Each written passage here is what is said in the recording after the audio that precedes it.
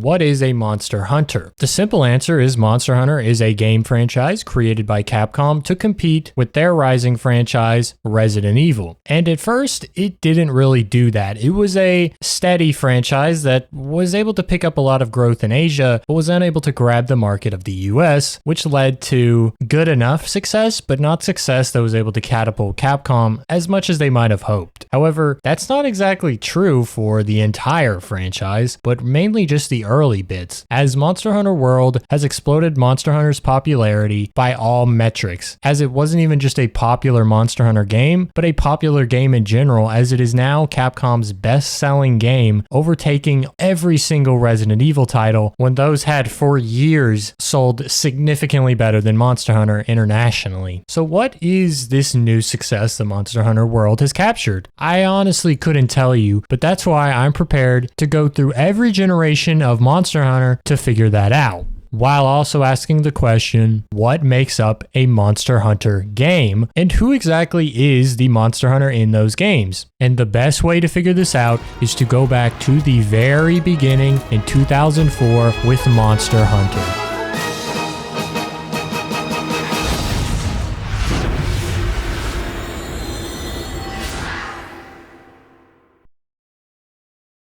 After the enthralling Monster Hunter introduction, with that beautiful cutscene that somewhat looked like a Jurassic Park promo video, minus the giant Rathalos flying around, I doubt those existed, it's time to get into the first game, Monster Hunter. We started at the beginning of the franchise, so we're starting at the beginning of the game. And I'm talking about the very beginning. No. Stop that quest and roll it back all the way to the character creation. Clicked on this video. You saw it was hours long, and now you're going to find out why, because we are hitting every single part of these games chosen, because I want to find out exactly how this series has evolved. Up first in the character creation is, of course, selecting your name. Now, you can pretty much make your name whatever you want. There are a few things banned, but not everything's banned. Apparently, they don't know about a little thing I like to call slang. But I guess not every word was known back in 2004, and they didn't have algorithms writing in ways to censor your every creative thought, as I like to put it. After you figure out your just wonderful name, you go down to gender, and of course there's only two, male and female. Thank God.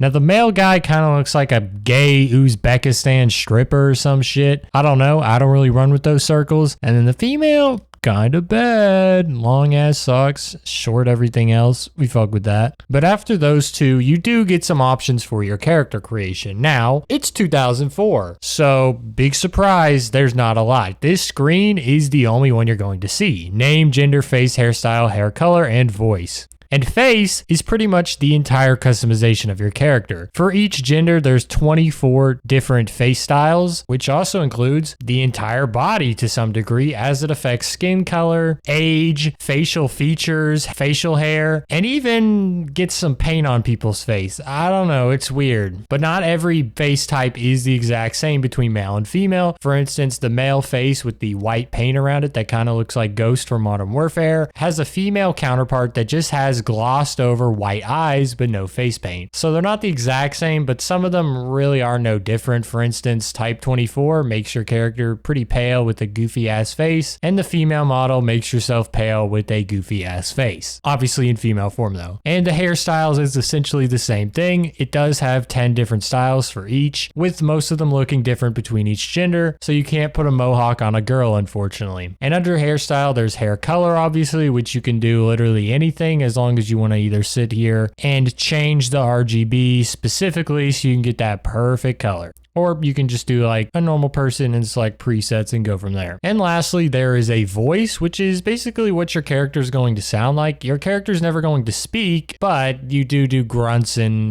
exhaustion huffs. and you get 10 different styles, which basically just raises the highness of the pitch and the lowness of the pitch, as well as trying to simulate age in voice, but they don't really do that very well, so, you know, this part really doesn't fucking matter, but just something you gotta call out. There's 10 on each, and that wraps up character creation. Obviously, this is gonna get built on because there's nothing here. It would be incredible if Monster Hunter went from where it is here to where it is now without any changes, because damn, this is probably as bare bones as it gets. However, I did look around at what games came out at this time that would have character creation, and honestly, this is a very good character creation for a 3D modeled game. So while it's no longer impressive by today's standards whatsoever, I mean, this would get laughed out of the building faster than that new Dragon Age game, it does still impress by 2004 standards, which is better than nothing. With the character creation finished, we get our first sight of the game through an extravagant panning cutscene that shows the wonders of the market filled with P&G goods. A small man who looks to be related to Gollum, accompanied by picnic tables covered in homeless people, a shot of the very detailed armory, which you can totally tell by those two swords on the side and nothing else to even give you any idea of what they do, a panning shot to show off the 5 villagers in this packed village of Kokoto, and finally, the front of a shack that looks low quality by Vietnamese standards, with a slumbering hunter hitting his inside peacefully. The sleeping hunter is of course us, and that's how the game begins. There's no dramatic build-up. There's no real exposition to how you got here or why you're here. You're just here, and there isn't even any sort of direction. You simply wake up and you're there. I didn't even know where I was supposed to go. All you'll see is that you can leave the house. You have no items in your inventory, no items in your chest, and the only equipment is a hunter's knife, which is the sword and shield. It might have taken longer than I want to admit, which was like 3 minutes, to find out what to do, but eventually I went to that malnourished short midget guy and was finally able to start on my Monster Hunter adventure. As it turns out, the decrepit little bald old man is actually known as the hero of Kokoto here, and he's something of the chief who's taking on a hunter to watch out for the village, and he has a few tips for you as he was once the one that was filling such a role. For becoming the new hunter of Kokoto village, the chief gives us a massive sum of 1,500 zenny. God damn! Dude, the 2004 economy has got to be crazy. I get a signing bonus of 1,500 zenny? Fuck, bruh. Made it out of the hood. Alright. Let me go over the armor and get some fucking armor then so I can stop looking like a gay-ass stripper. Oh, hell no, bruh. Yeah, so apparently the Monster Hunter economy is not all it's cracked up to be. 1,500 zenny might sound like a lot of money, but it's not. And I should have known because this game is produced by Capcom, a Japanese developer. And if you didn't know, the yen over there be like way higher quantities than most of the currencies around the world, especially like NA and Europe. So yeah, 1,500 zenny ain't buying me shit. I can either buy 5 pieces of 300 zenny armor to get a total of 5 armor, or I could just save it to buy better armor in the future when I get some new materials and more zenny. Of course, I didn't do that, but in hindsight, that's actually a really good idea and is probably what you should do because 5 armor really ain't gonna do shit. And the chief ain't gonna give us any good missions anyway because we gotta do the tutorial. You see, Monster Hunter is the first game in a planned franchise because Capcom wanted Monster Hunter to be like Resident Evil. So they designed a tutorial that's built into the game so you can't skip or anything, that teaches you the fundamentals of what is going to make up a Monster Hunter, both in terms of the game and the person. And it ends up being extremely basic, but actually pretty useful if you had never played the game before, which would be the most likely outcome for people playing this game, because there's no real reason to play it if you've played anything after Monster Hunter 3. That's jumping ahead though. We gotta focus on the tutorial at hand. And the first quest of the entire game is a gathering quest quest called Basics Finding a Raw Meat. And the objective is to find 2 pieces of raw meat and do the delivery. That's it. The next quest is literally to make a well done steak. So why do they even start you off by making you get 2 raw pieces? Well, I think the reason is they just want it to be that basic so that you understand the game that well. Not only is it teaching you to go and slay a herbivore to get raw meat when you carve and then how to deliver it in the red box, but there's also like tutorial on how to teach you to move and like look around. During the quest, you can mysteriously hear the village chief's voice. Don't know how that works, but basically what it does is it puts up a page on the screen that you can flip through that tells you kind of how the bindings work, so you know how to move around, how to attack, how to look around and shit like that without having to look at a menu, I guess. And that's what this one is more so about, which is why it is so simple. As you enter the first area to slay the Aptonith for raw meat, it even gives you a whole guide on how to use every weapon relatively well, which is pretty smart by Capcom. Now, really the only problem with this is that since this is the first quest, you cannot technically use some of those weapons, so you wouldn't really know how to use them later. For instance, the Greatsword's base version called the Iron Sword costs 2100 zenny. You only get 1500 as the sign-on bonus, and the first quest is what teaches you how to use every weapon through a little guide. So you wouldn't have this weapon, the Greatsword, in any version before you go on the very first quest, which means you would never be able to follow the guide when it's available for you. Now, this doesn't really matter because you can get it eventually and try it out and figure out the moves just by testing, because there's not like there's a difficult combo for each move. It's basically just up on the joystick, down on the joystick, side to side on the joystick. That's it. But I do think it's something of an oversight and just weird that they didn't give you the base versions for free, but fuck it. You know, they got to start us on the bare goddamn minimum because the Monster Hunter economy must have gone through a housing crisis or some shit. Anywho, after completing the very first mission of the entire franchise, you get a very generous 50 zenny and are now able to partake in 4 other tutorial quests, which include deliver 1 well done steak, deliver 2 herbs and 1 spider web, deliver 2 potions, and deliver 1 sushi fish. You can do these in any order you want, but I did them in by order that I got them, which I think is the correct order you're kind of supposed to. Now, the reason I say that is because the first quest, which is the 2 raw meat, has 3 areas unlocked for you to go through. The second quest, which is deliver 1 well done steak in my opinion, has 3 areas as well. However, the deliver 2 herbs and 1 spiderweb quest has 4 areas available, and the quest after that, deliver 2 potions, has 7 areas available, with the last quest having all 12 areas available of the Forest and Hills map. So it leads me to believe that they're not only staggering what they teach you through the game, but they're also staggering how the game even works with the areas available. So following that, I did the first deliver 1 well done steak quest, which essentially just teaches you how to get the raw steaks obviously, but also how to cook them, as it's a very important item to maintain your stamina and one you'll have on pretty much every hunt until you get to some later stamina buff items. Some things of note are in the chief's words, he also teaches you about abandoning quests and how to use items that you bring with you.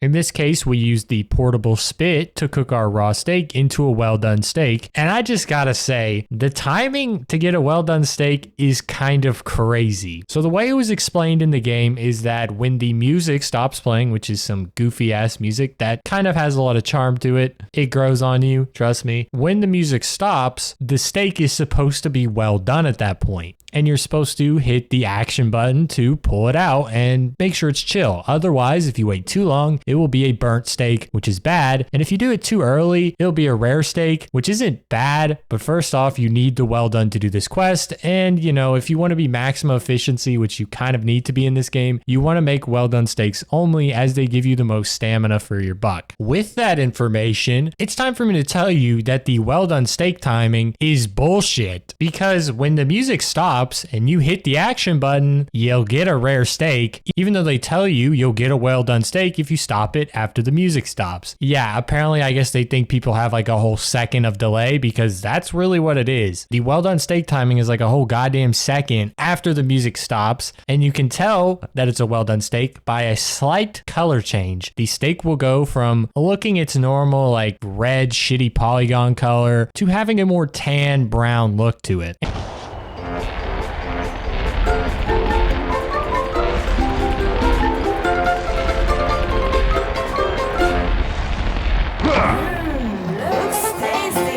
And as you can see, it only stays like that for a very short amount of time. With the game running on 60 frames per second, you get exactly 20 frames to get a well done steak, which means 1/3 of a second. That's kind of crazy. And the music, once again, does not really cue you exactly when it's happening, but more cues you that it is going to happen very soon and very fucking quick. Now, once you kind of do it a few times, you do get the timing down, but every time I found myself having to redo steaks because I had run out doing hunts, the first few always end up either burnt or rare until I could get my timing after the music would stop. Maybe it was intended to be hard because, well, you can't always cook a perfect steak, not that well done's perfect, but I seriously doubt that, and I think they might have just underestimated how fast it really was because it's way too difficult for what you're even getting. It really just ends up being another oversight coming from the first game in a series. Moving to the next tutorial quest, we find ourselves needing to deliver 2 herbs and 1 spider web. Now, the reason this quest, I think, is one of the most important quests in this entire game is because there are no prompts to tell you when you can gather and when you cannot. So without the quest, you wouldn't really know how to get herbs, which are one of the most important items in the entire game, because you wouldn't know where to even gather them and if they even existed. And as for the spiderweb part of the quest, I think that's more just to show you where it is at because it's kind of in a tricky part to get to in Area 6 and is also probably used to teach you to look for things more than just on a base level, as you have to do a little bit of parkour, a little bit of climbing just to get to these spiderwebs. Probably one of the most well done tutorials in this entire game, as it teaches you one of the most important things while also teaching you to be on the lookout for secret areas that you might not have thought you could get to without explicitly showing you all of them. The following quest of delivering 2 potions is also similarly important as it introduces the combining system. Basically in Monster Hunter, you can buy items and you can also use items to craft. Stuff like a herb and a blue mushroom creates a potion, and then throwing honey on that potion makes a mega potion. And in the beginning of the game, you really can't buy potions, and buying mega potions is similarly off the table. So the only way you're going to do this is if you collect herbs and blue mushrooms, and that's what this one is kind of showing you how to do with collecting at mushroom spots and how to put those two together to craft. Now on the topic of combining, there is also combining success rates, with the potion being 95% and a mega potion being 90%. You can buff those so it's not like you're going to fail every time and just get junk, but it's something worth keeping in mind when collecting and deciding whether to purchase these upgrades to your combining system. And lastly, the final tutorial quest is the fishing quest, which is actually where I fought the first predatory monster in Monster Hunter, which is the Bullfango, and is honestly kind of fucking scummy that Capcom did this to me because the only place you can fish that I knew of was Area 11, which is a very small area on the map. And of course, they just put a fucking Bullfango in there that constantly wants to do its charge attack in like the most narrow shit you can think of. Great. And not only that, but I only have a hunter's knife, so I ain't doing jack all fucking shit to this monster, even though it's a small monster by category. But after killing it, you get to fish as your reward. Great. If I didn't hate fishing enough in real life, I'm certainly gonna just love it in this game. It sucks. Still. Fortunately, fishing isn't really something that's a necessity in this game, not in the same way that gathering herbs for potions is, at least. It is important for crafting, and it's definitely a reasonable way to make money without having to do hunts, but I never really found myself being like, oh, I just have to go get these fish. It's kind of like, yeah, I want this, so I guess I'll go fishing for a bit. With the completion of the fishing quest, though, that does wrap up the 5 tutorial quests, and we receive our first urgent quest. So to explain the quest system in the easiest way possible, there are 4 quests you can get in this Monster Hunter version. The gathering quest, which, you know, is like getting 2 raw pieces of meat, collecting herbs, fishing, and egg quests. Then there are slaying quests, which is slaying any monster, large or small, as an objective quest. After that, there are capture quests, which involves capturing a monster when it is very weak with a trap and then using trank bombs to put it to sleep. Now, these quests can be quite tricky on your first first time because you have to take in the monster's behavior. If it is limping, heavy breathing, sleeping, or even just standing still, gaining in stamina, it is most likely getting tired or hurt if it's, doing some of the more obvious shit like limping. And that means it is capture time, baby, and you better not fucking slay it instead because you will fail the quest. So don't do that. You have to capture it. That's the golden rule. So you'll just have to get it weak, bait it into a trap, and nail it with these fucking trank bombs. If you fuck up and you don't have any way to create your own trap or more trank bombs, you're kind of fucked and you're not getting that reward money or your fee back. So be very careful in these and, make sure you realize it is a capture quest because that would suck. And lastly, there are special quests which only take place in the town, and they usually come in the form of repel quests, as you end up repelling some elder dragons in the mine guard quests. But we're not going to touch those here, so you just have to remember these three. The way Monster Hunter dispenses these quests is through a ranking system through stars. So the tutorial is done in 1-star quests. There are 5 of them. The next level of quests is 2-star quests, and it goes all the way to 5-star quests. In order to go from 1-star quests to 2-star quests, you will need to finish every quest in that star ranking and then complete an urgent quest to unlock the next available line of quests. Oddly, Monster Hunter is only able to show you 5 quests from one rank at a time. For instance, the 3-star quest has 8 quests total, one of them being an urgent quest, so there will be 7 available under the 3-star. However, only 5 will load, so you can't always choose whatever quest you want, and you sometimes have to just choose the available one or the ones you have instead of being like, oh, I want to slay 10 Velociprate. Nope, don't have it this time. Now I have to deliver 2 fucking eggs. The reason I'm saying that is not because I am being aggressive towards how this is, it's because I hate egg quests, just to make that clear. And so, since we completed all of the 1-star quests, we are able to do a 2-star urgent quest to unlock the next available 2-star quest, and that is our first slaying quest, which is to slay 3 Velociprey, the small version of the Velocidrome to come. This quest really has nothing to it. It's more of a tutorial for actual combat instead of just beating up on herbivores, and you honestly probably don't even need anything but the hunter's knife and your bare skin, as hopefully you don't buy armor and just save that cheddar for later. After defeating the 3 Velociprey, there are some more gathering quests, which really don't have anything of note besides delivering a single wyvern egg, which means it is time to discuss the horrid egg quests, because the egg quests in this game are the hardest quests available, including the Powderstone quest in those, as it's essentially the same concept. For this 2-star deliver 1 wyvern egg quest, you must first go to the actual nest, which is in area 5 for those of you who don't know. And upon picking up the egg, you are essentially fucked from here on out. First off, you are slow. Secondly, the egg is so goddamn fragile that if you get touched by anything, you are dropping the egg and it is breaking, which means you have to go back. This also includes falling from too high of a distance, using an item, attacking. Anything in that egg is gone. Even if you run out of stamina, the egg will break, which means you have to micromanage that just a little more than you should have to. The amount of focus required to deliver an egg is more focused than you will ever need to fight a monster, because you have to watch out every goddamn angle. You gotta make sure a bitch ass Rathalos ain't about to kill you. You gotta make sure these bitch fucking Velociprey aren't about to jump your ass. You gotta make sure that you go on the short side of the ledge so that you don't break your egg, and you better not touch any buttons so that the egg doesn't just break because you accidentally ate a steak. Luckily, this first quest is just 1 egg. How hard can it be? Fuck.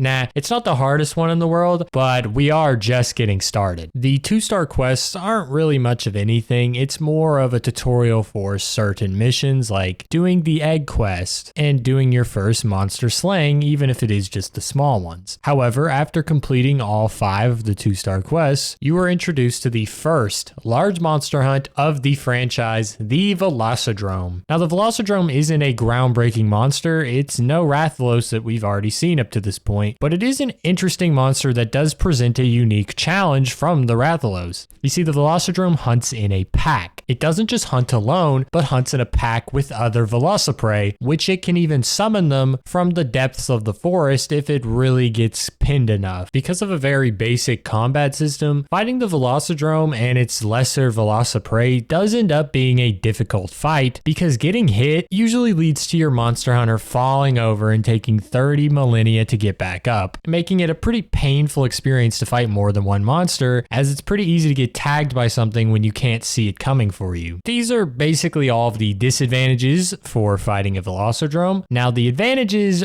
kind of make up for having to fight a whole slew of monsters at once. I want to clarify that the Velocidrome is a large monster. However, of the large monsters, it's not one you think that is the biggest, and that kind of holds true in how it fights mechanically. Because it fights in a pack, Capcom had to kind of balance how it would work in this game, and the way they did that is by introducing a pretty generous, flinching, and even knockback quality to the Velocidrome that was very easy to trigger. Pretty much any of your attacks or combos will cause the Velocidrome to almost fling its head back in sort of a stagger animation, which can be useful in canceling attacks and also making sure that you can get away after hitting it. But that's not even all, because there is also a level of stagger that causes the Velocidrome to fly back and land on its side, giving you time to even land a free hit on it in this case, as it has to get up and usually takes a second to kind of figure out its pathing and its target. These are some very important mechanics, as they give you time to either stack on damage, roll to create space so you don't get hit, or simply run away so you can do some healing or whatever kind of items you need to use. Without these, this fight would be hellish, because you just wouldn't be able to do anything against such quick monsters in this first game, as it's pretty limited in movement and the speed at which you can even recover from attacks. Not to mention, there's just too fucking many monsters on the screen at once to really effectively fight with so little resources, as at this time, it's unlikely that you'll have anything really better than a sword and shield. Not that something like a great sword would really be better, because that's more for fighting a one-on-one monster. But if you get your hands on a lance to say, this does trivialize the fight, as the lance does with most things. The speed at which it can hit the Velocidrome will just put it in an infinite fucking flinching rage, like it has Tourette's or some shit, allowing you to dominate the monster like the lance does most things. I think the Velocidrome is a really good way to start this series as a whole, but the game itself too, because it really teaches you that there's more to learn than just how to use your weapon and what items to bring. There's also learning how monsters work, and picking up on the mechanics of how a Velocidrome receives damage is the key to success in this fight, if you're not just slapping the shit out of it with the lance. With the Velocidrome slain, that means you now have access to the 3-star quests, which is pretty much when I think the game really starts getting into it, as the Velocidrome is also considered a 3-star quest. Before this, it was just a tutorial and then a glorified tutorial, but now that you have access to large monster hunts, I feel like the game is really open to you to really do your own thing now without having to worry about how to learn how to do things, and this especially becomes true as you unlock the 4-star and into the 5-star. The 4-star quests in particular have quite the variety in them, as the first urgent quest for the 4 stars is to slay the Cephadrome, a very annoying monster to fight because it just likes to stick its head in the sand and chill down there instead of actually fighting me. To force it out of the ground, you have to throw these fucking sonic bombs that basically stun it and make it fly out where you can fight it, but you only get a certain amount of those on the quest, and before you go in, it's not like you really know that you're supposed to bring them, as this is the first Monster Hunter game, so you don't have prior knowledge, and nobody fucking tells you. The other large monster quests of the 4-star variety is the new monster, the Gypsaros, and the first duo hunt of the franchise, which is to slay either 2 Velocidrome or 2 Gendrome. Oddly enough, even though the Gendrome is a new monster, it only comes in multiple slay quests, which is kind of weird, but at the same time, it's really just a revamped Velocidrome, so who cares? Outside of the large monster hunts, there are some pretty wacky small hunts, like slay 20 Velociprey and slay 30 Vespoid. Like, fuck, you're gonna make me run around that much just to slay a bunch of bullshit. Those were quite annoying, but nothing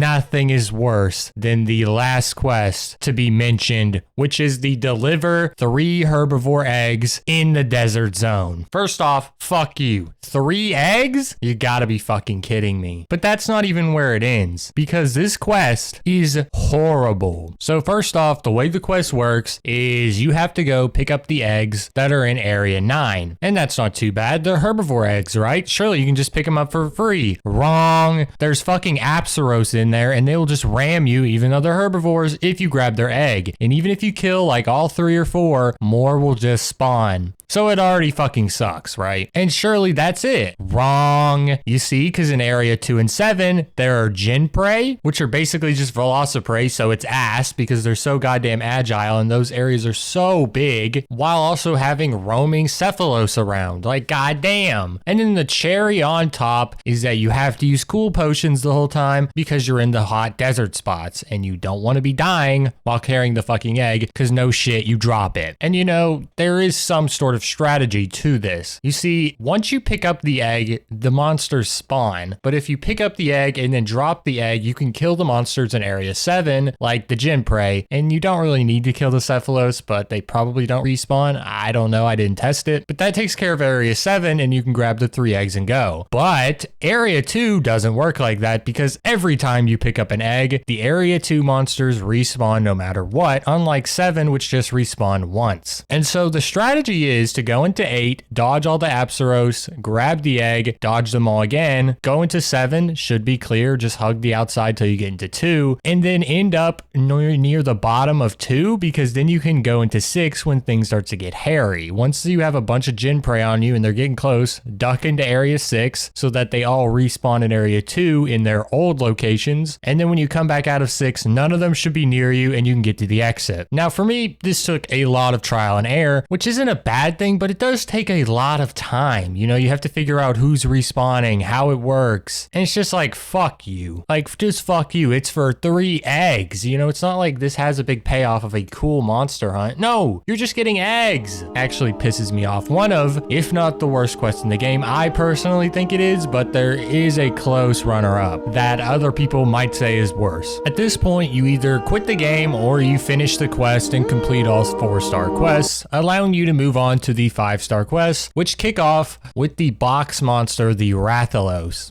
Strangely enough, the Rathalos is like most dominant, like non-Elder Dragon in this game. So I don't know why you face the Rathalos as an urgent quest, and then you face the Rathian as a 5-star quest of an equal. It's weird that they don't feed you the Rathian and then the Rathalos, since, you know, the Rathian is just a lesser Rathalos, but hey, dude, fuck it. Don't bother me none, especially since fighting the Rathalos is quite painful as it's such a large monster that does this stupid ass fucking flying away move so that you can just never fight it half the time. Like, goddamn, I know it's a dragon and all, but like, fight me, pussy. Besides the Rathalos and Rathian, there's also the first Slay 3 monster quest, which comes in the form of the Gindrome and the Iodrome. Then there's the Bizarrios, which I actually really like, although it doesn't make sense, and we'll get to that shortly. Then there's everyone's favorite, the Plesioth. Ahaha, real ones know.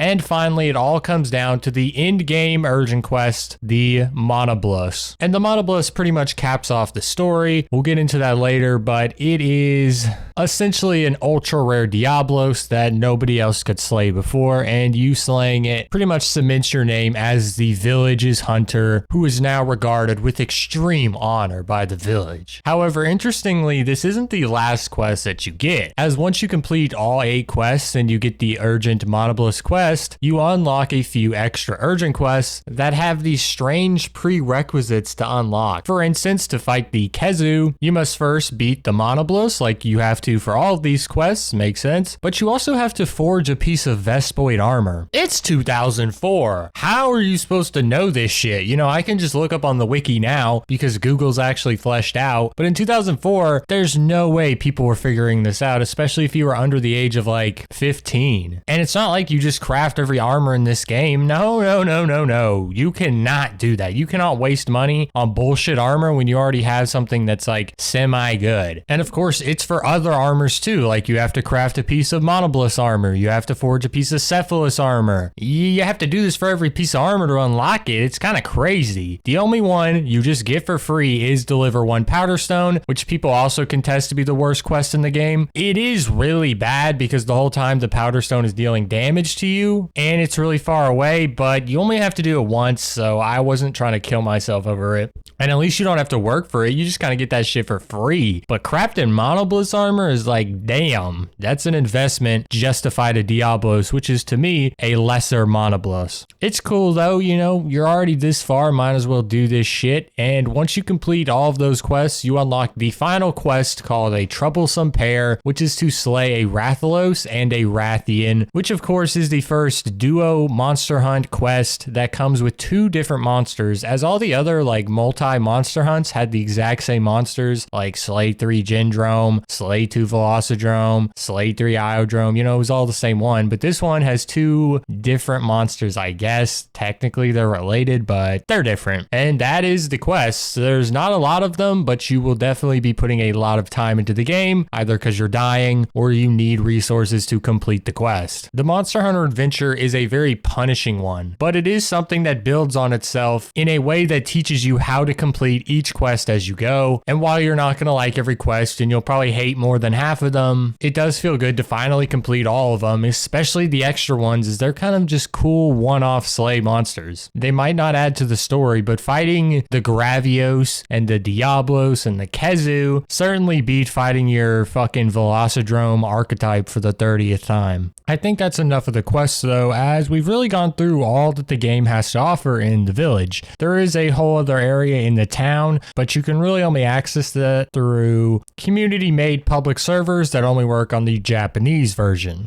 So I think it's a good time we take a look at the weapons of Monster Hunter 1. When starting the game, we talked about how you really only have the Hunter's Knife available, which is a sword and shield. However, after slaying a few monsters, getting your money up, not your funny up, you get the money to kind of evolve out into other weapons or push upgrades into your sword and shield. Now, Monster Hunter 1 technically has 7 weapons, although the original Japanese release had 6. The weapon included in future releases was the Dual Blade, which didn't exactly get its own tier of weapons, but was tacked on to the sword and shield weapon tree. The most likely reason this was done was to add more variety into the early Monster Hunter games. The sword and shield is the average, all-rounded weapon that a Monster Hunter uses when they're not really sure if they want to commit everything into one strength, but the Dual Blades is full-on offensive. It gets rid of the shield for another weapon that increases the DPS by quite a bit, but you lose that safety net of having a shield to block something when you don't think you can dodge it. The Dual Blades is just really a good addition to this game because most of the other weapons are slow or serve a completely different purpose, like having more range or something, while the Dual Blades is just the sword and shield, but with more DPS and less defense. Pretty cool. The weapon I used the most throughout Monster Hunter 1 was the Greatsword. Personally, I like weapons that are kind of big because I hate missing. I hate not having enough range, and I also think weapons when they're small, like the Dual Blades, you don't really get to see the entire weapon and how cool it looks. However, you should not take this as a recommendation to use the Greatsword, as it is generally pretty bad. You kind of want weapons that are fast, like the Dual Blades, because getting your damage in and being able to dodge and reposition is definitely more important than doing all your damage with one hit. And along that lane, we can also talk about the Hammer, which is probably the worst weapon in the game. I don't see how anything can be worse, because the Hammer takes the advantages of the Greatsword, the range, the blocking ability, and just throws it out the goddamn window, because you can't block with the Hammer. The Hammer is misleadingly short range. It makes no sense that there's this great hammer that has about as much range as a goddamn Dual Blade. And this really sucks, because part of the draw of having such a big, powerful weapon is that you don't really ever miss. It's hard to miss with the Greatsword unless the monster does something drastic, or, you know, it's just user error. But with the Hammer, you're getting fucked by anything. The monster might just take a step to the left and you'll miss. It just really sucks. And not having the blocking ability ability is just a downgrade. It doesn't really add anything that's going to give a positive trade-off for having a block. You can do this cool spinny attack, but once again, it's with the hammer, so you're probably going to miss half of them and just get countered into oblivion. And that brings us to the last Blade Master weapon, which is the Lance. And the Lance is thought of as the strongest Monster Hunter 1 weapon in the game because of its ability to stun lock monsters. If you think about how we talked about how you fight the Velocidrome with its ability to flinch it and knock it away, the Lance can do that aggressively better than any other weapon, and it also has the ability to hit monsters like the Rathalos in the head repeatedly until they get stunned. It's kind of insane, and it's one of the reasons I didn't really want to use it. I didn't want to take away from the brutal Monster Hunter 1 experience, so I stuck with the Greatsword through all the troubles. But if you're just kind of wanted to blow through the game just to say you played it, the Lance is the one to run, and then just say you use like the Sword and Shield or some shit. It's the internet, just lie. And that pretty much wraps up the melee weapons, or Blade Masters, what they call them in the game, and takes us to the two gunner weapons, which are the only weapons with some sort of range, which is the light bowgun and heavy bowgun. And let me just get it out there that I'm not a gunner user. I don't ever use really any ranged weapons, and the only time I ever really got to use them was in like arenas and shit. However, in Monster Hunter 1, the bowguns are some of the best and worst weapons in the game. If you look at speedruns for Monster Hunter 1, the bowguns take it away just like they do for every other game. And part of this is because they get a lot of range, which really is pretty good in Monster Hunter 1, and because they just have the best DPS as long as you can avoid getting hit by the monster and just set up on it. And that's all cool, but Monster Hunter 1 does not have a lot of inventory space. So for people who are not trying to speedrun, you're not really going to be playing much of the game, as you'll spend most of your time doing inventory management, because if you want to bring, I don't know, different ammos to fight different monsters, like some armor piercer shit, you're just not going to be able to fit that. And that's something we're going to go more into later, but that's just kind of my brief description for the light and heavy bowgun. I do think I've seen more people use the light bowgun than the heavy bowgun, so it seems the extra mobility is definitely worth, which kind of makes sense, as that's kind of what makes the dual blades better than something like the Greatsword. Just having extra mobility and attack speed is a much better combo than a heavier hitting weapon that's just slow. Now, with the brief descriptions of what each weapon's kind of use case is, how do these weapons evolve throughout Monster Hunter 1? You know, how can you upgrade them or get new ones as you progress through the quests? To start, there are two ways to get weapons and armor for hunts. And we talked about it, which is the upgrading / creating weapons and the buying weapons. And the benefits of buying weapons is you don't need any material, but the cons are they are more expensive, and benefits of creating or upgrading your weapons is that they are cheaper, with cons being that you have to have the resources. So they're complete opposites, but really only one of them is worth doing, as most of the weapons aren't available for you to just outright buy with Zenny, as that's more of just a starting point to get the weapon. Weapons really start to delve into longer weapon trees as you get the base weapon, and then slowly improve on that weapon over time as you hunt the monsters required to make new weapons. For instance, if we follow my path of weapon, we start at the Iron Sword. That was the first weapon I had after I dropped the Sword and Shield, and the next way to improve on it would be to go to your Iron Sword and improve it with the second armory guy who's in the blue shirt or vest. After selecting it in the improved sword option, you'll get the prompt to upgrade it to the Iron Sword Plus for 1350 Zenny and 2 iron ore. And if you go ahead and do that, you can then either upgrade it to the Buster Sword or the Iron Katana. And this is what kind of makes the equipment side of things more interesting for the weapons, as it doesn't just give you base upgrades to your power or whatnot, but it gives you different ways to upgrade it. For instance, the Katana has more base attack, but has almost no sharpness compared to the other upgrade, the Buster Sword, which has almost 100 less base attack, but has a lot better sharpness and more attack than the Iron Sword Plus. The Buster Sword is also 1650 Zenny, while the Iron Katana is 2850, and takes a lot more resources. So weapons come out of multiple paths, they have different costs and resource values even on the same tier, and they have completely different ways they build off each other. Some have super high attack but low sharpness, which means you're constantly having to sharpen your weapon or you're going to be bouncing off doing no damage, or they have a high sharpness but less base attack so that you can keep railing on the monster for higher DPS. It's a trade-off that you have to pick as the hunter, which we'll fully delve in when we get to the hunter section of the video. And this doesn't just work like this for great greatswords, but every single weapon. I mean, even with the sword and shield, you'll eventually get to the point where you're choosing to have a sword and shield or a dual blades, which is honestly a pretty cool way of doing it, but it realistically only works like that because this is the first game and they hadn't really thought out how the dual blades would play yet. To explain the difference between different sharpnesses, to kind of let you know how much sharpness works with attack, go look at the Buster Sword Plus. It has 432 attack and a lot of yellow sharpness.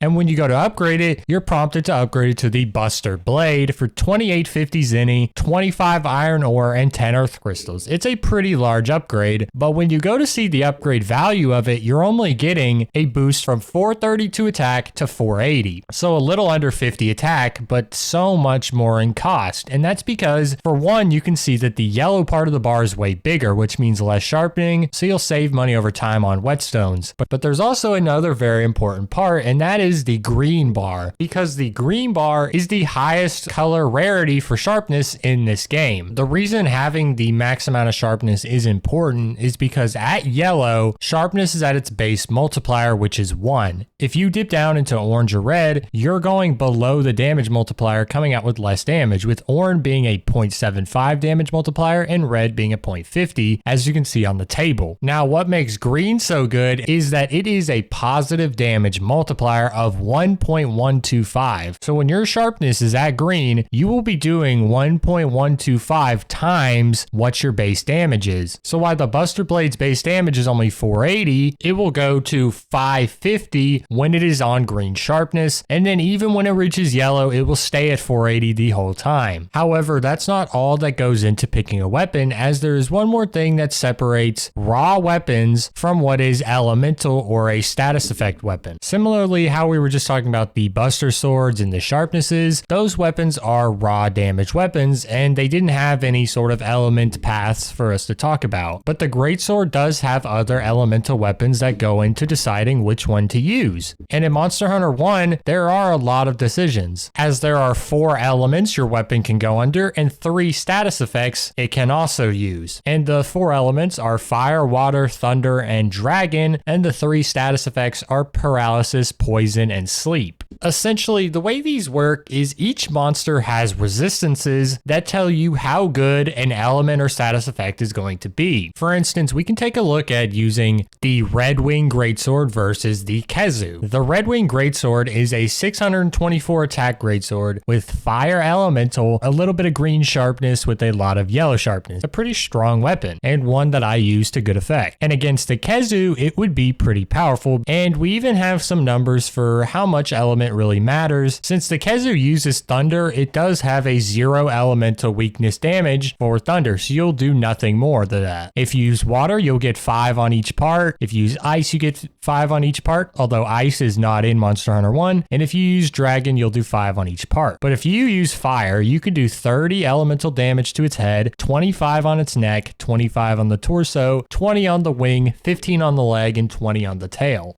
As for the ailments, good ailments to bring would be poison, as it has a 3-star effectiveness, so you'll be able to activate poison very easily. For paralysis, it has no stars, so don't even try it, and that comes from its thunder defense. And for the last ailment, sleep, it has 1 star, so it can happen, but it's not something you really want to rely on putting it to sleep. And this is kind of the ways that you can make up extra damage other than just going for raw. It's a bit hard to figure out in these early games, so it's not really worth it, but later, the most effective way to kill monsters is to have massive elemental damage outside of just using the same raw weapon for every single monster. That typically is what happens. So elemental damage can make up for some raw damage, and that's mostly what I did through the game. I kind of like using different weapons to try different elements, but you do have to know what the monster is weak to, or else you can even come out doing negative damage to certain monsters. And for ailments, they're kind of complicated, but they can be very good. For instance, in this game, you can put monsters to sleep when using the sleep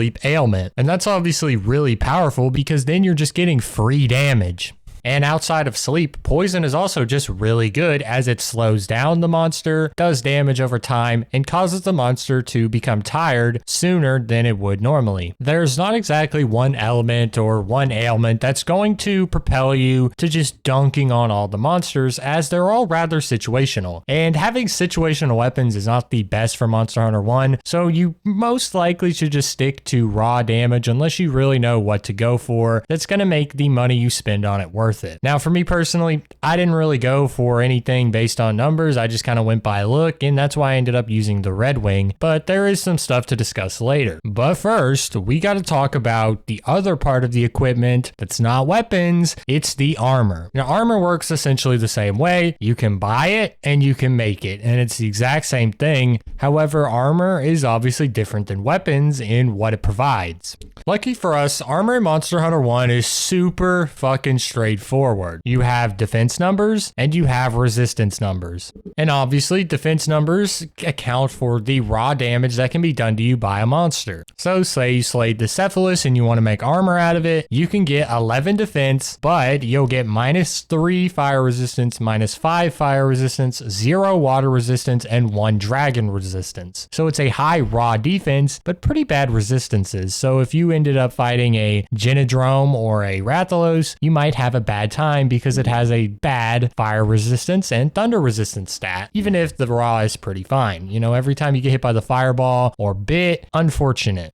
And a good way to look at a comparison is the Monobliss helm. It has 15 defense, so 4 more, but all of its resistances are at -1. So you can get more raw defense, but you're always going to have trade-offs, although in this case, these trade-offs are all the same. Now, the armor that I went with was the Rathalos set, because it has a bit more that meets the eye. At first glance, you're going to get 15 defense from each piece of armor, so 75 armor from your defense, and you're going to get 2 fire resistance, -1 thunder resistance, -1 water resistance, and -2 dragon resistance. So outside of fire, you're not really doing good on any front but the raw one. But that's not all that you're going to be getting out of the Rathalos armor, because it is a pretty strong set. And when using a bunch of armor, you get skills, but the Rathalos in particular gives you provocation, attack up, large, and dragon resistance -10, which means you're going to have 10 fire resistance, -5 water resistance, -5 thunder resistance, and -20 dragon resistance. Not good. But that's what you get for having the attack up skill. And skills aren't something we've had to talk about because they are only related to armor, and goddamn are they complicated in this game, because there is no way to tell what armor gives what skill. You just have to put it on, and when you go check your status in the settings, it will tell you your skills. Not even necessarily what your skills are, because what? Provocation? What does that even mean? Well, provocation really isn't useful in my scenario, as it really just taunts the monster to attack you more often, so in co-op, you'd essentially be the tank. Cool, but how do I get the attack up large skill? Well, if you don't want to sit there and figure it out, you go to the wiki, and the way the wiki shows that how these things work is that basically you always need 3 pieces of an armor to give you skills. Now, there is a little bit of mixing and matching,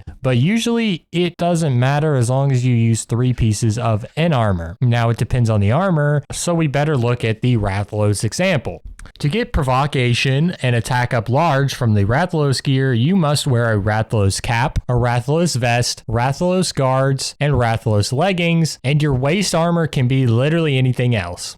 But that's not always the rule of thumb. For instance, if you just go down to the Rathian armor, you can get provocation and health +20 if you use the Rathian Mel, the Rathian Vambraces, and the Rathian Greaves, which means your helm and your waist can be whatever you want. So that one only takes 3, while the Rathalos took 4. And so outside of looking at the wiki, you have no real course to check that out. You just got to put armor on and take pieces off to figure out which ones are giving you the skills. So it's just trial and error. Pretty bad way of going about it, but attack up is pretty good in the large variety. You see, when you're stacking that with your power charm and your armor charm, you're going to be pulling off 203 defense, even though your armor is only giving you 75, and 1329 attack, even though your weapon says it only does 672. It's a substantial buff, so it kind of sucks that they locked something that big behind such a complicated and underdeveloped system. And that's really the only only flaw with this game is that they just don't like to tell you how to do the things that will help you fight monsters without getting super frustrated, help you not spend so long wailing on a monster just over and over again. Sure, they'll tell you how to make potions and how to make stakes, but nobody will ever explain how the skill system works, and there'll never be a menu that's going to tell you how to do that. They have this whole spot called the reference where you can see combo lists of things you've done and monster lists of things you fought, but they just don't end up telling you anything. They don't tell you about resistances, but they'll tell you about how the Kezu is near blind and can detect their prey by smell, and that they're capable of generating electric shocks, which they use to paralyze their prey. But they don't tell you that the Kezu is weak to fire. You just have to look on the wiki, which I'm sure people were not doing in 2004. It's a bad system to just rely on a wiki that is either sparsely accessible or not accessible at all, as I have no idea when the wiki was created, which means it's off to gamer facts. Let's go. Real ones know about gamer facts. That shit carried me on Monster Hunter 4 Ultimate on the 3DS. But armor aside, it's time to touch on another extremely inaccessible part of the game, which is items. Yay. Now, there are a lot of items to go through, so I'm really only going to touch on the main ones that have kind of made up the fundamentals of Monster Hunter. We have, of course, the potion and the mega potion. There are antidotes to cure poison, immunizers to make your recovery even faster, juices so that you don't ever fatigue, great for egg quests, that's the tip. There's demon drugs and mega demon drugs to increase your attack power, armor skins and mega armor skins so you get more defense, the cool and hot drinks, psycho serums so you can see on the map where the monster is, and a couple other ways to heal such as the herbal medicine, which will cure your poison and restores a bit of health, the max potion, which restores health to a maximum level enabling a full recovery, and the ancient potion, which restores health and stamina to maximal levels. Now you would think, why not just always bring ancient and max potions, but those can only come in quantities of 2 and 1, so they don't really make up new health, but they add different ways to supplement health if you're running out of potions. Besides those are also nutrients, which will allow you to increase your maximum health level outside of using those ancient potions, and the charms, which is the power charm and the armor charm, which give you the ability to raise your attack power and defense without even using the items. They actually just sit in your inventory and give you a flat buff, which is pretty cool. Along the same lines of the psycho serum where you can find the monster on the map, the paintball is probably a better way to do that, as you don't have to spend as much money to get them and you can hold a lot of them, but they do work a little different. With the psycho serum, you can drink it at any time to see where the monster is on the map, and then it'll go away after a short amount of time. The paintball, however, you have to find the monster and throw a paintball at it, which when you hit it, it'll stay on the map for a pretty long time, probably 5 minutes to 10, and once it disappears, you can't see it anymore. However, you can bring like 20 of them and they're really easy to make, so I usually brought them over psycho serums. Of these bomb type items that are made from bomb material, we have the flash bomb and the sonic bomb, which are ways to fight monsters in a bit of a safer approach. The flash bomb, of course, blinds monsters, putting it in a state of paralysis, which allows you to sometimes get some free hits, but usually the monsters go into something of a panic mode where they don't really aim for you, but they just kind of flail all their attacks about. The sonic bomb is usually used to force a monster to fight you, as the Plesioth and the Cephadrome love to just chill in their water and sand respectively instead of coming out to fight you. So if you throw one of those near it, bam, makes them pop out and you can get some shots on them before they eventually run away. And the last main hunting item that you're going to always need are whetstones. Normally you can get 2 whetstones out of the supply crate, but if you're using one of those weapons that needs a lot of sharpening constantly, you'll want to bring at least, a couple whetstones. You can hold up to 20, and they're obviously there to get your weapon nice and sharp. Outside of those things, you obviously need to bring stakes, to recover some of your stamina. And if you want to bring something like a power seed or armor seed just to give you a bit more attack and defense, you're always free to, but these are basically what makes up your hunter's inventory. Now, there is another side of things if you're a gunner, because gunners have to bring a lot of different types of ammo, and sometimes even specific ammo if they're facing a certain monster. For instance, if they're facing a armored monster, they might want to bring some piercing ammo and some crag ammo, which will blow up. Or if a monster has elements it's weak to or ailments, they can bring some poison, stun, or sleep ammo to do that respectively to which monster might have that weakness. Gunners can also bring some ammo for co-op, as there is a recovery ammo which restores health to a target upon shot, and it does it in a 3-shot burst, an antidote ammo, and even even demon and armor buff ammos, which are pretty cool, but once again, just used in co-op spaces. And a gunner can even supplement paintballs with the paint ammo, which does the same thing as a paintball. And that's pretty cool. I've never really delved into the whole gunner side of things, but on the wiki, you can look through all the different types of ammo that you should bring, depending on who you're fighting. But this does lead to a problem with inventory management that Monster Hunter 1 really struggles with, because as a gunner, you're expected to bring all these different types of ammo. For instance, you only get an infinite amount of normal level 1 ammo. Not very good, but there's normal level 2 ammo and normal level 3 ammo that does different things, but comes in capacities of 99. And then if you're facing armor, you want to bring some Pierce level 3, you can only bring 40 shots. Maybe you bring level 2, that's only 50 more. And that takes up 2 slots. Maybe bring some Crag ammo, that's level 3. You only get 9. Like, you're really limited on how much you can bring, even though there is so much you can bring, because when your inventory gets full, what's even the point of hunting? You're not going to be able to carve, you're not going to be able to run around and pick up herbs and mushrooms. You're just kind of fucked. And that's why, even though I think gunners are probably the strongest weapon in this game, they're also probably not the most fun, as a lot of times you're just going to be in inventory hell trying to figure out what's worth taking. So if you do want to be a Monster Hunter gunner, you better just be on the speedrun grind and don't pick up nothing. Just light the monster with fucking bullet holes all over.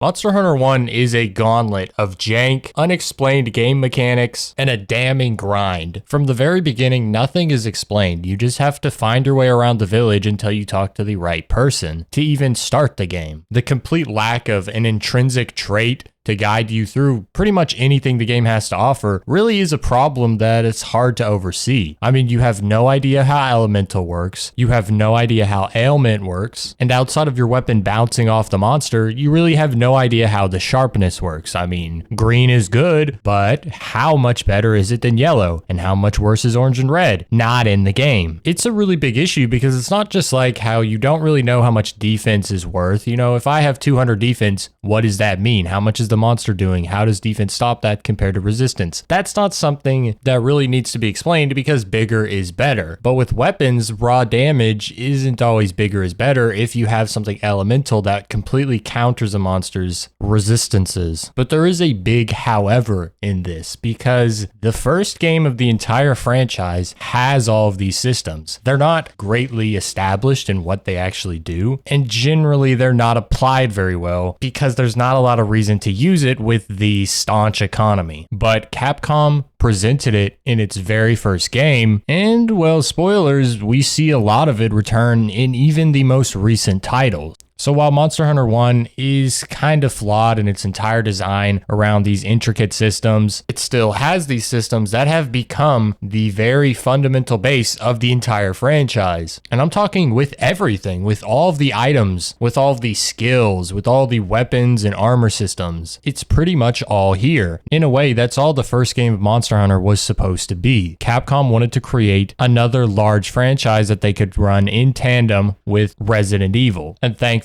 even though it wasn't perfect, it was successful enough for them to continue the vision that they had with this first game into the future, which I will of course have more autistic ramblings for you about that. That is what makes up the first Monster Hunter game, but what makes up the actual Monster Hunter of Monster Hunter? Now, to set up how we'll do this part of the analysis, this isn't as important or as interesting as what makes up the actual game, but I do think it's something to look at as Capcom has varied in their approach throughout the franchise. Like with the game analysis, with the character analysis, we can start at the beginning, but we've kind of already touched on it. There's not a lot of customization of your hunter in Monster Hunter, and that's okay as it's a 2004 idea dump of a game. This lack of customization and overall design of who your Monster Hunter is from the very beginning is somewhat of the theme of this analysis, as pretty much the entire structure of the Monster Hunter's life in Kokoto Village is very bland and straightforward in its experience. It's a very linear story of fight this monster, fight the next monster, oops, there's a gathering quest, oh,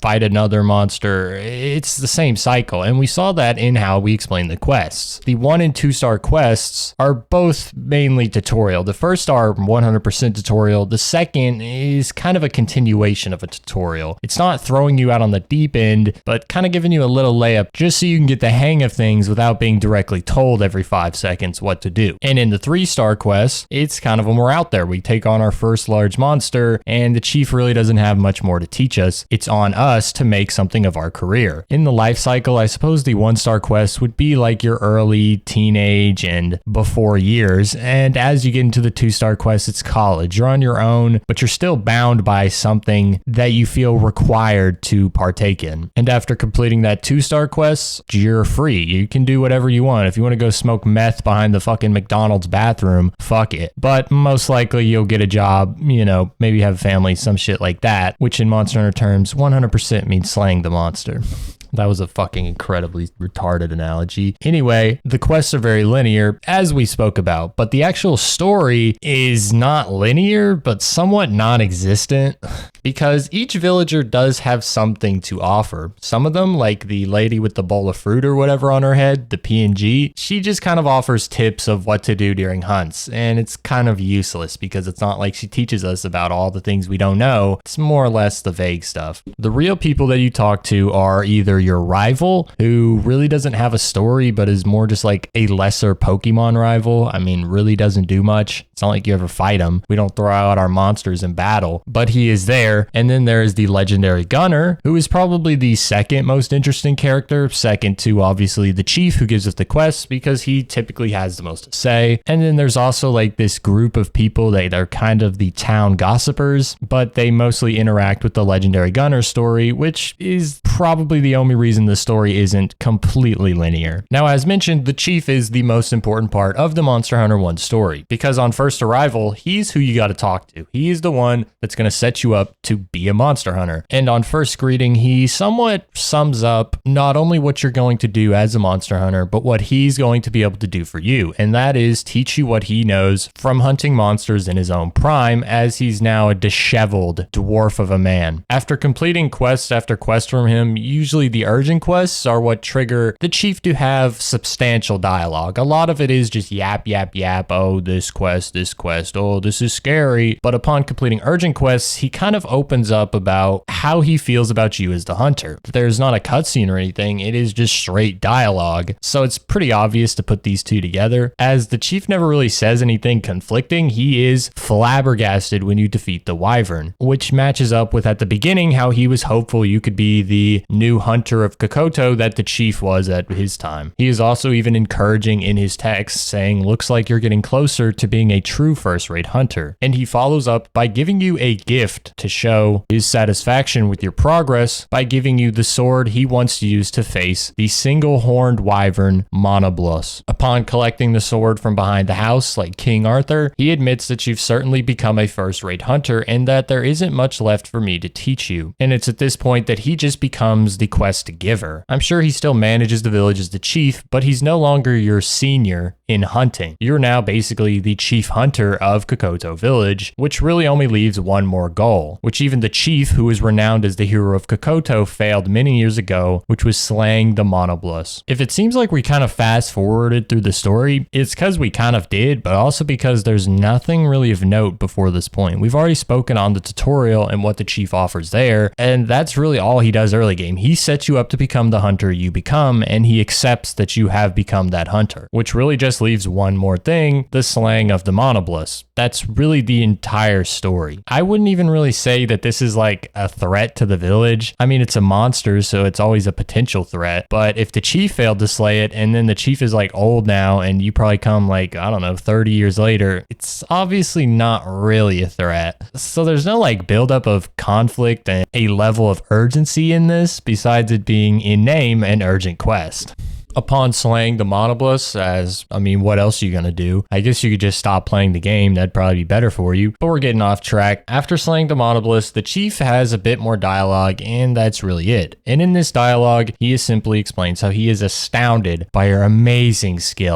Just straight sucking you off. And even passes not just the sword, but his own title of the hero of Kokoto to you. It's a pretty cool, full passing of the torch. He basically already passed it with the sword, but now he's even giving you his title. It's cool. You're basically a nobody at the town who's just trying to get his start in hunting, and you end up at the top of the village in hunting and basically status. As the chief could probably get you thrown in prison, but you could just kill him with your giant Rathalos fire sword. Get fucked. But the chief isn't the only part of the story that really mattered to me, as I think it's the main part of the story that you'll kind of get the most information from, but there is a more interesting character in my opinion. It's not exactly a better addition to the game, but I do find it very interesting, and that is the homeless bum who's sitting at the giant tree where you leave for quests. Upon first meeting him, he has no name, as everybody is nameless and just says chat above where they have text. Thanks for telling me that it's chat, Monster Hunter. And in his chat, he says, I don't feel like talking, leave me alone for a while, will you? Now, eventually you can get him to talk. If he says that he doesn't want to talk, then you do have to do a quest or something, and eventually he'll say, what, you again? Hey, tell you what, let me tell you a little story. A famous hunter with a big ego challenged a gigantic horned wyvern to battle. Sound familiar, huh? But he ended up getting his leg hurt and quit the hunter business. And then the guy started living day to day in a small village. What happened next? Nothing. That's the end of it. What? Don't like my story. When I first read this, I was pretty sure that this guy was telling his own story. Now, you don't know for sure at this time, but seeing how this guy is just sitting here at the base of a tree, I'd say he's probably living day to day, and maybe he's sitting because his leg hurts. Plus, if you talk to the two gossipers down at the bottom of the village, they also mention that the guy looks somewhat familiar, like he would be the legendary gunner or something, but that's crazy talk. He could not be, because the legendary gunner disappeared. Definitely didn't get injured, right? Well, I don't know. We'll just have to see. I put Scooby-Doo and the gang on the case, so hopefully they figure it out. Just kidding. I didn't have the budget for Scooby-Doo. So unfortunately, I had to continue playing the game in order to find this out. Very painful. But after completing the Monoblus quest, which wraps up the game, the homeless bum under the tree reveals himself to be the legendary gunner, saying that, I guess this means you're a few ranks above what I used to be back then, back when they used to call me a legendary gunner. He also thanks you for taking down the Monoblus, which at first I didn't quite understand. I didn't really get the point of the whole legendary gunner character that they were even going for. But then when you really talk to him just a little more, he gives you a little bit more insight on his life. And he says, you've given me new energy, the energy to move forward in my life. I can't thank you enough. And that's when it all clicked. The legendary gunner's story is a story about hunters in general in Monster Hunter 1. And you can even see it with your rival. Now, I know I said we were going to talk about the legendary gunner, but if you jump over to your rival, he says, it looks like you're a better hunter than I am, heh? But just you wait, I'll be seeing you again someday. And he says this after beating the Monoblus because he actually says that he attempted it and failed, and that your skills were just greater, but he would keep trying. Hunters in Monster Hunter 1 are often not successful. It's why the chief has an entire trial period in the form of a tutorial for us.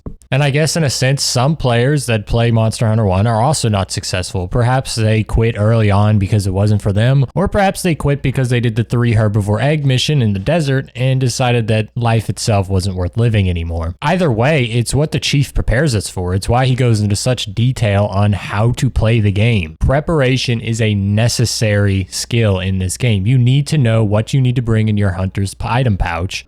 And in order to do that, you need to know how to craft stuff. You need to know how to make stuff like equipment, and even know how to gather those as raw material. Someone like the legendary gunner didn't take this seriously and just went off what he was able to do with his skills, with his weapon. And that's what got him injured and no longer able to hunt. And by killing the Monoblus, the hunter is basically freed of this pain that was not physical, but a mental pain, because obviously he does say he hurt his leg and that's what stopped him from hunting. But I'm sure there was also a mental pain that was akin to Ricky Bobby in Talladega Nights. He couldn't get back out hunting because he was afraid of feeling the pain again. He was afraid of losing. The legendary gunner thrived on his pride, on his status as a legendary gunner. Suffering defeat and a physical scar of his legs, I wouldn't be surprised if he could still physically hunt, but couldn't mentally get himself out there. Fortunately, our rival probably studied under the chief like we did, and so he has the mental fortitude to not give up and to keep training harder, which is good. It's not like I hate the rival, I just am better than him, and I hope he can get good too, but he'll never be as good as me. So yeah, that's basically it for the story. The legendary gunner story I think is really cool, as it's just like a big cautionary tale for what happens if you don't fully prepare for fighting monsters. Really not able to just skate by in this game. You have to have everything necessary every single hunt to get it done. If you waltz in there without potions and you know it's your first time playing and you're not an OG Monster Hunter 1 sweat in the year of our Lord 2025, you're gonna get rolled. You don't just win like that. Really, the only other character worth mentioning is the gossip group, which basically congratulates you on your hunt, tell you that you're so awesome and cool, and also mention something called the town, and that you should go there to basically update your status, as the town is bigger than a village, which does imply that there is a entire Monster Hunter system, which is interesting. As a gameplay, the town is basically just more game. It's the guild in this game, but it's only available through the online services, which the only community one is on the Japanese version. So I didn't play, but I watched a little bit. You'll really only face elder dragons in that as of new monsters, with a couple variants, I think. But it is interesting that they reference it in the village and kind of tie it to the story, as the village is just something so small in the grand scheme of the Monster Hunter world that was once again fleshed out in this world. Very cool. As for the hunting aspect of being a Monster Hunter, obviously preparation is super important.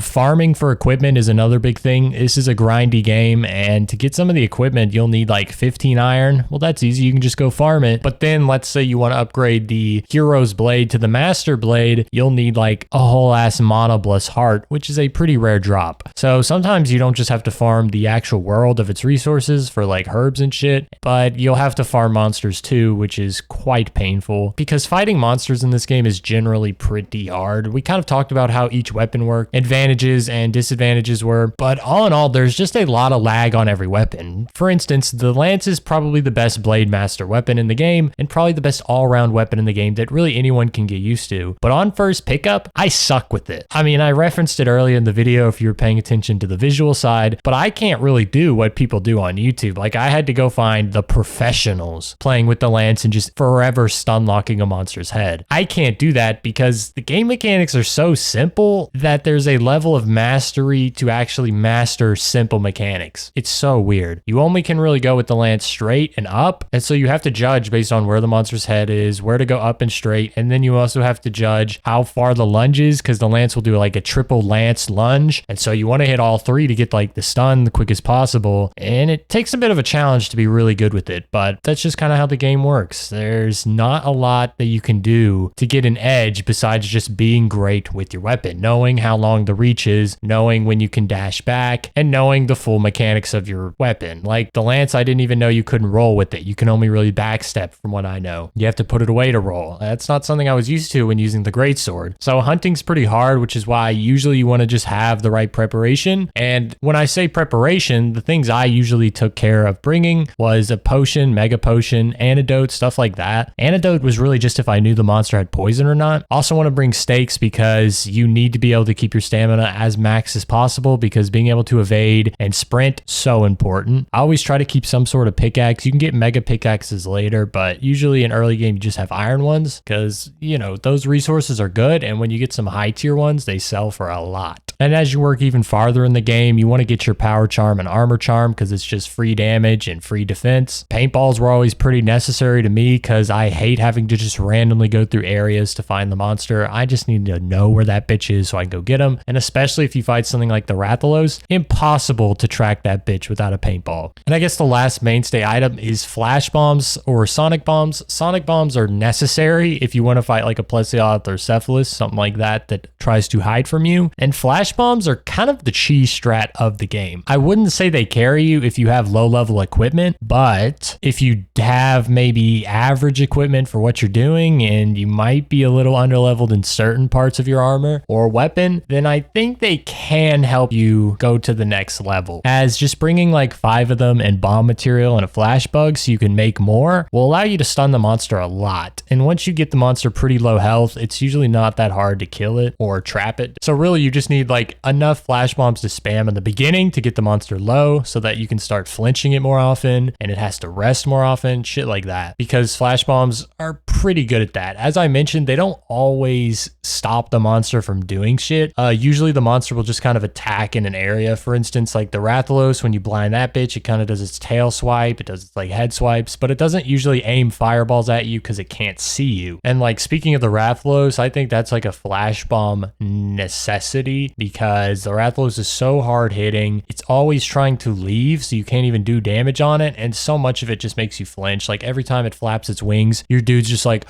where is this wind coming? There's like a fucking tornado. Like, yeah, dude, no, you're not in Tornado Alley, dude. You're in the fucking jungle hunting. Kill that bitch. I don't care if he pushes a little wind with his wings. Whatever though, that's getting a little ranty. I don't really know how to describe the Monster Hunter 1 feeling for hunting besides that it's just very delayed, slow, and pretty much anything you do, you're locked into. But I think as we play more of the future games, I'll be able to compare and contrast more to how the games play and feel from the actual Monster Hunter's perspective. I think that's everything for the first game of the Monster Hunter franchise. The Monster Hunter game bit is always going to be longer, but in this one especially, it had to be really long because I had to set the stage for the entire Monster Hunter franchise with the first game. But as we go into more games, we're really just going to be comparing and contrasting features that were actually changed instead of laying out the entire game, but you'll still get the entire story and everything, and a lot of the new systems that were changed or updated to fit the new engine or whatever they're kind of doing with the newer games. So while this one's, you know, a couple minutes over an hour, the next ones will hopefully be a bit shorter. At least I hope, because I really don't want to have to edit a 4-hour video, but if you're watching it and it's 4 hours, just know that I suffered.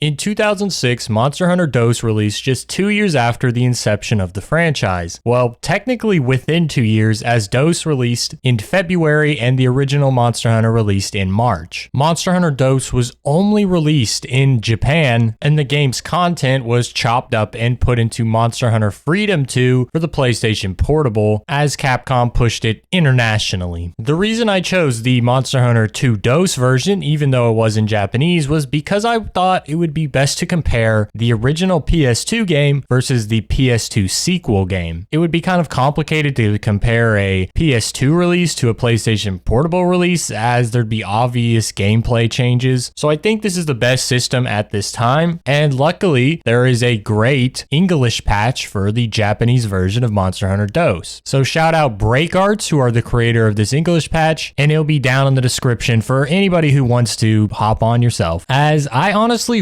would recommend you play Monster Hunter DOS. Obviously, Monster Hunter 1 had a lot of shortcomings that really just didn't age well, especially as we get later releases that are so much better. And that's not to say that Monster Hunter DOS is a great game that aged perfect. No, it's still kind of in the same tier as Monster Hunter 1 in terms of its actual design, gameplay elements, all of it, but it has something going for it that's very unique. The design philosophy of Monster Hunter DOS is really confusing to me because I don't understand why Capcom designed the sequel to their first game in such an experimental way. Because Monster Hunter DOS is the most unique Monster Hunter game probably ever, and especially for this generation's time. I mean, Monster Hunter World you could probably argue is more unique because there's just more of it, but that's their 5th generation Monster Hunter. This is the 2nd generation, so there is 2 more generations after this that are just not as unique somehow as the sequel to the franchise inception. It's pretty hilarious to me that Capcom didn't play this safe and they just said fuck it, completely revamped the entire game, because that's essentially what they do. Obviously we're still gonna have weapons and armor, and obviously we're still hunting monsters, but the entire way you go about hunting monsters and you go about completing quests is just revamped, and that's kind of crazy to me, and I'm really excited to get into this so we can just look at shit, what the hell happened? What is now tradition for this series, because I just made that up, we will go back to the very beginning to once again figure out what makes up Monster Hunter DOS. And of course, that means our favorite, the character customization. Let's go! Let's go! Moving into starting a new game, you are first asked to select your character's gender, male or female, which is an obvious difference from Monster Hunter 1 because that just was in the character creation. I don't really know why they moved this, but if you check the male, it'll put you into customization, and the customization looks pretty much the same. You're once again just some Middle Eastern gay stripper again as the male, and just a pretty regular woman as the female. So we can just go ahead and start at the top with the name of your character. And it's basically the same kind of censor bar. No, they just kind of censor all the cuss words that they did in Monster Hunter 1. Some of the slurs, they forgot about one. And of course, they don't fuck with slang, so we're still good on that front. So pretty open customer characterization for the name, and that's cool, but basically the same thing for Monster Hunter 1. Probably just slap that bitch on there. And we go down a stage to a new section, which is your style. Sounds pretty hype, right? Yeah, it's really not, because you only get 4 options, which for anything isn't a lot. And all it does is it changes your hunter's like clothing, which, I mean, we kind of mentioned immediately gets covered up by armor, so what's the point? But at least you get some interesting new color and clothes designs. I don't know. Just looking at this, type 1 is kind of a neutral clothing. Type 2 is more feminine with like the longer waist garment and short leggings. I would just attribute that to be a little feminine, probably what they were going for. And type 3 and 4 are the same thing, just different color designs. And it's more of what they had in Monster Hunter 1 just on default. I mean, type 3 is literally what they had. So that's cool, I guess. But style really isn't anything, but it's something new. So gotta mention it. And below style is the face type. There are 27 different faces. And this is also when we come to a new feature, and that is a filter system. You see, because there's just so many faces, I mean, 27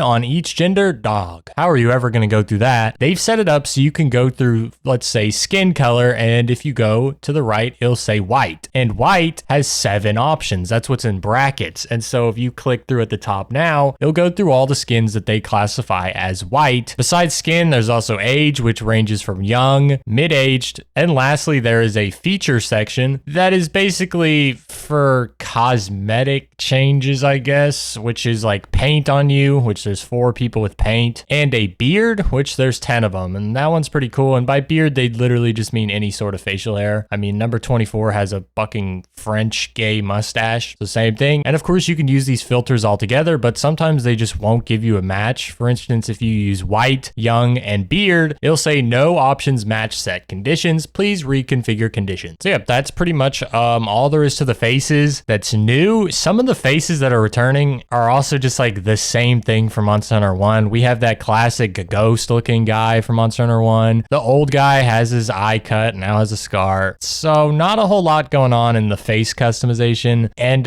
once again, it just deals with kind of the whole design of your character as it changes your race, you know, all that shit. Just more of the same. And as we go to hair, there is 17 options. And once again, it has the filter ability, but some of these hairstyles I feel like are different from the last game, more so than the faces. I don't recall all of these, but they still have like the goofy ass bowl cut, the cloud hair from Final Fantasy, of course, but there is a new favorite hairstyle that might not overtake the bowl cut, but this goofy hair that like falls around your ears and then there's like a swoosh that goes exactly over your eyes. Like, what the fuck even is that shit? Bro's got hair gel. It doesn't even make sense either, because why would you want to hunt monsters with hair like that, dude? You need to have the bowl cut where all your hair is above your eyes, above your ears, so you can just lock in. It's also perfect for a helmet because it protects the top of your scalp if you're just out there with the skinhead. Below hair, we of course have hair color. It's the exact same system, has colors you can choose from, and has the RGB that you can change around to get any color you want if you're bored enough. And at voice, we have 15 voices. It's exactly the same thing, but that pretty much makes up the character creation of Monster Hunter DOS. Now for the comparison between Monster Monster Hunter 1 and Monster Hunter DOS, Monster Hunter 1 had 24 face types and 10 hairstyles. Monster Hunter DOS has 27 faces and 17 hairstyles, so 3 more faces and 7 more hairstyles. This of course is even on both the male and female side, so you multiply that by 2 and you got quite a bit more in Monster Hunter DOS. I think the only other points you would give to Monster Hunter 1 in their character creation was that Monster Hunter DOS did use a bunch of their creation stuff, so not all of DOS is unique. Realistically, it probably has like half of its stuff being unique and the other half just being ripped from Monster Hunter 1, which is fair. It's a sequel. It can't be a completely new product. Otherwise, we wouldn't be talking about the Monster Hunter franchise. It would just be a different fucking game. The hair color, of course, we did say was the exact same, but other than the face and hair, the voice system is also a little different. The voices really don't matter and it's basically just the same shit, but you do have 15 over Monster Hunter 1's 10. Very cool, right? So overall, Monster Hunter DOS does give more options for customization and also adds a new part being the style. Now it may be lackluster, but it is something more, which is pretty much the entire way I describe their character creation. It's basically the same thing, but there's a little more. And I guess that's why I just kind of say the same reasoning for why we don't,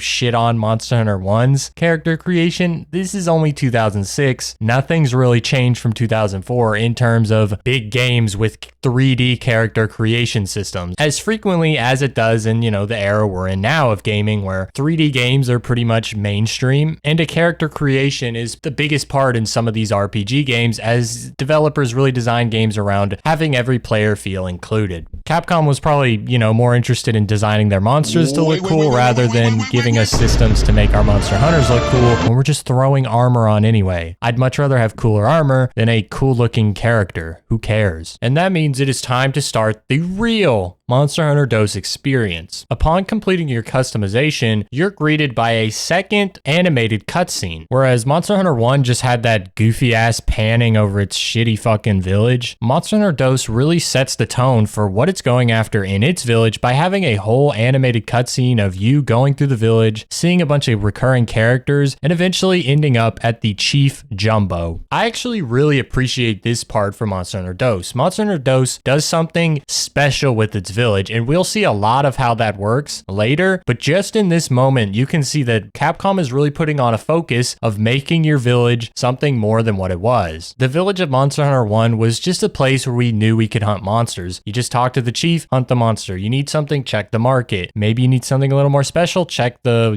roaming merchant. And the armory itself was just really underwhelming in its aesthetic. But already, without even moving the controller, we are greeted in this cutscene by a cooler looking armory, a dude with his belly hanging out, doing some shit in like a port. There's construction going on, so the village is obviously growing, and we're immediately introduced to the Jumbo Village Chief, which is a great way to start the game instead of just waking up directionless in your bed. It's forming like a real community around the Monster Hunter DOS village that Monster Hunter 1 just never had, and I think this is a huge step in an advancement that a sequel should really be bringing. After the cutscene is complete, you are face to face with the village chief, who I'm now going to start referring to as Jumbo, because that's his name and I'm tired of saying 3 words when I could just say 1. Immediately, Jumbo is like a real person in this game. He's actually talking to you, trying to get you set up, giving you information about the village, like it's small, they need hunters to help it grow and protect, all this stuff that just never happened in Monster Hunter 1. The chief there was more of just your guideline. He didn't really talk about the village like he was taking care of it. He talked about the village as if it had stuff for you to do so that you could go out on your hunts and do whatever. But Jumbo is talking like, you gotta protect the village, we need you so we can grow. Why don't you go talk to everyone around the village to get to know them? They're setting up this tutorial for you to meet everyone in a way that is way more integrated to having an actual story. He's saying all these things that is like miles ahead of the Monster Hunter 1 dialogue. It's really cool, just right off the bat. And of course, at the end of our discussion, he gives us our signing bonus of 1500 Zenny, just like in Monster Hunter 1. Although this time, we learned our lesson about trusting the Monster Hunter economy. This sucks. I should have negotiated for more. Damn it. I should have got an agent. To move on to the next part of the game, you gotta follow Jumbo's instructions and introduce yourself to every character in the game. Well, the characters available now because there are actual ones that aren't here yet, which is pretty cool that they add new ones because, of course, as the village grows, more villagers are going to be joining. Now, the main characters that we introduce ourselves today are, of course, the Jumbo Chief, duh, Patty, the Tavern Lass, who's going to be,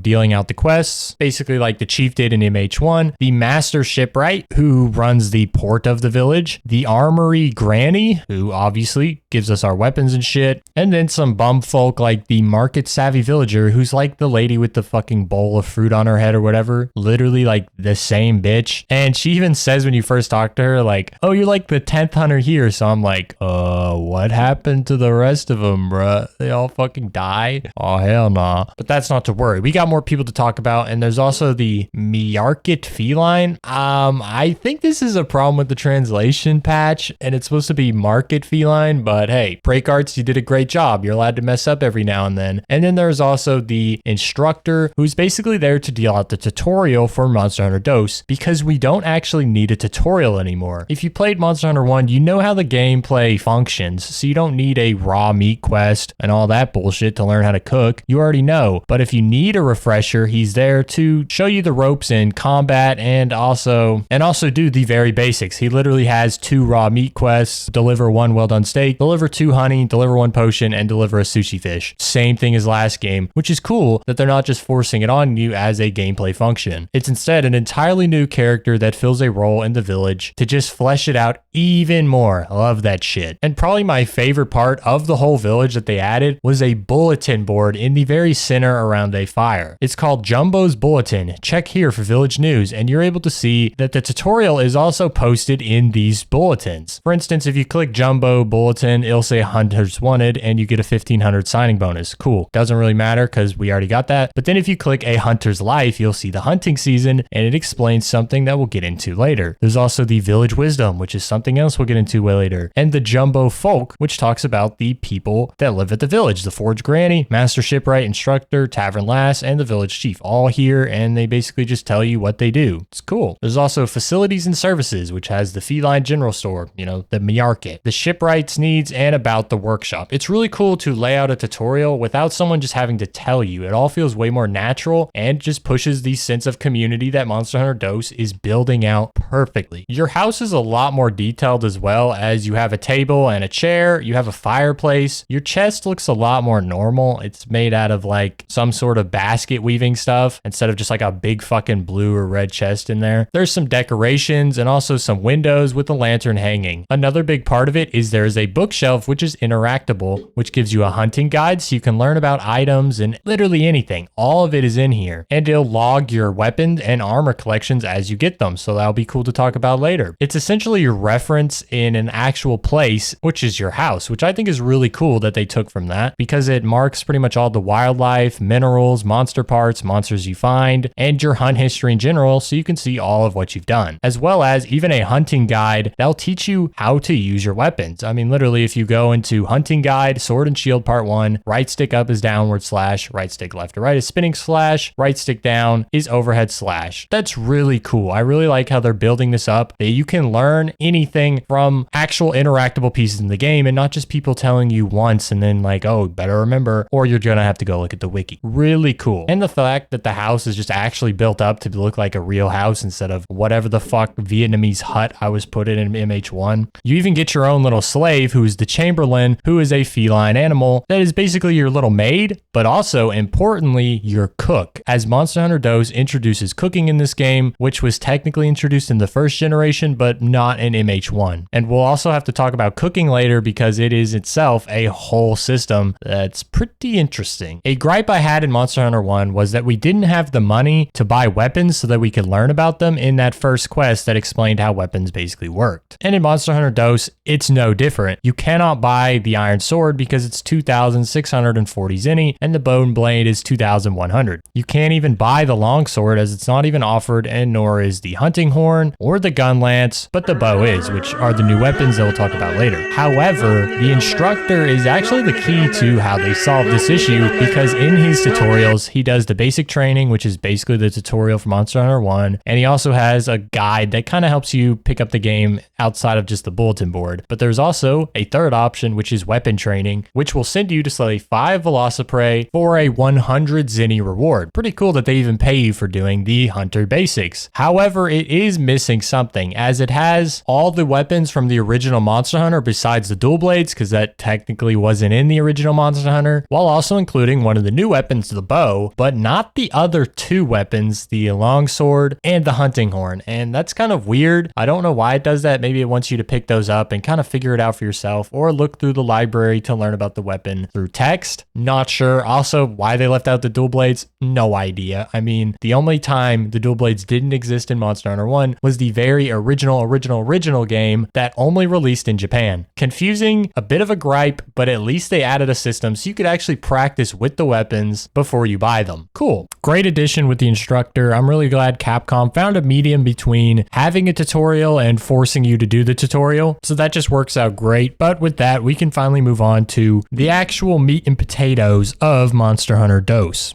After talking to all of the villagers and getting to know them better, Jumbo says it's finally time to start on your first quest. And the first quest of Monster Hunter DOS, outside of doing the tutorial, is deliver 5 unique mushrooms, which is basically a tutorial, but is when you first start to realize that things start looking a little different. I guess most obvious is you're not talking to the chief to get the mission, you're talking to the tavern keep last, but you know, that's fine. Who cares who you have to talk to as long as you get the quest? But then, when you actually get the menu to choose the quest from her, you see a completely different board from the first game. There's no stars, there's no urgent quest slot, it is completely revamped, and what you see is quest list and field report. Under quest list, there's just guild's choice at the moment, and upon clicking that, you get your one mission because there's only one quest at the moment, and that is the deliver 5 unique mushrooms. And once again, the page looks completely different. It is a level 1-star quest, so they still have that to gauge the difficulty for you, but now there are also subquests.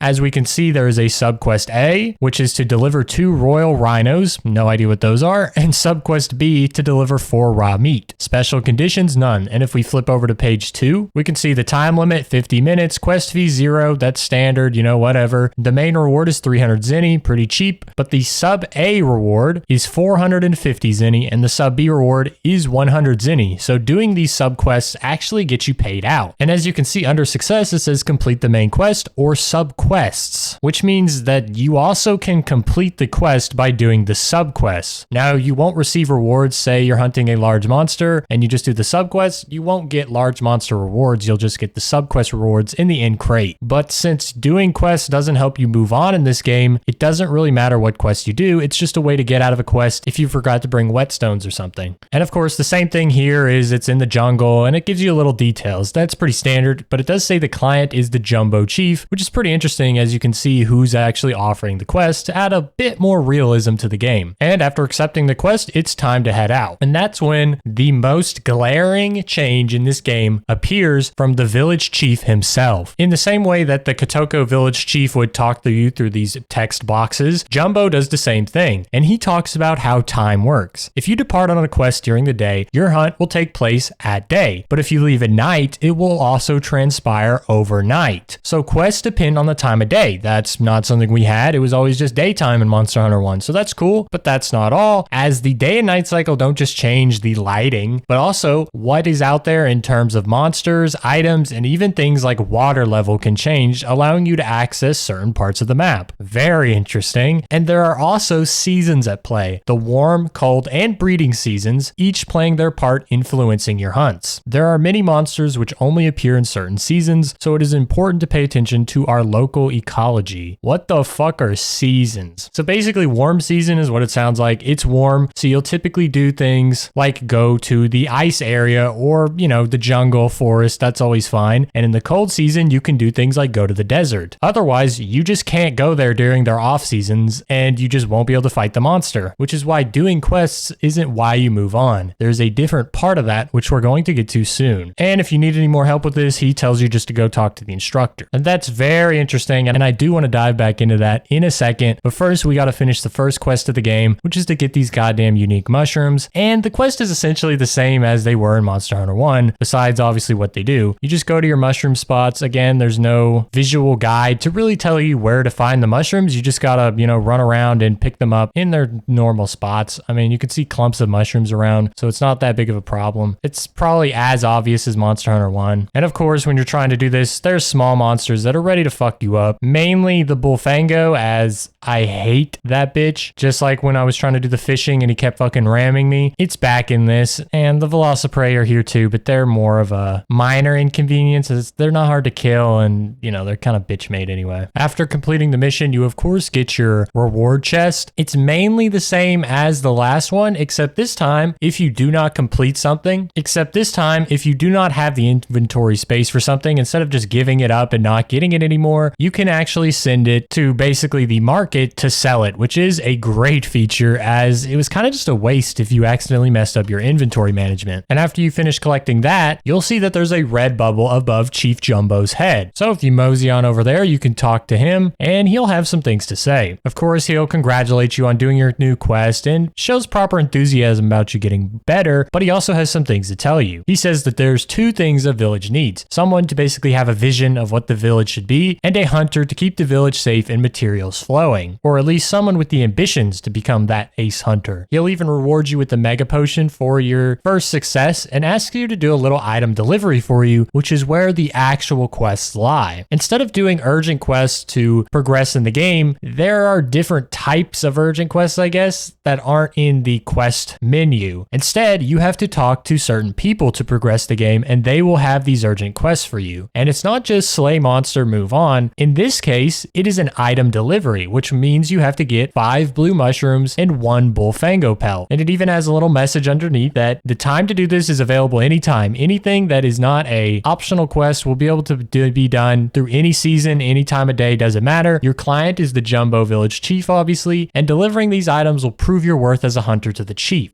So it's essentially, you do this and you get to go on to your next step of being a real hunter for the village, which in itself is an urgent quest, but I think it is way better because instead of just staring at a quest menu and doing urgent quests just because they say so, this adds actual value to the urgent quests because these are the village asking you to actually do something. Each person has their own quests that you have to do to progress the story. Sometimes it's the Forge Granny, sometimes it's the Master Shipwright, and sometimes it's a character we haven't even met yet, but usually it is the Jumbo Village Chief himself. And so you'll have to go back and keep doing the quest until you get all the blue mushrooms you need and the Bullfango pelt so that you can move on. Now, it's not always item collection. Sometimes it is just slay a monster, but there will still be a story reason tied to that. Like, this monster is about to come fuck us, go kill it, and then you'll have to do that. However, for now, we just need to gather the resources to get this first quest done. And it should really only take 2 tries of the unique mushrooms, maybe even 1 if you're someone who does a lot of exploring. So what you'll do is you'll run up to Jumbo, who still has that red,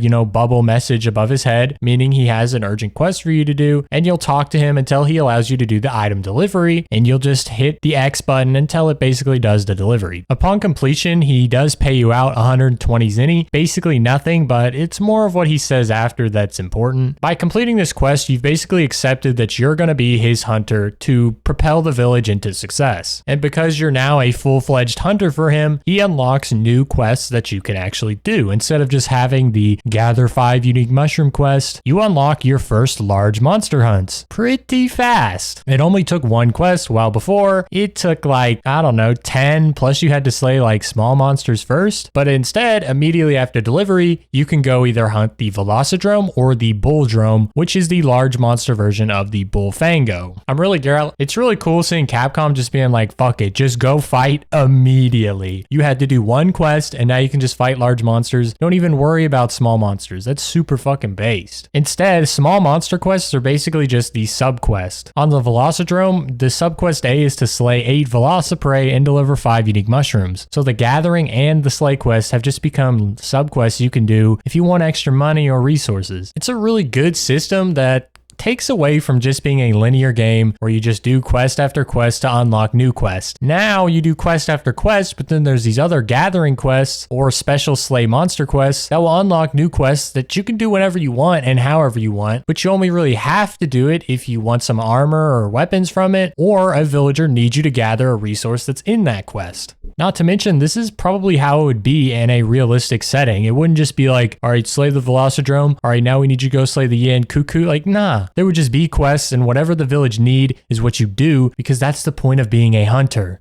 You don't just hunt for fun, you hunt to survive. And it's a really great change. Now we should probably talk about how time works though, because that's when the game gets a little complicated. Because at first it really doesn't matter. When you slay the first monster, whatever you want to do, I did the bulldrome. The bulldrome is just in the jungle, and the jungle really doesn't get affected by day or night. Sure, you'll have either sunrise or sunset herbs depending on time of day, but that's not really consequential to being able to fight monsters. The consequential part really is just fighting monsters because the gameplay is brutal still. More on that later. We're on time. So the jungle doesn't really matter night or day. It's whatever. But say something like the desert. It is very important if it's night or day. Because if it's day, you need to bring cold potions or else you're going to be overheating and you'll just fucking be losing your health the whole time. Can't do that. That's unsustainable. But if it's night, you have to bring hot potions because the desert gets cold at night. That's kind of when it starts messing with you. Because the night or day doesn't really stop monsters from appearing, but it does affect how you have to go about hunting and gathering. Because another big problem with gathering is some of the items do actually get messed up. No, there's no really problem with having a sunset or sunrise herb because you can still craft potions out of either. Who cares? However, there are certain resources that do only appear during day or night. For instance, one of the main ones is the sunshine stone, which is something I think you have to get for a main quest for the forge granny to upgrade the forge. But this sunshine stone only appears in the day, and it's something you just have to go and mine. So if you try to mine it at night, you're not going to get any. And so if you just weren't paying attention and didn't really understand how the system worked, you're kind of fucked, which is funny to think about. But luckily I was just able to look it up because I didn't really understand, and that's how it works. I think the day and night system is pretty cool, and it does add to the overall monster hunting simulation that DOS is going for, and I like it. Not only does it add that layer, but it's also just cool being able to play during night or day, and the way the village actually changes between night or day, because at night, all the villagers kind of meet up at the tavern and just kind of hang out. Pretty nice than just having it be day all the time, everyone acting the same, and nothing really changing between hunts. This adds a whole new dimension on the entire game just by adding a day and night cycle. Now, where I think Capcom went a little too far is seasonal changes, because seasonal changes do affect not just how you can hunt, but what you can hunt. We touched on it briefly, but during the hot season, the desert you cannot go to, so you can't hunt anything in the desert. And there are certain monsters that are just only in the desert. Think of something like the Cephadrome. That's a desert only monster because it's like the sand is water for it. And there's also a couple new monsters like the Daimo Hermitar and Shogun Sienitar that are a new class of monster that we'll touch on later, but they can only be hunted in the desert. So if it's not cold season, you're almost out of luck. And this is also how it works in the cold season, because Monster Hunter DOS has new locations like the Snowy Mountains, which become unavailable during the cold season. And once again, Capcom added new monsters exclusively for the zone, being the Blangonga, which is like a snow monkey, I guess, that we see in the opening cutscene, and is once again a whole new species. However, I did mention a third season, and that you're not completely screwed if you're in the wrong season, because there is the breeding season, which is an in-between the hot and cold, where all areas are available, making it pretty much the best season there is because you don't have to worry about literally anything except the time and day. So what happens if you are in the wrong season though? Well, there's kind of two ways you can go about it. You could either literally just wait out the time for the days to pass enough to where the seasons pass, or there is a skip mechanic that's outside of just doing quests to speed up the time, and that's in your house. If you go into your house and go to the bed, you'll be greeted with three options. One is to save, which is normal for Monster Hunter, and there's two others, which is sleep and deep sleep. And sleep says you can sleep long enough to change to day or night, and living expenses cost you 400 zenny. So if it's day and you go to sleep, you'll wake up and it's night, and vice versa, but it does cost a pretty steep 400 zenny just to change the time. And the deep sleep is really no better, as you sleep long enough to pass an entire season, but living expenses cost 800 zenny, literally double. But I guess if you need to go to the desert and it's a hot season, you could throw down 800 zenny and make it a cold season and go. It's just going to cost you 800 zenny, which is pretty steep. I don't know if I've dogged on the Monster Hunter DOS economy enough, but it's basically the Monster Hunter 1 fun economy, except maybe there's more items to gather so you get a bit more funds, but it's still just so harsh that 800 zenny is a lot. And honestly, that makes me kind of unsure whether it's a good system or not. I think night or day is fine. It's not huge changes that stops you from hunting monsters, it just changes how you have to hunt and how you have to gather. Seasons is just a little too far for me. I like that they're implemented, but I just don't like that they prohibit you from doing entire functions of the game like hunting monsters. Like imagine if you're broke and it's a fucking hot season, but you need to go to the desert to gather like certain resources that are only in the desert, whether it be a monster or some sort of gathering point. You're kind of just out of luck and you just have to do random shit till it is a cold season. I didn't test it, but I pulled this off the Monster Hunter old school wiki, and it says that in Jumbo, each mark on the clock represents 100 seconds, which means that since there are 12 markings on the Jumbo clock, that's 100 times 12, which is 1200 divided by 60, means that each time of day, meaning daylight and night, is 20 minutes each, meaning a whole day is 40 minutes of real time. A season passes every 3 days, which would mean 40 minutes times 3 would come up to be 120 minutes or 2 hours. So if you were down on your luck and everything, you would have to wait 2 hours to get to a cold season if the hot season just started. That's pretty rough. 2 hours of real game time where you either just have to let that shit run or just do quests for 2 hours. To me, for a game to make you wait 2 hours just to hunt a monster that you might need to hunt is just a little too brutal, even with the out of being able to spend 800 zenny, because sometimes that's just too much. Sure, you could do a quest to get the money and then spend 800 zenny, but like, fuck, dude. Sometimes I'm not trying to play a game that much, you know? I just want to be able to do it. So maybe if this was something optional that you could turn on and off, I would be more down for it. But at its current status, I just don't get it. The online city version of it, Dundorama, also has this, but it's a lot longer, with each mark on the clock being 250 seconds. But that's kind of different because Dundorama doesn't really work the same way as the village does, and a lot of it is based on events, so having the events last longer makes more sense. Since the village is offline, it really shouldn't matter how you do it or when you do it. But I mean, this is why I call Monster Hunter DOS one of the most experimental and unique Monster Hunters, because these systems are pretty crazy, even if they are good or bad. Hopefully you kind of get the difference in the Monster Hunter DOS version now, so we can move on to the monsters of Monster Hunter DOS. So in Monster Hunter 1, we had 30 monsters, and pretty much all of them were available to play offline except the 3 Elder Dragons, Lao Shenlong, Kirin, and Fatalis. Monster Hunter DOS takes that monster count from 30 and goes to 68, with 23 small monsters and 45 large monsters. However, as we talked about earlier, the first monsters you can fight are the Bulldrome, which is new, or the Velocidrome, which is old. So already you're seeing how they kind of get their numbers up. They have taken a lot of the monsters from the first generation of Monster Hunter and thrown them in this game and added their own few. The exact numbers are that Monster Hunter DOS added 23 new monsters, 9 small and 14 large. Every monster from Monster Hunter 1 returns, along with some of the others from the different first generation games like Monster Hunter G. Not only did Monster Hunter DOS add new monsters, but it also added 2 monster types that we talked about earlier, and these are the Fanged Beast and the Carapaceons. The Fanged Beast are these monkey-like creatures called the Conga, the Blango, the Bulldrum, the Kongala, the Blongongo, and the Rajang. And they're basically monsters with like big teeth, but not exactly flying monsters like wyverns with big teeth. The Bullfango would also be considered a Fanged Beast, but it was technically in the last game. It just was not classified. The new Carapaceons class, I really hope I'm saying that right, received 5 monsters, being the Hermitar, the Cenotar, the Daimo Hermitar, the Shogun Cenotar, and Shin Gaoran. And these are basically like crab creatures. Besides like Shin Gaoran, that's like a crab and a squid, but that's only in the online version of the game. Of the 2, I think the Carapaceons are a lot cooler, as they're typically a lot larger, and the Fanged Beast ones are basically just fucking great apes, like the Kongalala and the Conga, and then the Blongo and Blongonga are just the winter versions of them, and Rajang himself is pretty cool, but one monster in a class doesn't really make up the whole class. However, Monster Hunter 2 DOS does add some pretty cool things in terms of monsters besides just a whole new unique roster. You see, in Monster Hunter, all the Elder Dragons were tied to the online version of the game, so when those servers went dead, there was really only one way to get it, and that was through community servers, but those came later and are tied only to the Japanese version. version. Monster Hunter 2 DOS takes some of those Elder Dragons like Kirin and Lao Shenlong and makes them offline quests in this game. Pretty cool. And also makes their own new ones that they are also going to push into the offline, with some in the online too, but it's nice to see them make some just for the offline side of the game. And these new Elder Dragons are the Kushala Deora, the Lunastra, the Tiestra, Chameleos, and Yamatsukami. Plus, they even added some different species variants for these Elder Dragons like Crimson Fatalis, White Fatalis, Rusted Kushala Deora, Ashen Lao Shenlong, and even more for the base monsters because Monster Hunter DOS also includes subspecies in the offline that Monster Hunter never did. For instance, in the first generation of Monster Hunter, the blue Yan Cuckoo was added in Monster Hunter G and then put in Monster Hunter Freedom, which are both the separate portable versions of the original Monster Hunter, but they're still not sequels because it's based on Monster Hunter content. In Monster Hunter DOS, the blue Yan Cuckoo actually appears in the regular offline quests, along with a bunch of others like the purple Gypsyros, a bunch of different Rathalos and Rathian subspecies, and even a red Kezu. It's pretty cool to see these because it does add whole new variants to the game. Because if you look at something like the Kezu, it's normally weak to fire, but if you're fighting the red Kezu, it not only will have a few different behaviors, but also will have different weaknesses that you can use to exploit it. For instance, the Kezu is usually weak to fire, but immune to water. The red Kezu just flips that around and is now immune to fire and weak to water, as both still use thunder. So even though you have fought a Kezu before, fighting a red Kezu offers a completely new experience. You can try out different weapons on it than you could against a normal one, and you'll also see some cool new patterns, along with monsters just having different colors. It would be weird if there was this whole environment with monsters and they were genuinely all the same. Like, not every Rathian would be green and not every Rathalos would be red. Sometimes you gotta have a blue Rathalos, and sometimes you gotta have a gold Rathian because mutations happen a lot when monsters live for thousands of years like they have on our Earth, except we call them animals, not monsters. Although I still wouldn't trust those certain people who came across on the boat with my bike. So even if Monster Hunter DOS does take a lot of monsters from the first generation and adds a lot less, I still think it's a pretty big success because it achieves what Monster Hunter didn't achieve while still reusing its monsters. Overall, I think that's a positive change to the monsters in Monster Hunter DOS over Monster Hunter. It's nice to get new monsters, but just having such a roster of 68 versus 30 is great, especially if you missed out on fighting all the different subspecies of monsters in the first generation outside of Monster Hunter. I think we have the monster side covered, so it's time to move on to the equipment, starting with the weapons. First things first, we need to address the new weapons, which we briefly talked about being the longsword, the gun lance, the hunting horn, and the bow. We had 7 weapons in the last game, so add 4 to that, and we reached double digits with 11, which is a lot more variety. Sure, they didn't double the weapon roster or anything, but 4 new weapons is pretty substantial, with 3 of them going to the Blade Master and 1 of them going to the Gunners. Of these additions, I find the longsword to probably be my favorite of them all, as I think it's a nice in-between for the greatsword and the dual blades. It doesn't have an ability to block, but it's a lot faster than the greatsword and still has that long reach that you can't get out of the dual blades or sword and shield. The second one is probably the hunting horn, because while I don't really use it, I find it very interesting as a concept, especially for co-op, as it has buffing abilities for not just yourself, but other hunters. Outside of that, it mainly acts like a hammer, which is pretty weak in this game still because of its poor range, but nonetheless, I think it's pretty cool. After that, I'd probably pick the bow, because first off, why wasn't the bow in the game to begin with? We had the light bow gun and the heavy bow gun. Why didn't we have a bow? I don't know. But honestly, just be happy because it's there. And I think the weakest out of all of them is probably the gun lance, because I just don't really understand its addition. It's not like it's a lance and a bow gun mix, because the gun lance really doesn't shoot projectiles like the bow guns. It's a very close range weapon like the lance, and you both still get a shield. Doesn't really make sense. I think it'd be interesting if they made it somehow different from the lance by maybe getting rid of the shield and making it like a really agile two-handed gun lance. Could have been cool, but we just kind of get a lance plus version. However, these are basically just what I think about the weapon and not exactly a tier list for how good, because supposedly the gun lance is the best weapon in the game, because every time you shoot a shell or something, you get iframes. Hopefully I find a video of that so I can put it on screen screen, but if I don't, sorry, you might just have to look it up because I just saw these on a couple threads. But that's obviously extremely powerful because if you're able to attack and get iframes from your attack, then you never really need to create space with a roll or a backstep in this case, and you can just spam the attack over and over again, which is essentially what the Lance was doing in MH1 with the stun. Two different processes, but ultimately the same outcome, which is beating the fuck out of the monster. New weapons is not the only thing Capcom delivered on. While we got the same amount of ailments, which was poison, paralysis, and sleep, or 3, we received a new element to put on our weapons, that being ice. So 4 new weapons and a new element, that's not too shabby. Doesn't even stop there because the whole idea of weapons kind of got revamped. As you'll now see, it's not just what you get from your attack and what you kind of get in your special being element or ailment, but there's also something called slots, affinity, and a new looking sharpness.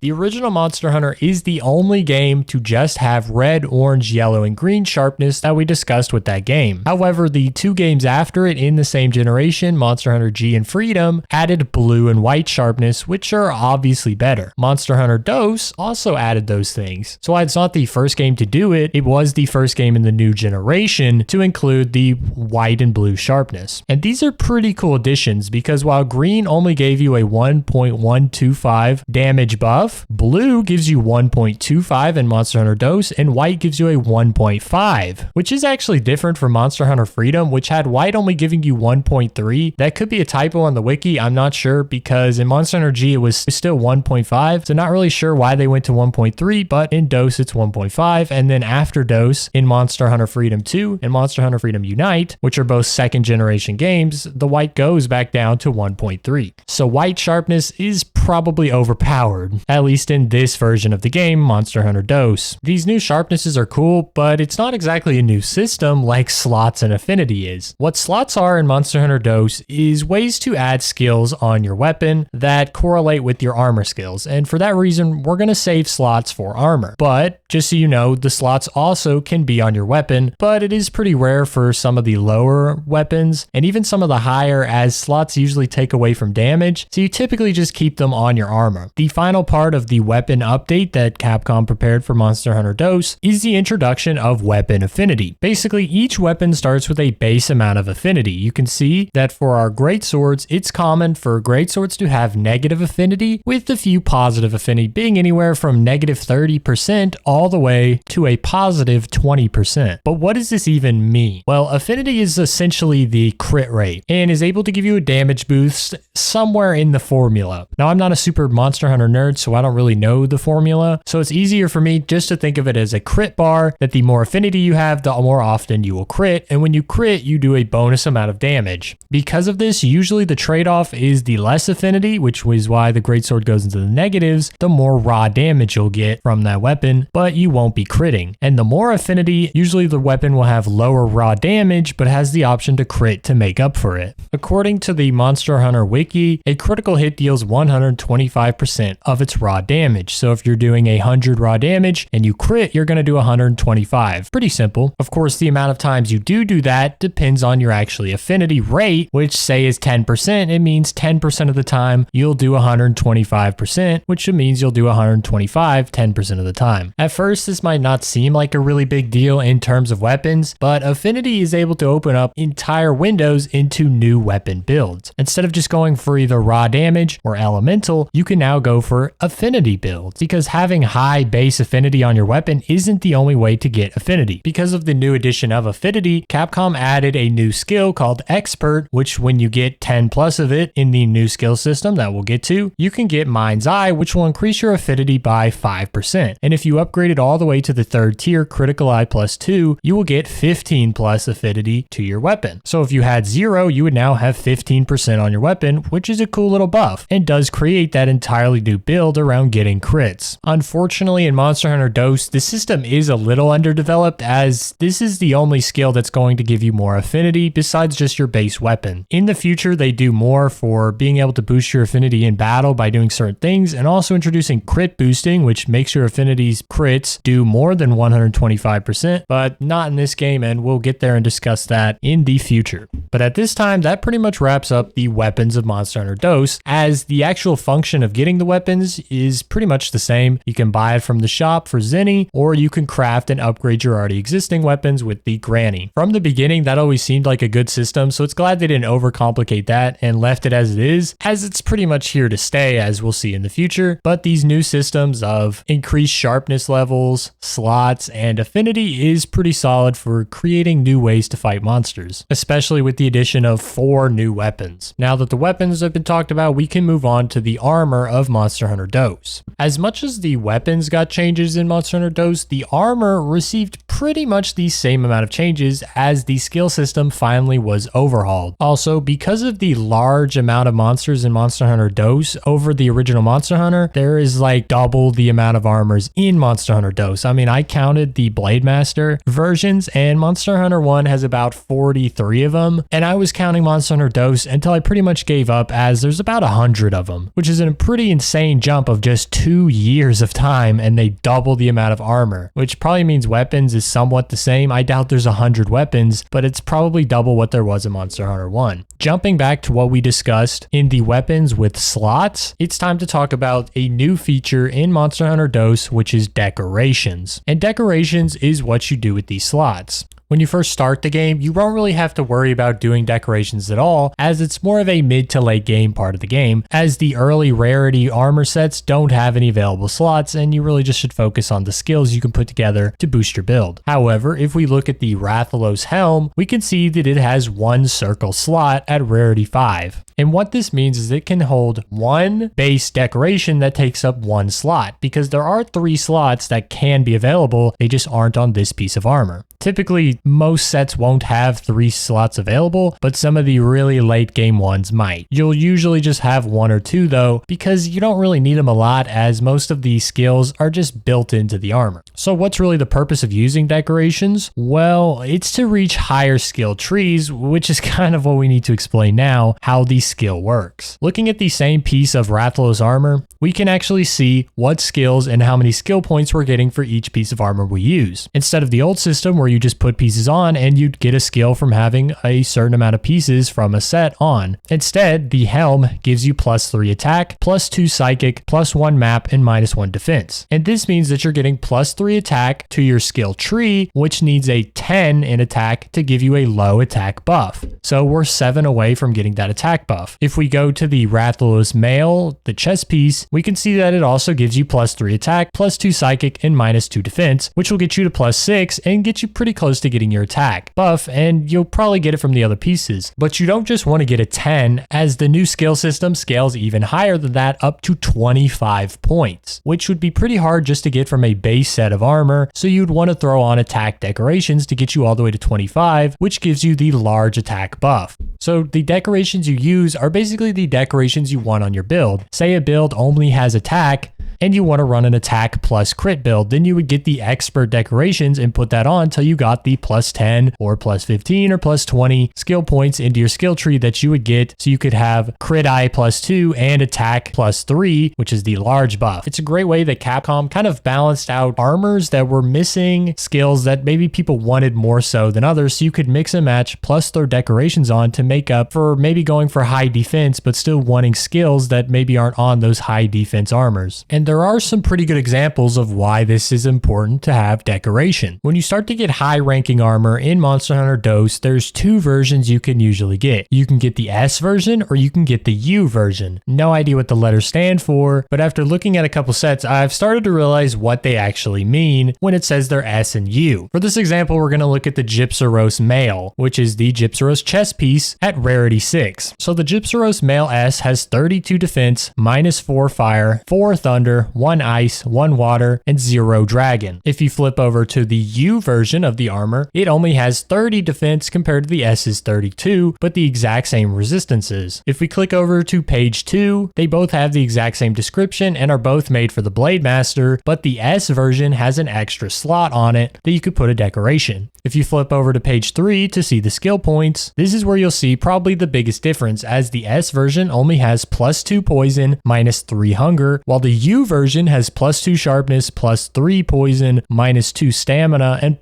+2 wide range. So what I think the difference between the S and the U version is the S version is more of a blank slate that offers higher defense but less skills, but makes up for the lack of skills with decoration slots that will allow you to have more flexibility in what you want to go after while still having higher defense. For instance, if you were trying to do a poison ailment build and you didn't really care about having sharpness or wide range, you wouldn't go for the U version because you're going to lose out on 2 defense and are only going to get +1 poison and a bunch of other useless stats. So if you go with the S version, you're going to get extra defense and you can just put a poison decoration on to make up for that 2 poison while the U version had 3. In the first game, decorations weren't really needed because all you would do is put on certain pieces of a set to get random skills that weren't really explained in game. But in this game, all the armor and weapons are fully detailed to tell you exactly what skill points they're doing. And if you just hit square while on the page, it'll bring up your entire skill tree to see which pieces of your armor or even your weapon are giving you the skill points that make up the skill tree. It's pretty complicated, but hopefully with the visuals on screen for the examples, you kind of get the gist of it. But if you've played the games, you already get the gist of it, and you know how big of a deal it is to have an actual reliable skill system. But it doesn't even end here for the armor, because armor actually received one more buff in the form of being able to upgrade it. In Monster Hunter 1, you could not upgrade your armor. All right, your weapon you would upgrade by taking it to the weapon slot, you'd hit improve, and then you would put whatever resources and Zinni in there to upgrade it for cheaper than making it as a new or buying it. But when you would use armor, say you were using the Cephalus armor, you wouldn't upgrade it, you would just go get a whole new armor like the Rathalos armor. But now in Monster Hunter DOS, you could take your Cephalus armor and look at it, and maybe you're not ready to commit on a new Rathalos set, or you're just doing it in pieces and you don't want to ruin your skills right now. But unfortunately, you're kind of getting your shit pushed in because you have such low defense. Now you could take that Cephalus armor to the Granny and choose to upgrade it. And what it will cost you is 1 Cephalus scale and 1 ice crystal to do 1 level of upgrading, along with 825 Zinni to seal the deal. And this will give you 3 extra defense, which isn't really a whole lot, but you can upgrade armor multiple times depending on the rarity. So you could end up driving this Cephalus armor a little longer to get something even better than the Rathalos armor later. These upgrades do only go to raw defense. They don't change anything of resistance or your skill points. So it's not the most major of changes, but it can be pretty powerful if you're just not tanking shots like you should be as the difficulty continues to rise up. It is kind of weird to think about that Monster Hunter 1 did have weapon upgrading in that whole system, but just didn't even bother with the armor. Either way, that's pretty much the armor of Monster Hunter DOS. Pretty interesting systems. They really did overhaul the equipment to just be a lot more varied, allowing multiple different builds instead of just raw damage or element damage, and that's all you would get, especially with Monster Hunter 1 and its absurd, to say the least, skill tree distribution. I mean, especially when you look at what DOS did, the skill points to skill tree is way better than whatever the fuck Monster Hunter 1 had going for it. With the changes to equipment and skills being outlined pretty thoroughly, I think we can finally move on to the final part of what makes up Monster Hunter DOS, which is the items. The real theme of Monster Hunter DOS is seemingly that whatever Monster Hunter 1 did, I'll do, but more of. And once again with items, that holds true just like it did in equipment and just like it did in skills. Because pretty much any item that was in Monster Hunter 1 is in Monster Hunter DOS, but there are so many more in DOS because there's so much more reason to have them. For instance, in Monster Hunter 1, there was no sort of cooking. However, in Monster Hunter DOS, the feline that you have trapped in your house and torture every night, he's your own personal chef after you beat him a little. But in order to cook, you have to give a brother some food. And of course, there's like so many different food items you can give him. You can give him like a jungle onion, sliced cactus, rare onion, fatty tomato, mixed beans, bread, silver grass, popo meat, pickled kezu, dragon tail, and then like all of the different bugs that instead of making like bombs and shit, you just eat them, like the honey dragonfly, the rice bug, and then all the fish, the snake salmon, the scale fish. And then we go even further to like red oil, dry margarine, buffalo butter, royal cheese, pig cracker, a monster egg, gold sake. The fucking list goes on. We even get like new books like the storage book skill that gives us more storage. And since since we actually have items, they give you a little more. There's also better books of combos that go up to 5, but that's only 2 extra books, so not a big deal. It's really just the massive dump of ingredients that adds a lot, because I kept picking shit up like jungle onions and popo meat and being like, what the fuck am I supposed to do with that? Oh, cooking is in the game. Am I retarded? Yeah. But even other than that, there's also like music notes that you need for the hunting horn, a couple different coins, certain quest items like the ancient tower books. There's 3 of them and then they make a big one. Even new ores like that sunshine stone. Not to mention the other items that only appear in night and day, like the sunrise herb and the sunset herb, and also the normal herb. Like, fuck, Monster Hunter Dose goes above and definitely beyond in terms of item depth, but most of it really doesn't matter, and a lot of it just comes from adding new stuff like the hunting horn and cooking. But it really doesn't add new ways to fight monsters. Like, there's no new sort of flash bombs or different healing items or even different forms of stake. It was all kind of in the first game. So on one hand, they add a lot, but on the other, they don't add a lot of stuff I'd call quality items that really help elevate the hunting experience. The actual items you would bring on a hunt are fairly the same, you know, just pull out your potions, all that shit, but we'll definitely go more into the hunting experience in the hunter section, which is coming up pretty soon. But first, we got to put together what we learned about Monster Hunter Dose. To sum it up, Monster Hunter Dose is almost like an expansion of Monster Hunter 1. It took the entire base of that game, including monsters, the way equipment is manufactured, and a lot of the items that were essential to monster hunting, and even the ones that weren't. But what it does with it is it elevates it so that you have more options all around the board, and really adds value to those options because there's more of a reason to do it. Instead of fighting the Yan Kutku just for the fuck of it, you're fighting the Yan Kutku to get a Yan Kutku shell so that you can give it to Jumbo so that he can do whatever the fuck he needs. Probably make a bowl of soup out of it. I don't know. But it actually puts reason behind your action. And then if you look at the equipment, what Monster Hunter Dose does is it elevates it so that there's variety and a reason to think about your upgrades. Instead of just choosing, okay, I'm going to use a greatsword and I'm going to use the best raw greatsword so I can just whack the shit out of it. Or thinking, oh, I'm going to go elemental and I'm going to have to constantly grind for money because buying multiple elemental greatswords is really expensive. Haha. But at least it's fun to use different weapons. Instead, Monster Hunter Dose goes, okay, we'll have raw, we'll have elemental, but we'll also have sharpness, mean more depending on which ones you have. And it'll also come at the cost of raw damage. And we'll also have this new thing, affinity, which will come at the cost of raw damage, but if you build on it, it could be huge. And then we also have slots on our weapons. So if you don't really want to go for raw damage, but this weapon's pretty good raw damage and the slots on it allow you to maybe throw on some affinity with some armor, bam, now you have good raw damage and extra affinity that didn't even come on the weapon for a trade-off. There's a lot of shit to actually do, and that's the same for armor. As I just explained, maybe you run affinity armor, maybe you're having trouble surviving, so you run health and recovery. You have a lot more control and ability to pair that, because in Monster Hunter, you just got whatever the armor did for you, and most of the time, you didn't know what it was going to do, and even if you looked on the wiki, it was really only going to do one thing. Like the Rathalos set just gave us attack up large. Provocation didn't really matter because it was only really a co-op thing, and the other part of it was negative. But now, say you go for an attack large set, maybe you can fit some affinity decorations on there, and it could go crazy. Base ass late game set. Or maybe you build out an attack large and then maybe throw some poison on there so you can get an ailment added onto your weapon. That's cool. And it's a lot more reasonable to understand because they gave us the menus to see, and they also revamped the entire skill tree to actually make sense. That's crazy. Whereas Monster Hunter 1 has that jarring feeling about explaining everything, Monster Hunter Dose really puts it onto the characters to explain to you how to do things, and with good methods. It's not just like the chief being like, oh, over there you buy armor. It's like, hey, go talk to the granny and she'll tell you about how to get armor, and then she'll tell you and she'll explain it fully, and it's right there so you can even look. Way better than whatever the fuck was going on. And there's a lot more dialogue that's really meaningful, and especially when we get into the story with the hunter side of things, it gets a lot more interesting with the other characters. So while Monster Hunter Dose really doesn't improve on the core mechanics of gameplay,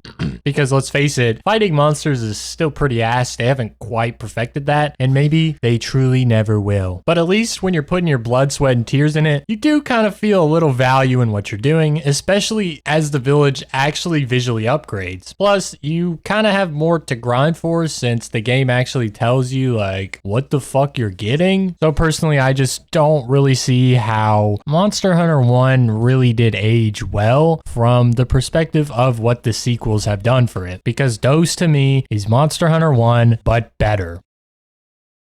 Following the same lines as the game, the actual Monster Hunter definitely benefits from the sequels, advancements of the Monster Hunter franchise, because what was going on in Monster Hunter 1 was so basic that there wasn't really a lot to say about the hunter. They were a nobody who shows up and ends up working for the town to become something of an ace hunter that can later go on to the actual town, which is a lot bigger than the Kokoto village. But it didn't really say anything about what their role was for the village besides slaying monsters. In Jumbo's village, the role is very clearly defined as you are the hunter for the village and you do whatever the village needs. If they need you to collect these resources, you're going to go do it, and usually that has an actual dynamic change on the village. For instance, there's a lot of times in the village where, say, the Forge Granny needs you to collect some sunlight ores, some malachite ore, whatever, to upgrade the actual forge. And well, what's the upgrade going to do? Is it going to allow us to upgrade new stuff? Higher levels of armor, higher rarity weapons to improve. Yeah, but it also gives you a physical change.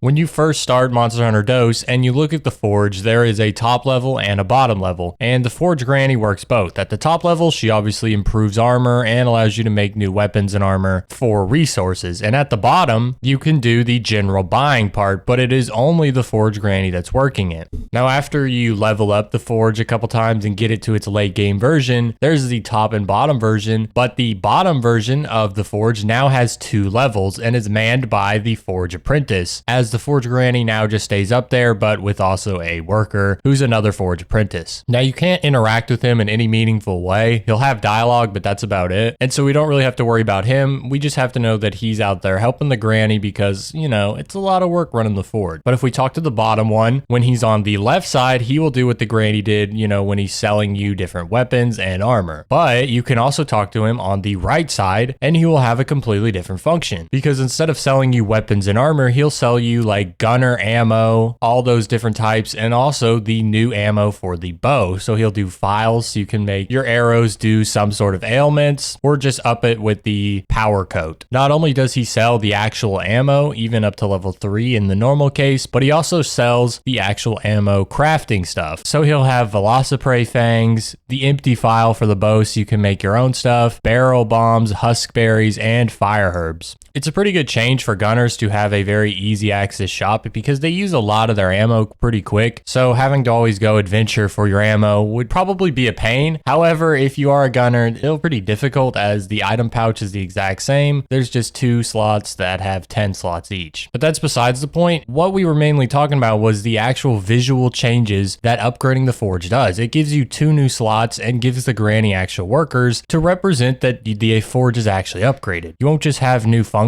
or better functions, but you'll have real upgrades taking place in the village. And it's not just the forge that does this. The tavern also changes. At first, the entire tavern aesthetic is just generally pretty weak. There's a few ales to drink in it, and the roof itself looks like it's made out of fucking hay, as the entire structure really doesn't show much detail. But as you progress and upgrade it to its final late game form, the tavern does end up being pretty fleshed out. The tables are covered in cloths, all the seats are covered as well, and the centerpiece of the tavern is fully decked out with the assortment of ales for the village people. And progression doesn't even come in this physical way that changes how certain of the village departments work, but also new villagers will show up. We discussed all the villagers in the main what makes up the Monster Hunter Dose part of the video, but some of the villagers don't show up until later. For instance, there's a character called the Combo Master who basically just keeps track of your combos, and whenever you make a combo, you can then buy that piece. So say you make potion combos, well, now you can buy a mega potion for 23 zenny and a potion for 9 zenny. It's pretty cool as it takes away some of the grinding and just leaves the grinding to your wallet. So up to you if that's worth it, but he's originally not there until you do some urgent slay quests that basically bring these villagers in as the village is getting bigger. And these other new characters are the Fisherman, who allows you to fish in the village, and the Gregarious Grocer, who's going to give you a pretty good food supply as you can pretty much get whatever you want from her. The Excavation Enthusiast is really the last villager that shows up to have a real purpose, and what you can do is give him a pickaxe and he'll mine you up some shit.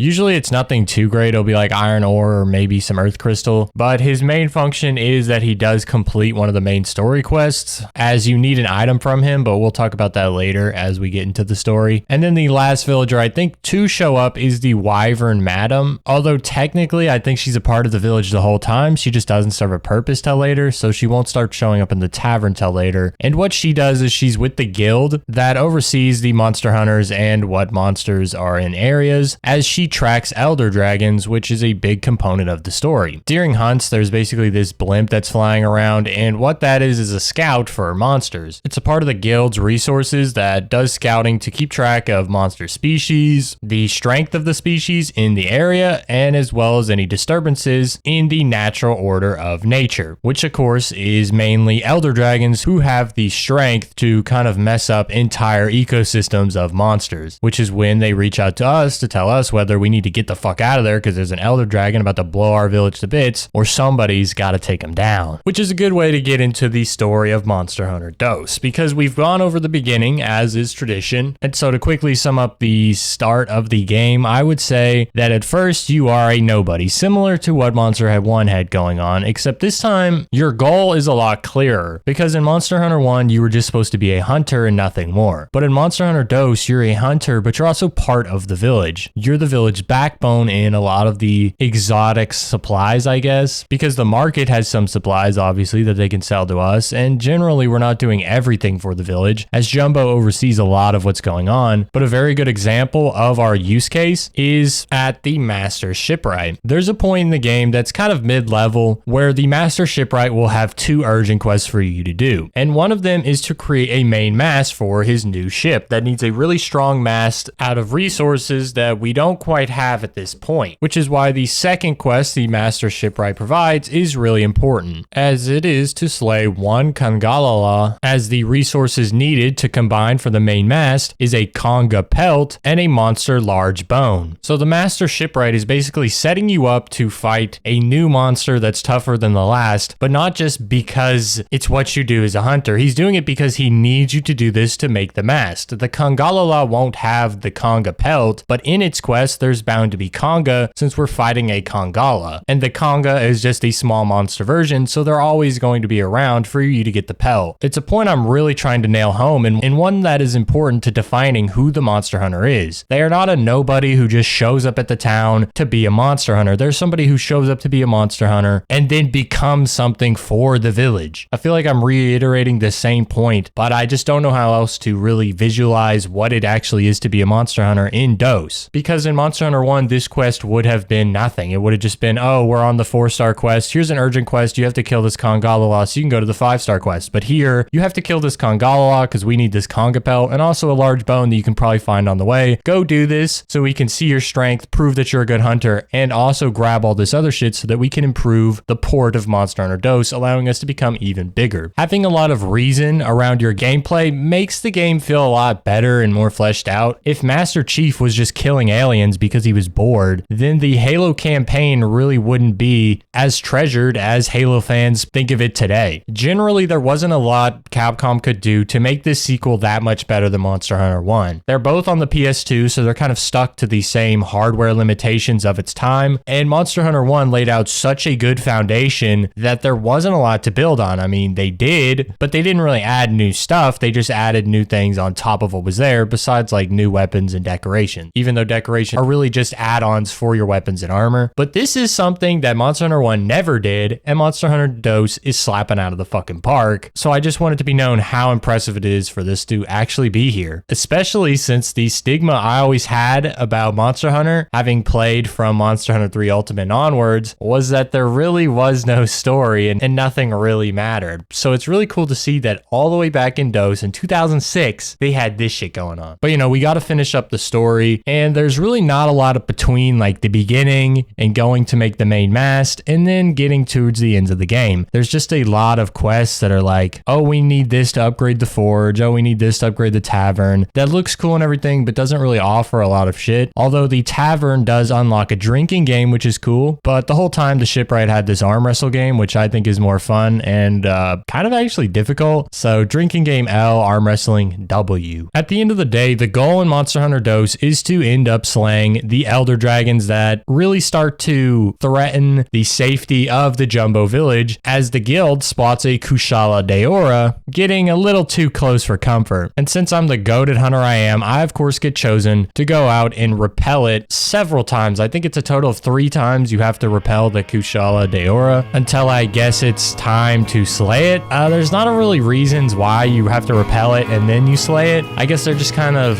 feeling it out so you don't go in there and get absolutely wrecked like the legendary gunner. But yeah, after 3 times of repelling, you finally get the quest from Jumbo to go ahead and slay the Kushala Daora. And it gives you some really good words of advice before entrusting you as you're the stronger hunter over this strong monster and that you should come back safe. Which means it's now time to set out to the snowy mountains on this 4-star quest to slay your first elder dragon, which is a very rare occurrence. I don't think it's really conveyed how rare it is for like a hunter to be going out to slay a elder dragon. It's probably something like 1 in 100,000 to like 1,000,000. The one thing I would give Monster Hunter 1 for its story was that it did kind of convey not every hunter was like you. They didn't have the ability to slay whatever was at their, whatever was at the end of their sword. We had the legendary gunner who was almost mythical in status, and he eventually disappeared after suffering an injury against a monster who wasn't even an elder dragon. The hero of Kokoto couldn't slay the Monobliss, who also wasn't an elder dragon, and your rival failed against the Monobliss, who's not an elder dragon. But of course I diced it up easy, and in Monster Hunter Dose, same thing. Although it's really not easy because the Kushala Daora is bullshit. Alright, I'ma just say it. This fight kinda fucking sucks. One, I was using a long sword, wasn't the best idea, but I had used a fucking hammer the like whole other half of the game, and I was tired of that bullshit. And the reason you don't really want to use a long sword is because your attacks are just too vertical and you'll end up hitting his metal plates. Because what the Kushala Daora is described as being is fucking terrifying. It's wearing the wind on its wings. This elder dragon and summoner of storms is easily spotted by its metallic scales. Tell me the scales are metal and I gotta hit that shit with a sword? Hell nah. And don't think it's just the metallic part that's holding me back, because the hitboxes on these fucking wind attacks are massive. Anytime the Kushala Daora moves, it's like fighting a fucking Rathalos where it would like shake its wings, except worse because these send out like whole waves of wind while the Rathalos just kind of stunned you. You'll get fucking knocked over around this bitch. The only really weak points it has is on its face, but like once again, if he shoots you with that projectile wind shot, you're pretty much fucked. So you really don't want to be in front of it, but then you're just dinking your fucking sword off it. I don't know. This shit was not the play. It's probably way easier to get in there with the gun lance where you can just shield real quick and just nail him in the fucking head. Or even a greatsword where you have a bit more horizontal attacks, so maybe you could stand off to the side and still hit it in the head. But they do at least give you a little help as they provide poison knives, and the Kushala Daora is very weak to poison. So that's something. And luckily my longsword was also part of the thunder element, so I was able to get a lot of extra damage as the Kushala Daora is metal, which means he takes more damage from that shit. However, I won't lie, I did faint 1 time, so after all that, I still died once, but I ended up claiming the dub in about like 25 minutes. Aside from the poison knives, they also give you like this lightning rod to help, but I didn't really understand how it works. Like essentially lightning strikes it, but I guess you have to bait the Kushala Daora into being next to it, but you also have to place it like a trap, which takes a long time, so it's like, what are we even doing here? I ain't wasting my time placing that shit and hoping he also comes to and attacks me at the same time. Fuck that. Upon completing it though, it is pretty worth, as the Kushala Daora is an elder dragon, and so the bounty on the monster was 10,000 zenny, so I only get paid out 2,400 for slaying it. As a quest, the bounty adds 10,000, so you walk away with 12,400 zenny.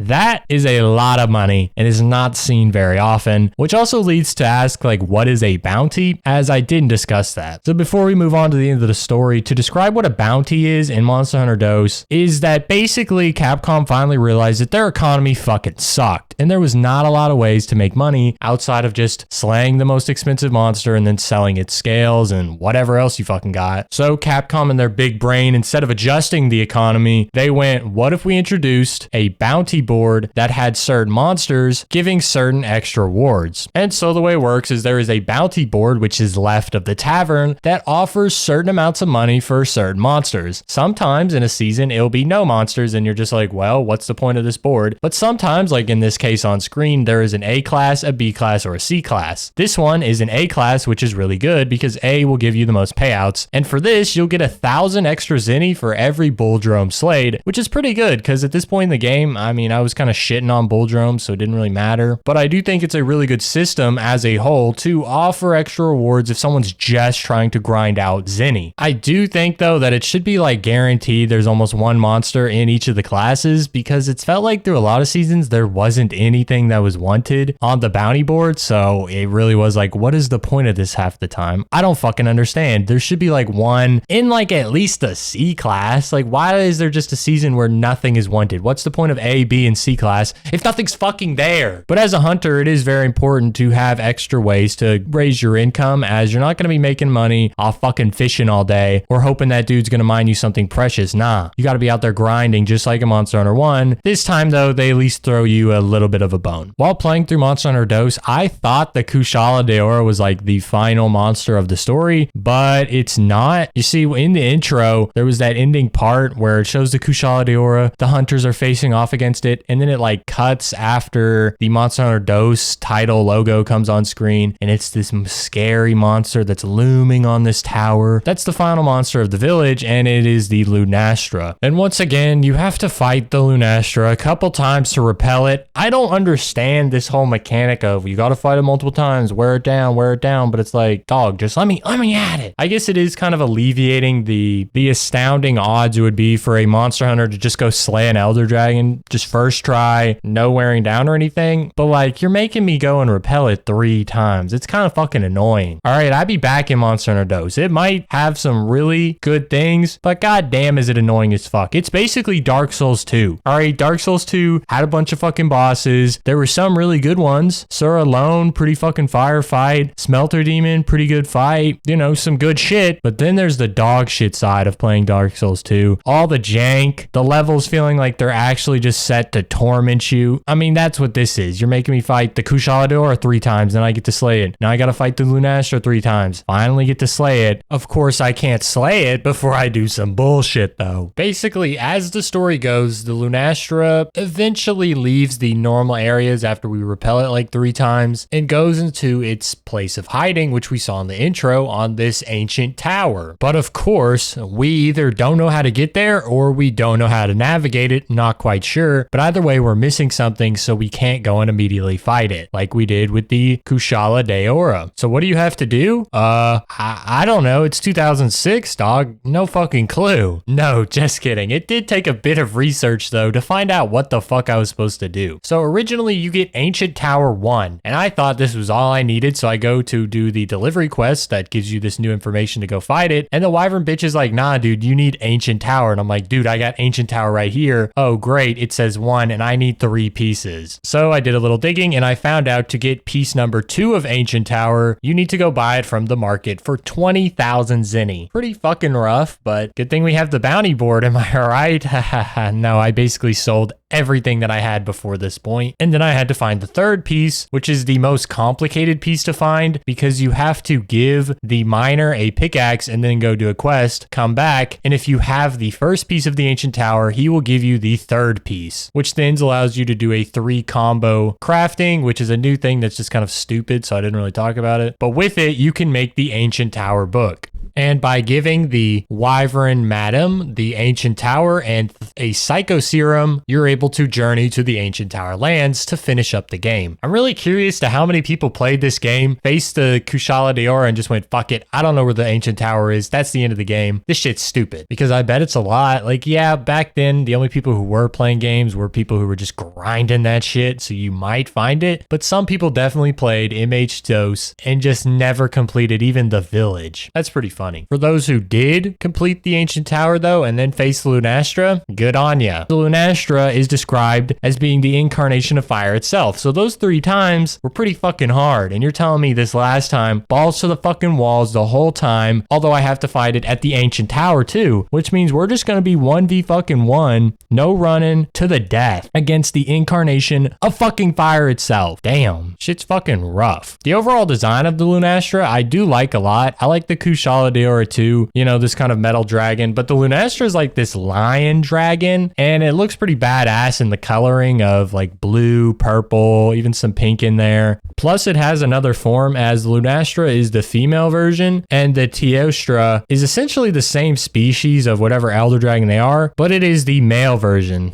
So the Lunastra is basically the Empress of Fire, and Teostra is the Emperor of Fire. Two fucking badass elder dragons that I guess bang on the side. I used the longsword in this one, and this time it worked a little better. There was still times where that stupid ass vertical chop would just catch a fucking plate on top of its head or on top of its wings, and I'd get fucked. But it was a lot more forgiving than the metallic Kushala Deora, who was kind of just fucking me the whole time. Because the Lunastra was fire, I used ice, but I think it turns out that it's not actually weak to ice in Monster Hunter Dose, so that's retarded. I should have used water, but that is just what the wiki says. It says in World it's weak to ice, but I think before that it was weak to just water and dragons, so kind of biffed it there. Should have checked the wiki, but hey, I got that shit done, and that would mark the end of the Monster Hunter Dose story. And you get a pretty big payout, as once again the Lunastra had a 10,000 Zenny monster bounty, so you get paid out 13,800 in total. Pretty fucking fine. 2 10k payouts, you know, you'll be able to get a good weapon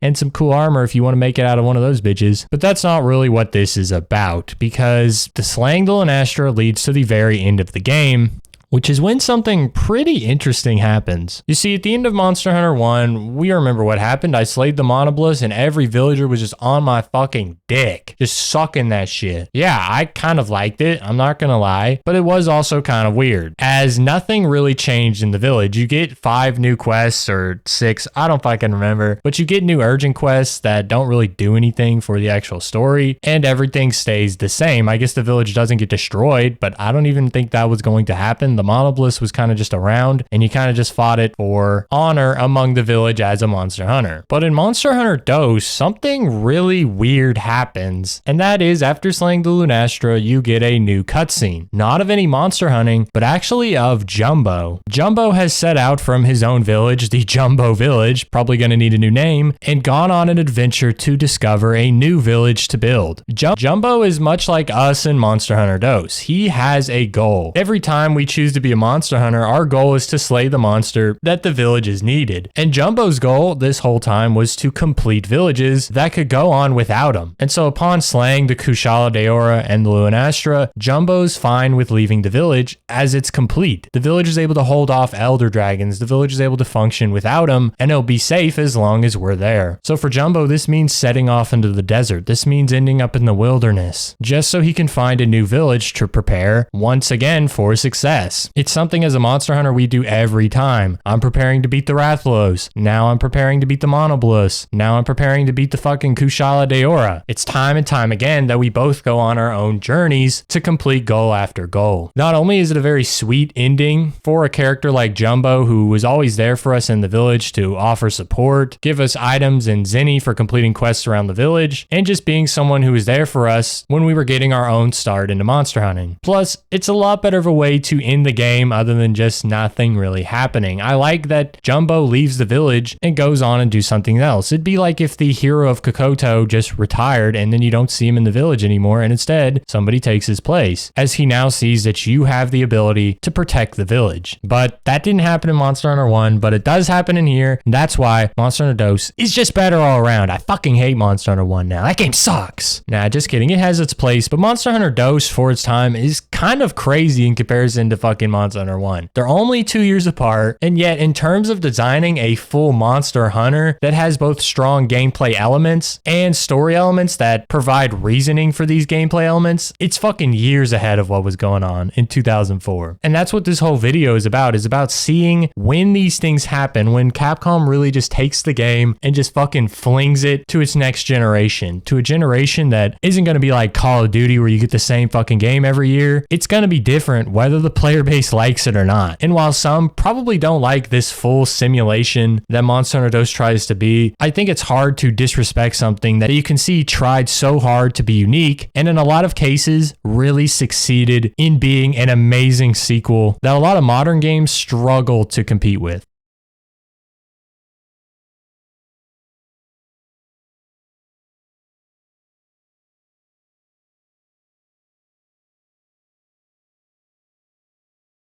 2009 would be the new generation of Monster Hunter with Monster Hunter Tri's release. This time it took Capcom 3.5 years to develop a new Monster Hunter game, while it only took them less than 2 to get out Monster Hunter DOS. There's realistically only 2 reasons for this, and the first one is the most likely, as Monster Hunter Tri broke the mold and went away from PS2 as that generation of consoles had started to fade with the next generation taking over. But instead of continuing on with PlayStation with the PS3, Capcom took their new generation hit to Nintendo, probably hoping to get on the hype of their new console, the Wii. So there was definitely some need for extra development time, as Monster Hunter and Monster Hunter DOS were both on the PlayStation 2 platform. The other part that I mentioned also comes down to what Monster Hunter Tri has to offer, because Monster Hunter DOS was mostly a copy with a lot of experimental features. Tri is not so different, although it brings a lot more than DOS did in terms of the actual base of the game, as we'll see shortly with the new monster lineup. That aside, we actually will not be looking at the Wii version of Monster Hunter Tri that released in 2009. Instead, we'll be looking at Monster Hunter 3 Ultimate that released in 2011 and was the final game in the third generation of Monster Hunter. And the reason for this is partly that while I own a Wii and can play Monster Hunter Tri on it and I don't have the ability to record the gameplay that I would need to show off at this time. I mean, I could record on my phone like you see now, but I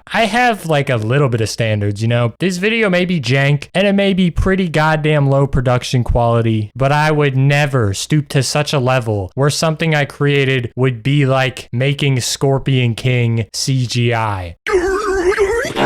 Okay, it's bad, but my shit ain't that bad. However, it's not even just that I cannot record Monster Hunter Tri on the Wii, it's also that Monster Hunter Tri is a very weird game, and Capcom did things that they immediately retconned. As we'll see in DOS, some of the things they did in those games actually does come back or stick around to an extent. But with Tri, a lot of it is just wiped from existence, and Monster Hunter 3 Ultimate is basically Tri, but without all of those weird changes and some cool additions in terms of new variety in both monsters and weapon types. The game itself is just weird. First off, Monster Hunter Tri is the only game besides Monster Hunter 3 Ultimate that has swimming and underwater combat. The version of the third generation of Monster Hunter Portable 3rd, that released on the PlayStation Portable, does not have the water combat. Even though they released Ultimate after that with it, they just didn't include it. Similar to Monster Hunter Freedom Unite and Monster Hunter Freedom 2, it's one of those weird portable offsprings that just doesn't have a faithful attachment to the original game outside of the monsters and weapons, so it really wouldn't help show the evolution, but it'd be cool to talk about one day if I ever go into the portable evolution of these games, because they are wacky. Monster Hunter Tri also took a step back and did not include the bow, gun lance, hunting horn, and dual swords. We don't really have any info why this decision was made, but if we take a look at the weapons removed, they removed the bow, which was from Monster Hunter DOS, they removed the gun lance, Monster Hunter DOS, and the hunting horn from Monster Hunter DOS. The gun lance and hunting horn especially are weapons that serve purposes that were already being done with the hammer and lance, but with an added feature that expanded on gameplay, so I can kind of see why they removed them if maybe they didn't like the direction that these were going, and they just wanted to have more of a basic style of fighting. Although, why would they remove the bow then? I don't really know, as it served a completely different purpose as the gun lance. It was a more run and gun style compared to the light or heavy bow gun, which you'd kind of just sit there and blast away, and then reposition whenever you could. And the dual swords, no clue. It was not in the very first game, but then it technically is if you played the English version, and even then it does very much serve a different purpose than the sword and shield. I mean, it doesn't have a shield, it's 2 quick swords. That's way different than having a shield which you can block with and just one sword which you can't attack as fast, as long as having that whole bar for your like demon mode activation or whatever that's about. Just didn't make a lot of sense why I removed those two, but I can see the direction they were going for why they removed the gun lance and the hunting horn, because that was something I talked about in DOS, that these are weapons that existed but with added depth. But I think that was a positive thing, so this is a very weird change and not one I like, and this is the only game that they have ever removed weapons. Not counting, of course, the weird spin-offs of Monster Hunter like Monster Hunter Frontier Online or those type of games where they have new weapons, but those aren't part of the mainline franchise. Even then though, it doesn't make a lot of sense because we actually do get a new weapon in this generation, being the Switch Axe, which is basically like a greatsword and a halberd or something more heavy. I'm not sure on what weapons are, but you know, it's combining the greatsword with another weapon, which is what they seemed like they didn't want to do, and they wanted things to be basic. So it's like so conflicting that I just think Try was just them throwing out new ideas, and a lot of those new ideas come in the forms of new monsters, so I guess it makes sense, but it was very weird. And it doesn't even stop there in terms of weapons, as Monster Hunter Try is the only game to have customizable bow guns, which could be made from individual stocks, barrels, and the frame. And the classifications of these things were basically there was like a heavy bowgun stock, a light bowgun stock, and then a medium bowgun stock, and barrel and frame for all three. So you would combine these pieces to make your perfect one, and it was pretty cool. I really like adding that depth because there is only 2 ranged weapons in this game, although there are 3 in every other game. But this kind of meant that there are 9 possible weapons that you could make in the ranged variety. Granted, they won't be very different, and at least half of them are just going to be one piece away, but it is something that adds a lot of variance to a system where there's technically only 2 or 3. Outside of weapons and monsters, Monster Hunter Try also introduced the Moga Woods, which is like the first free hunting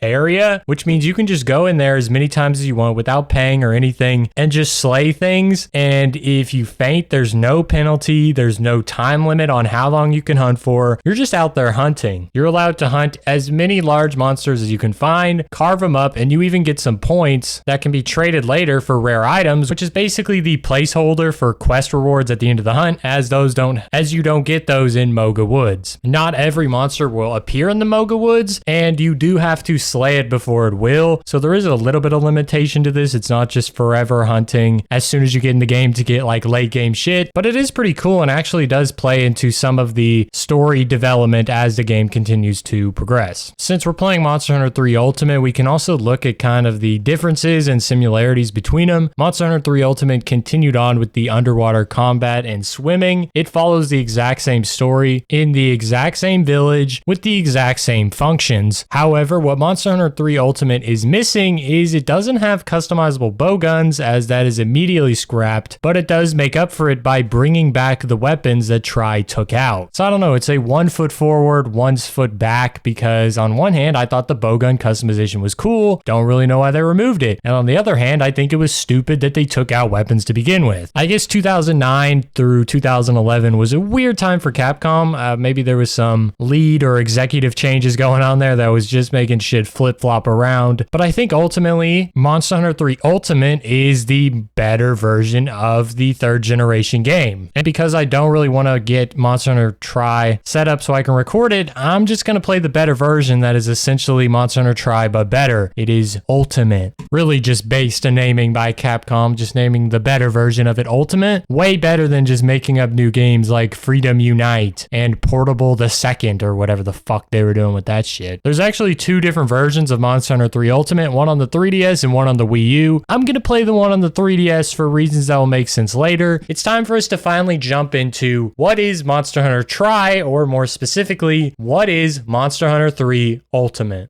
As our new tradition goes, we of course are starting at the character creation of Monster Hunter 3 Ultimate. And upon clicking in, we'll see some interesting things because the game looks different. Alright, Monster Hunter 3 Ultimate is on the 3DS, which means we have 2 screens. Now during a lot of the gameplay, you're only going to be seeing the top screen because that's where it shows the Monster Hunter, and the bottom is usually map and random items that you can quick select. But for this instance, we need to see the top and bottom, as you can see your character in the top and the customization in the bottom. So whenever you see multiple screens, just know I'm trying to show you something in the bottom screen because it doesn't show up in the top. Not a big deal, just be looking out for it. And on this screen, the first thing that's going to catch my eye is how many options there are. There's 10 options here because there's 5 on each side, which is more than the past had. So we're going to have to take a look in more detail at what these do. First off, it's the name. Normally you would type the name in normally, but something Citra here. I don't know what this is, guys. I'm playing on my 3DS. I don't know what Citra is. I would never use that. But interestingly enough, you can actually name your character literally whatever you want. I mean, if you want to name it this, you can name it that. Even the slang works. Even the funny person word works. They do not give a fuck in Monster Hunter 3 Ultimate. And it's weird. There was like a backwards transition of what you could do. You could do less in Monster Hunter 1 than you could in Monster Hunter DOS. And now you can do like literally anything in Monster Hunter 3 Ultimate. Maybe in the online version of the game, they actually have limitations on what your character, can be named, but I don't know, because there is a whole profile card you can set up, so that could be there, but I really don't think so. Anyway, name's just kind of a fun little thing we do. If we go to the right, we will see that they have the gender selection actually in the character creation. Thank you. You have no idea how annoying in Monster Hunter DOS it is to want to go look at the different gender options for hair and face, and you constantly have to click out of this menu where it has to load for like 10 seconds each time. Fuck that. It's right here. Male, female, 2 as always. Also, we can click the little L and R buttons to switch between, but fuck you. First looks at the character. God damn, why the fuck she arched like that? Holy fuck, dog. Look at that shit. What the hell?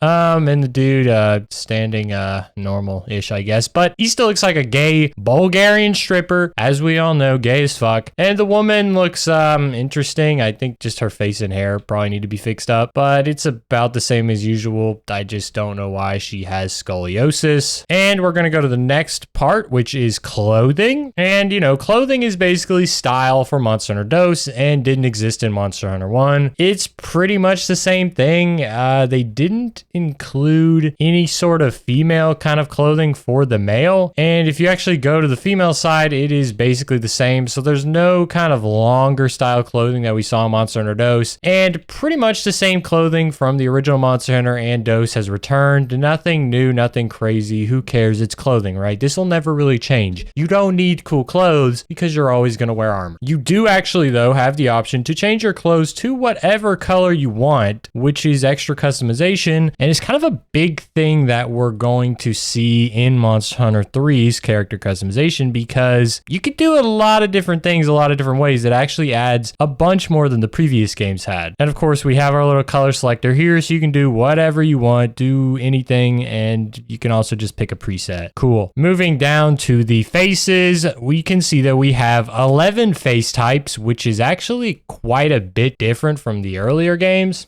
Monster Hunter DOS, for instance, had 27 different face types, which is, a lot more than 11. So why is this? Well, it's because when you go to the next side, you see that you can go to features. And features allows you to basically give faces beards or not. And also eyebrow hair and mustache hair, which is basically how Monster Hunter 3 Ultimate is going to double the amount of faces you have, because each face has corresponding features you can use. This one, instead of getting facial hair, gets a scar. That's cool. But that's not even all, because it also has a secondary feature. So you can select, instead of this guy just getting the scar on feature 1, he also has feature 2 where he gets a little facial hair. Bam. That's a lot. So that's not even double, that's triple. And you can see when we have all of them on, they start looking a lot weirder. Although keep in mind that you can also change some of this facial hair. I don't know if you can change all of it. Oh, looks like you can, but you can't change like the scarring color, for instance. So we technically have, like 33 face types, but it doesn't even end there, because if we jump down to the bottom, we also have skin tone. So yeah, while it looked like all these characters were like slightly tanned and red people, you can actually make your skin tone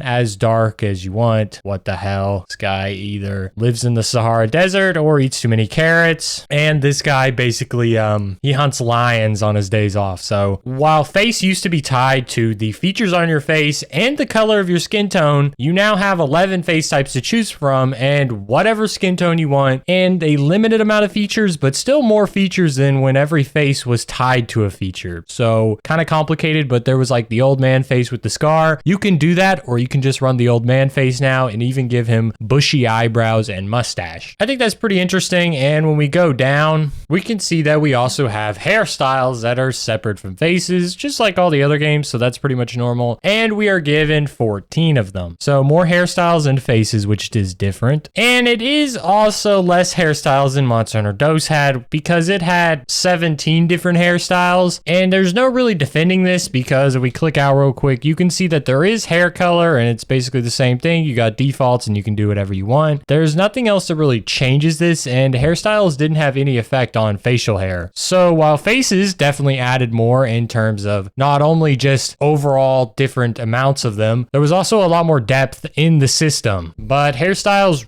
really is a downgrade. I don't really know why there's just 14, but a lot of them are returning.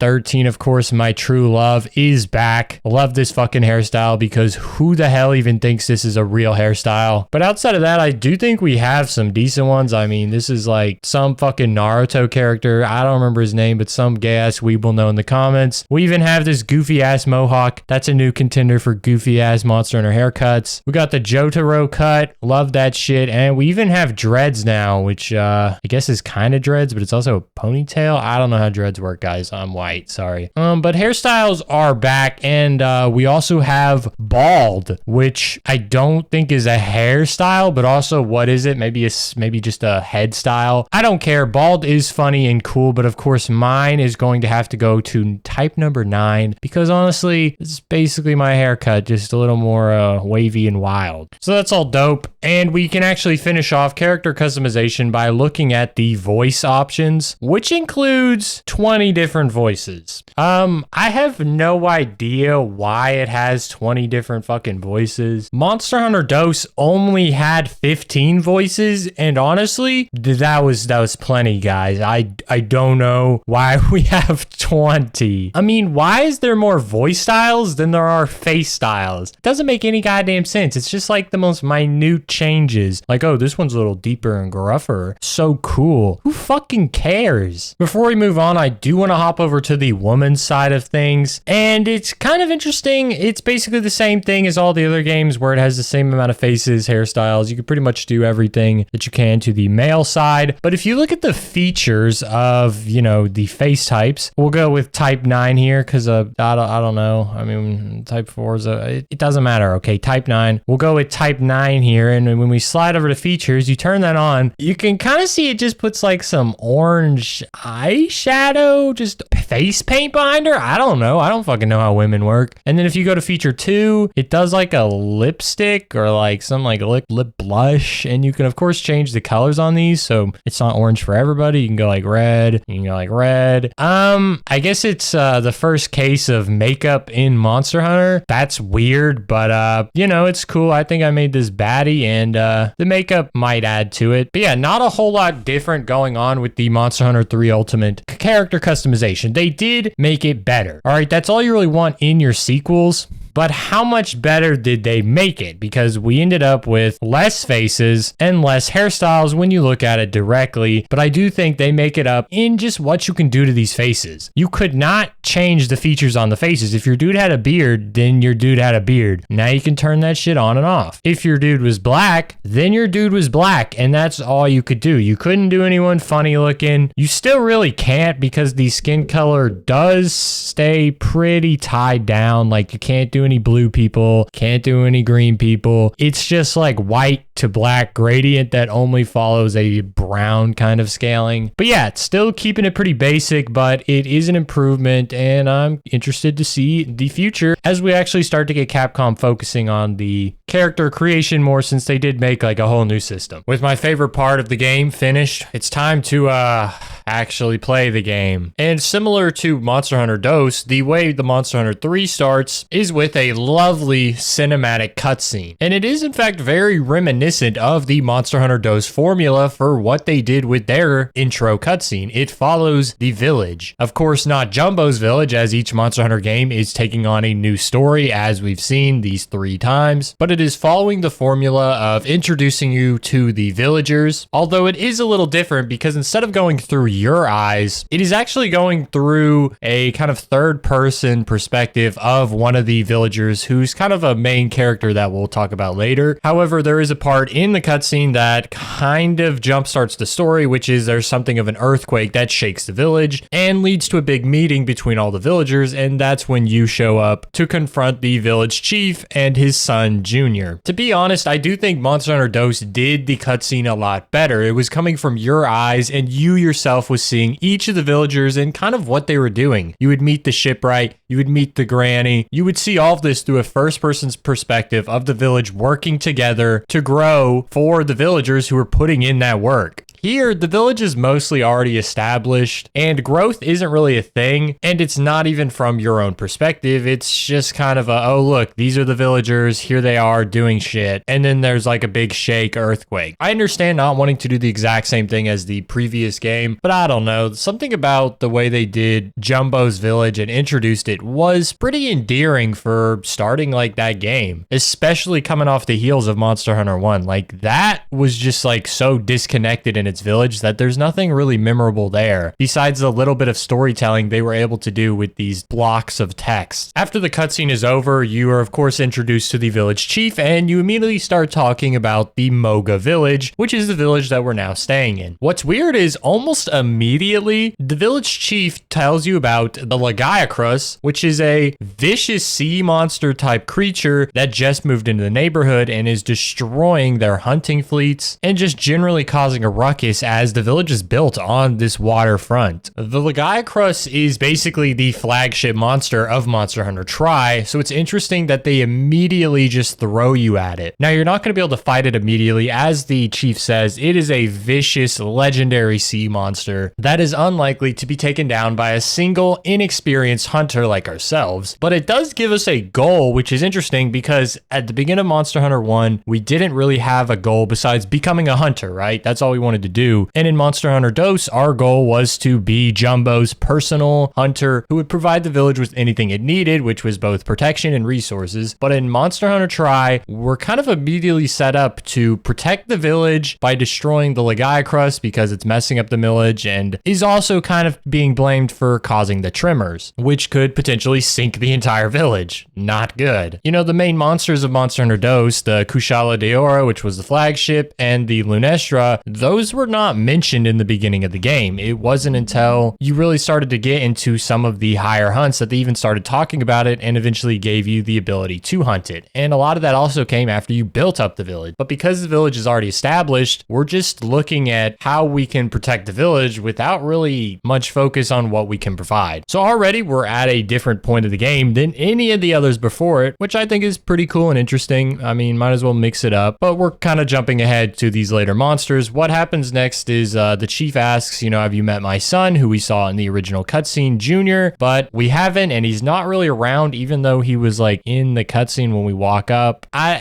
don't really know what the cutscene's supposed to be there then. It seemed like they were looking at us coming in, but apparently not. But anyway, Junior's off, and we have to go find him in the Moga Woods. And it is also at this time that we receive our generous salary of the 1500 Zenny signing bonus, a real classic in the Monster Hunter series at this point. But knowing what we know about Monster Hunter, 1500 will only take us so far. Like every Monster Hunter game before it, Monster Hunter 3 of course begins with a tutorial, although this one is quite different. In a similar way where Monster Hunter DOS reinvented its quest system that completely changed the beginning of the game and actually offered an optional tutorial, Monster Hunter 3 doesn't offer that tutorial, but it does reinvent the tutorial system as it starts you out going into Moga Woods, which doesn't exactly involve taking a quest, as Moga Woods is the free hunt side of the game that we talked about earlier. There's no timer, there's no real goal, and it doesn't really matter if you faint. Of course, there's not really anything to do at this time because you're just going to find Junior, but it does involve the chief giving those messages in your head so that you can learn about game function, like how to attack, how to roll, you know, the shit that we learned in the 2 games prior. Moga Woods is also pretty interesting because normal games start at the camp, but because we didn't start a quest, we actually start at the first area at the gate. You can actually play on Moga Woods through quests, and you'll start at the camp, but at this time the camp's broken down, and that's where we can go and find Junior. So we go from area 1 to area 2 to the camp. Upon finding Junior at the camp, he's basically like, yeah, I'm hungry, and he teaches you basically how to cook your raw meat and make it into the steak that we've come familiar. So it's acting as a tutorial, but also a little bit of story development. I don't want to dive completely into the story because we'll do that later, but basically the camp's in absolute ruin, and so you can't do the quests that you could do in other games at this time until we can fix up the camp to actually do that. So you need to feed Junior and get back to the village through the Area 1 gate, which will then lead you to the chief, where you have another discussion where he interestingly mentions that slaying the Legiacrus is the final goal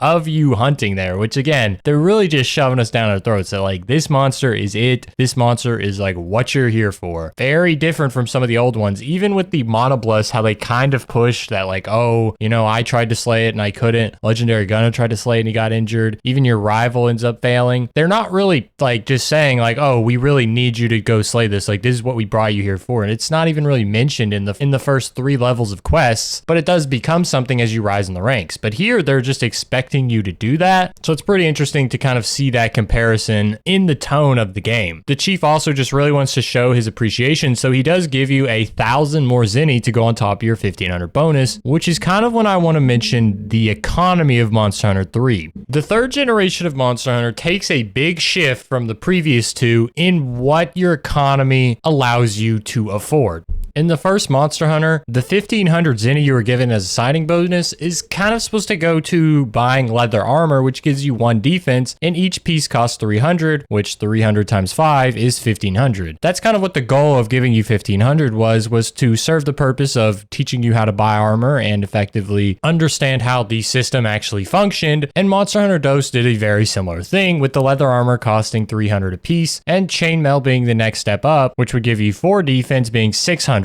or you could just save your money. It was really up to you. In Monster Hunter 3, there is a complete tonal shift in the way the economy really works for you, because leather armor in this game only costed 100 zenny per piece for that 1 defense. So you could get them all for 500 and still have 1,000 left over. But it's even more apparent because the chief gives you that extra 1,000 zenny, which means you would have 2,500 total, and the chainmail armor, which gives you 4 defense per piece, is only 400, which would be 2,000 total zenny for the whole set. So even if you bought a full set of leather armor, you would still have 1,000 zenny and then get another 1,000 zenny, so you could buy a full set of chainmail after, or you could just skip the first part, buy the chainmail, and then have 500 zenny left over. It is immediately apparent that Monster Hunter 3 is taking a way more generous stance with their economy than the both 2 previous generations did almost combined. Those motherfuckers didn't care about you. They wanted to run your ass dry. But in Monster Hunter 3, money is never really something that matters as much as just fighting the monster for the resources. Not only is stuff generally cheaper and have better ways to actually obtain them, which we'll get to later, but the market also consistently has 50% off sales, so you can buy herbs for 10 zenny a piece and later even potions for just 33 zenny. It kind of makes sense though when you think about what actually Moga Village is. It's not like Jumbo's Village, which is just starting up and resources are probably scarce. You know, people need to charge more because they have less supply. Moga's already set up. It might be in danger of being destroyed, but like that doesn't really matter. You just showed up. They got all the resources they can have. You know, shit should be cheaper and you should have an easier time, and that's how it is. Even compared to Monster Hunter 1, which was an established village, it was a very small village. Sure, it was more so limited by being on the PS2, but in terms of scale, there is way more in Monster Hunter 3 than either village has had. So the economy kind of works lore-wise, but gameplay-wise, it very much streamlines the game so that the decisions you make matter a bit less. Now, if that's a bad thing or a good thing, that's really up to you.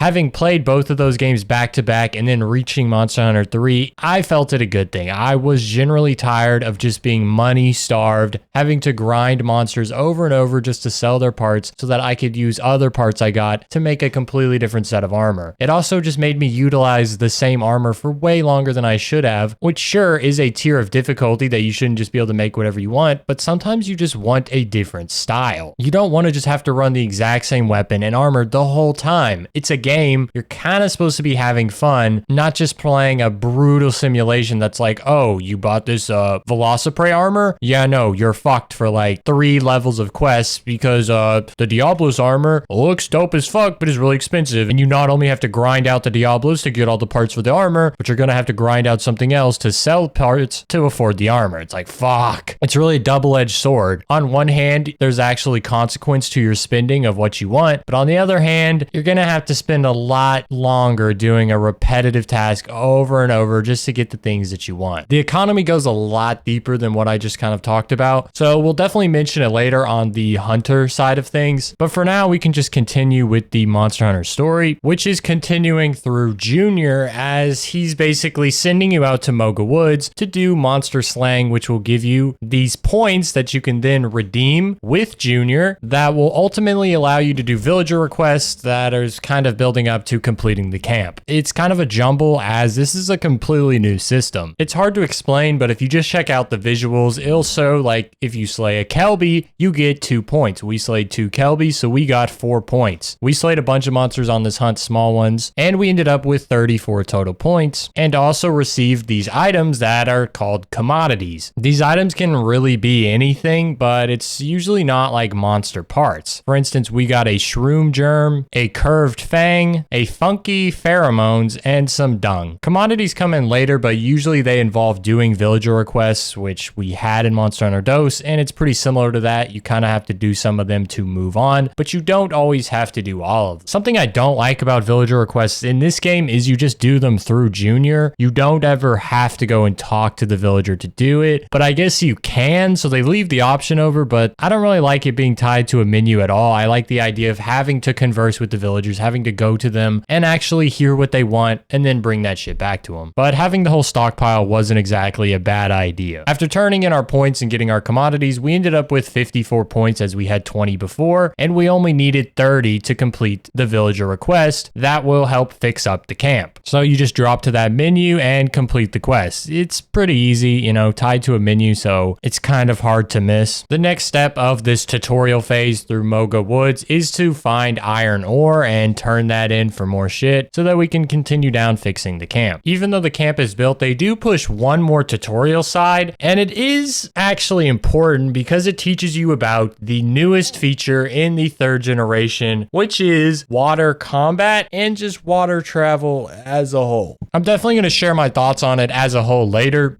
but right now the basic gist of it is that underwater there are new monsters, and this is definitely going to add to the monster count because they added monsters like fish.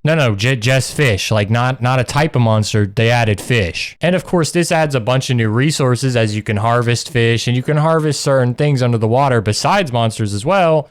That is going to come into play for a lot of village requests and even new different types of armor. Besides mentioning the basic control scheme of being underwater, Junior also mentions that there is a oxygen bar for how long you can stay underwater, and you can see it on the left side of the screen just under the timer. The blue bar will slowly run down. I don't know how long it takes. If I had to guess, probably 2 or 3 minutes. It's a pretty long time. Don't know how your hunter stays down there that long when you're covered in armor and you have a big sword, or at least a shield and a sword, and you're also swimming around very hard and fighting monsters, but who cares, dog? Who cares, right? The Monster Hunter is a god. Not only can it slay enormous monsters, but he can breathe underwater and actively swim with massive weight. Just don't question it. My first impressions though of slaying the fish was that the combat was a little wonky. It was kind of hard to tell how close or how far you were to hit the fish, even though they were standing still, especially since the sword and shield is quite close range. There's not much you can really do to make it easier on yourself to hit it from longer ranges because the water combat just doesn't really feel right. It's a lot different from ground combat, even if both are pretty basic. I think the thing I found the most jarring was the roll, because on the ground, the roll feels pretty snappy. You hit a roll, you're back on your feet. And it's often pretty easy to kind of spam to chain them together if you're really trying to get the fuck out of a way of a monster move. But when you're underwater, the roll serves as a way to almost propel yourself in one direction. You can go up, you can go down, you can go left, you can go right, but it seemed like you couldn't really go anywhere between those. And it was often a long animation of swimming really fast that just felt kind of clunky. Of course, this is their first version of swimming and last at this time, so it's not a surprise, as even when they were working on the monster combat, that was clunky. Monster Hunter 1 and 2, pretty rough, so it's no surprise, but I didn't find myself disliking it. I actually found it pretty cool as a way to tie in water monsters, and especially with some of the designs we'll see later, I think really opened up a whole new path that Monster Hunter is still missing to this day. After completing your new form of fishing, you're able to actually teleport back to the village in Moga Woods by just going to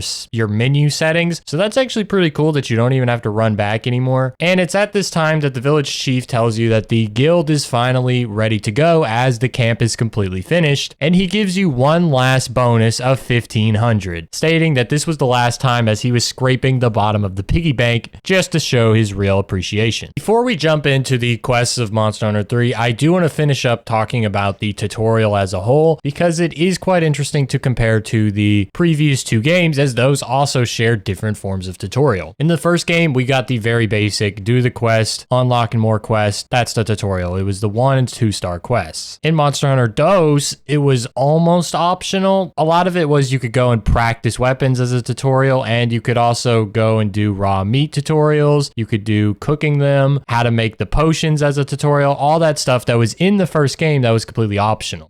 The third generation of Monster Hunter doesn't really give you the option to do it. It's interesting because this one is considered almost a reboot of the franchise. It was moving to a new audience on the Wii, so I'm sure Capcom felt like they kind of had to force you to learn how to play the game again, even if fans were returning to a franchise that they had already played. I guess they assumed that a lot of them would be new because it was a new platform, which is kind of weird because, I mean, everybody who is everybody had a Wii, so I would assume you probably played it on the PS2 if you were really into Monster Hunter. But it's cool, the tutorial really isn't that long, and it is pretty interesting because it teaches you completely new systems like how to function the stockpile, which allows you to do villager requests, and the Moga Woods function, while also showing off the water part of the tutorial. But the whole raw meat and cooking it and going to find iron ore, kind of lame, especially because they overhauled it where when you're gathering and mining stuff, it shows a question mark so you know exactly when you can do it. So it's not like it's unintuitive or anything. It's pretty simple. It's just weird without context that they made the tutorial completely optional and then they didn't make it optional in the next series. But with context, I do think it is pretty explainable, especially since a lot of Wii people were, I guess, what you would call normies. So if your aunt just randomly gave you Monster Hunter 3 and you had no idea that this was the fucking third one and you just thought try meant something cool in Japanese and not Spanish, then sure. I don't want this to really sound like I'm complaining about having to do the tutorial. I actually thought the tutorial was pretty good. I liked being able to just go out and free hunt and kind of just learn the game in this pretty coddly environment. They taught me to fight new small monsters. They taught me to traverse a new map and understand a new gameplay mechanic. It's all in all a pretty sound tutorial. It's just interesting to look at these changes over 3 generations of game. Plus, the Monster Hunter 3 chief is just way more generous, so it actually feels pretty worth to sit there for like 30 minutes and do it. I mean, he pays you out, what, 4,000 zenny by the end of the goddamn tutorial? Dog, I don't even know how long it takes you to get 4,000 zenny in either of the previous 2 games. There would have to be like a secret brothel where you could suck dick for 50 zenny each to even get there in the first hour. That shit was brutal. You'd be getting no bread. We've talked about the character creation and the tutorial, so I think it's time we moved on to the next part of Monster Hunter 3's design, and that comes in the form of the quests of Monster Hunter 3. The most obvious and important question that can be asked is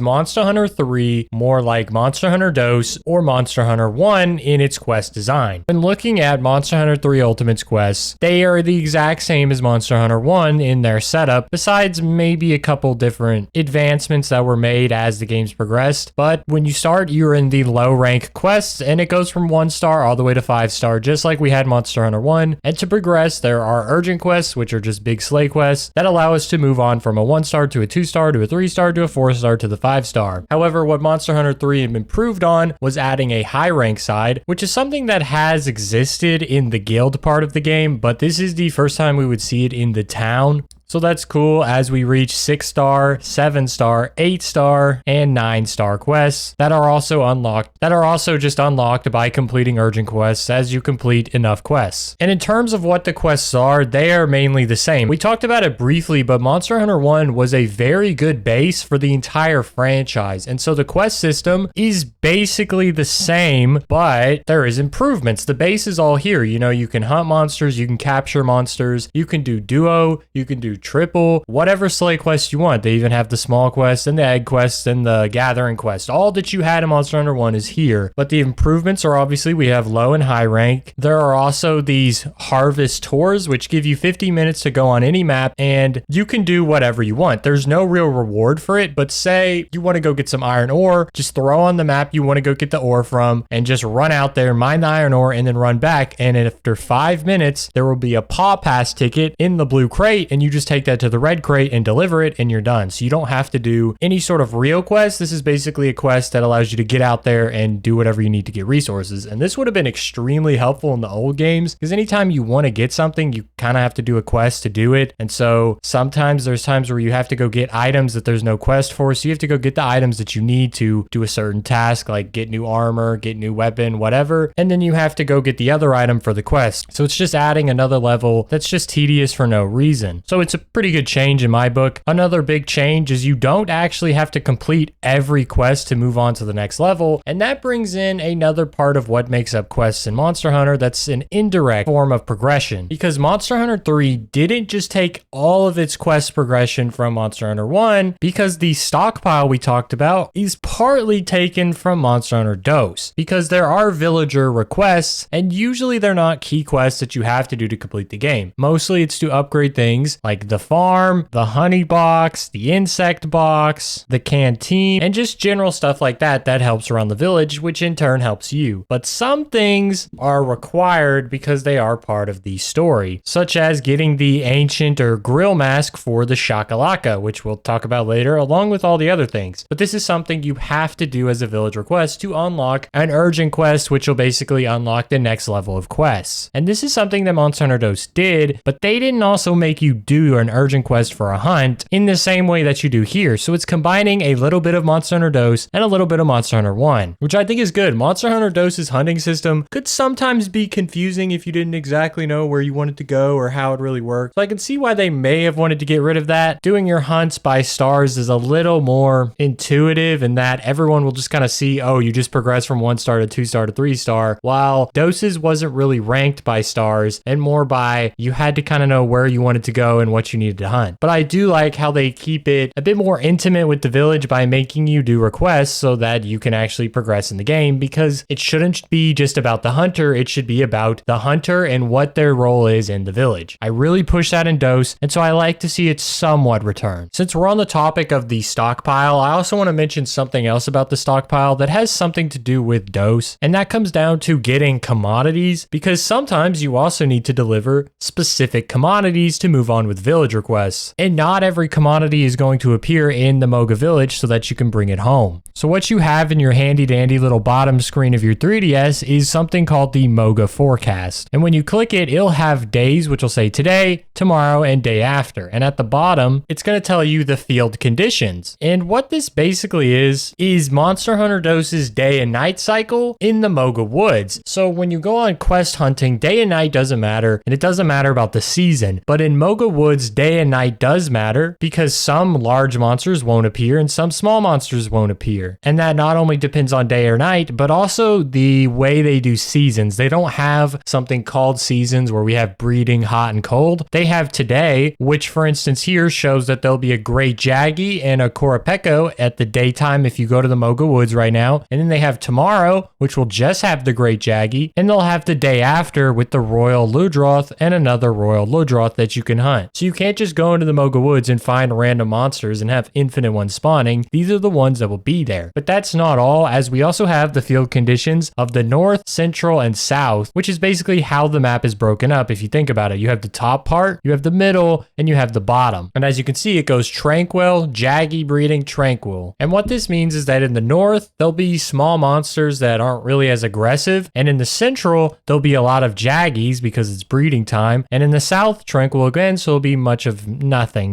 just a bunch of small monsters roaming around, not doing much. If we go to the next day, tranquil, we know what those are. But in the south, it is herbivores breeding, which means we'll have herbivores. And herbivore breeding actually ties into one of the quests because during that season is the only time a very giant Aptonoth will spawn, which will allow you to get a supersized dung as a commodity that you can trade in for a rare item. It's a pretty complicated system in kind of a different way that DOS was complicated, because DOS was complicated in the sense that you didn't always know how to get around it so that you could fight the monster you needed to progress in the game, as opposed to just waiting it out and doing nothing. But 3 is complicated because you don't really know what all of this means. You don't really know how to get the giant Aptonoth to spawn, and that it's going to drop the supersized dung, and that it can only happen if it says herbivore breeding. Characters kind of mention these things, but often in Monster Hunter, I'll be real, I'm just spamming that A button. So at one point I was pretty stuck until I looked up like, oh, how do you find the supersized dung, blah, blah, blah, blah. It's a pretty common problem. There was at least like 5 questions I saw in the first Google search about like where to find this shit, because people just didn't know back in, 2009, 2010, but luckily the internet's kind of popping off then and GamerFAQs is rolling right along, so they found they shit out. But it was a weird way of trying to still scrap the day and night cycles and the seasons themselves, something that wasn't too well received in DOS, and honestly I don't really think people really cared about it in this one. I don't really think I even paid attention to it because the Mocha Woods as a whole kind of falls off. We were talking about quests before we got into this kind of tangent, but honestly there's not really much else to talk about in terms of the quests themselves because it's a combination of Monster Hunter 1 and DOS, so nothing really new besides being able to do the high rank shit, so you have access to higher rank gear that just ends up being more fun, along with just a bunch more quests that lead to more monsters being in the offline version of the village. But we have not talked about what is actually in those quests, meaning what are the monsters of Monster Hunter 3. As I mentioned before, Monster Hunter Tri was a reboot of the franchise, at least in theory. Technically, every single new generation is a reboot because it doesn't follow the first generation in terms of story or sometimes even gameplay, but in Tri, they obviously added water gameplay, trying to start something there, and that in turn added a lot of new monsters. In fact, almost every monster is new, as in Tri there are no subspecies, and the only returning large monsters are the Rathian, Rathalos, and Diablos. So 3 from 2 generations of games, only 3 have returned. That's kind of crazy. Now in Monster Hunter 3 Ultimate, we do get a lot of returning monsters such as the Plesioth. Now in Monster Hunter 3 Ultimate, the one we're actually playing, we do get a couple more returning monsters such as the Plesioth, the Nargacuga, which is at, I think, Monster Hunter Freedom Unite in the 2nd generation, and about every single subspecies that these monsters have. But Monster Hunter Tri had 35 total monsters, 17 small and 18 large. So of the 18 large, only 3 of them were from previous generations. So 15 new ones. That's pretty good in terms of like trying to reboot and just adding new shit. There are some returning small monsters like the Bullfango, the Kelbies, but because of the addition of the entire water area, they had to make a bunch of new small monsters for that, and also a bunch of large monsters. Besides adding subspecies, Monster Hunter Portable III added a lot of its own monsters, such as the Daramboros, the Great Roggy, the Langombi, the Nibblesnarf, the Volvidion, the Zinogre, and Amatsu, with the Zinogre being one of my personal favorite monsters of Monster Hunter. Monster Hunter 3 Ultimate didn't add as much, but has a lot of the same monsters as Monster Hunter Portable 3, as they pretty much are the portable versions. Portable 3rd, of course, was for the PlayStation Portable, and 3 Ultimate for the 3DS. Ultimate itself added the Branchidios and a couple more subspecies, but didn't add a lot more over Portable 3rd, which came out like a year prior. However, the Branchidios, being the flagship monster of the game, is pretty damn cool and adds a whole new element to the game, which is pretty cool. I said element like I was talking about some function of the game, but I just remembered that's a thing of the game. So what I meant to say is ailment because that's what it was added, not an element, an ailment. Sorry. So obviously there's a lot of new monsters, but in terms of rebooting, how does Monster Hunter Tri compare to the past in terms of the quality and amount of monsters added? We talked about how many DOS added and how many was in Monster Hunter, which is 30 in Monster Hunter and 68 in DOS, with DOS mainly taking a lot of what the original Monster Hunter had and its whole first generation. But of course, adding some of its own, mainly its flagship Elder Dragon like the Kushala Daora, and also its 2 new classes. Fortunately, Monster Hunter 3 continues this and added 35 total monsters to its roster. Now 35 is less than DOS's 68, but this is a reboot while DOS was mainly built off Monster Hunter and Monster Hunter only had 30. Now Tri only has 1 more large monster than Monster Hunter, but it does have 4 more small monsters. Both of them, of course, not having any subspecies is kind of a hit to its overall quest amount.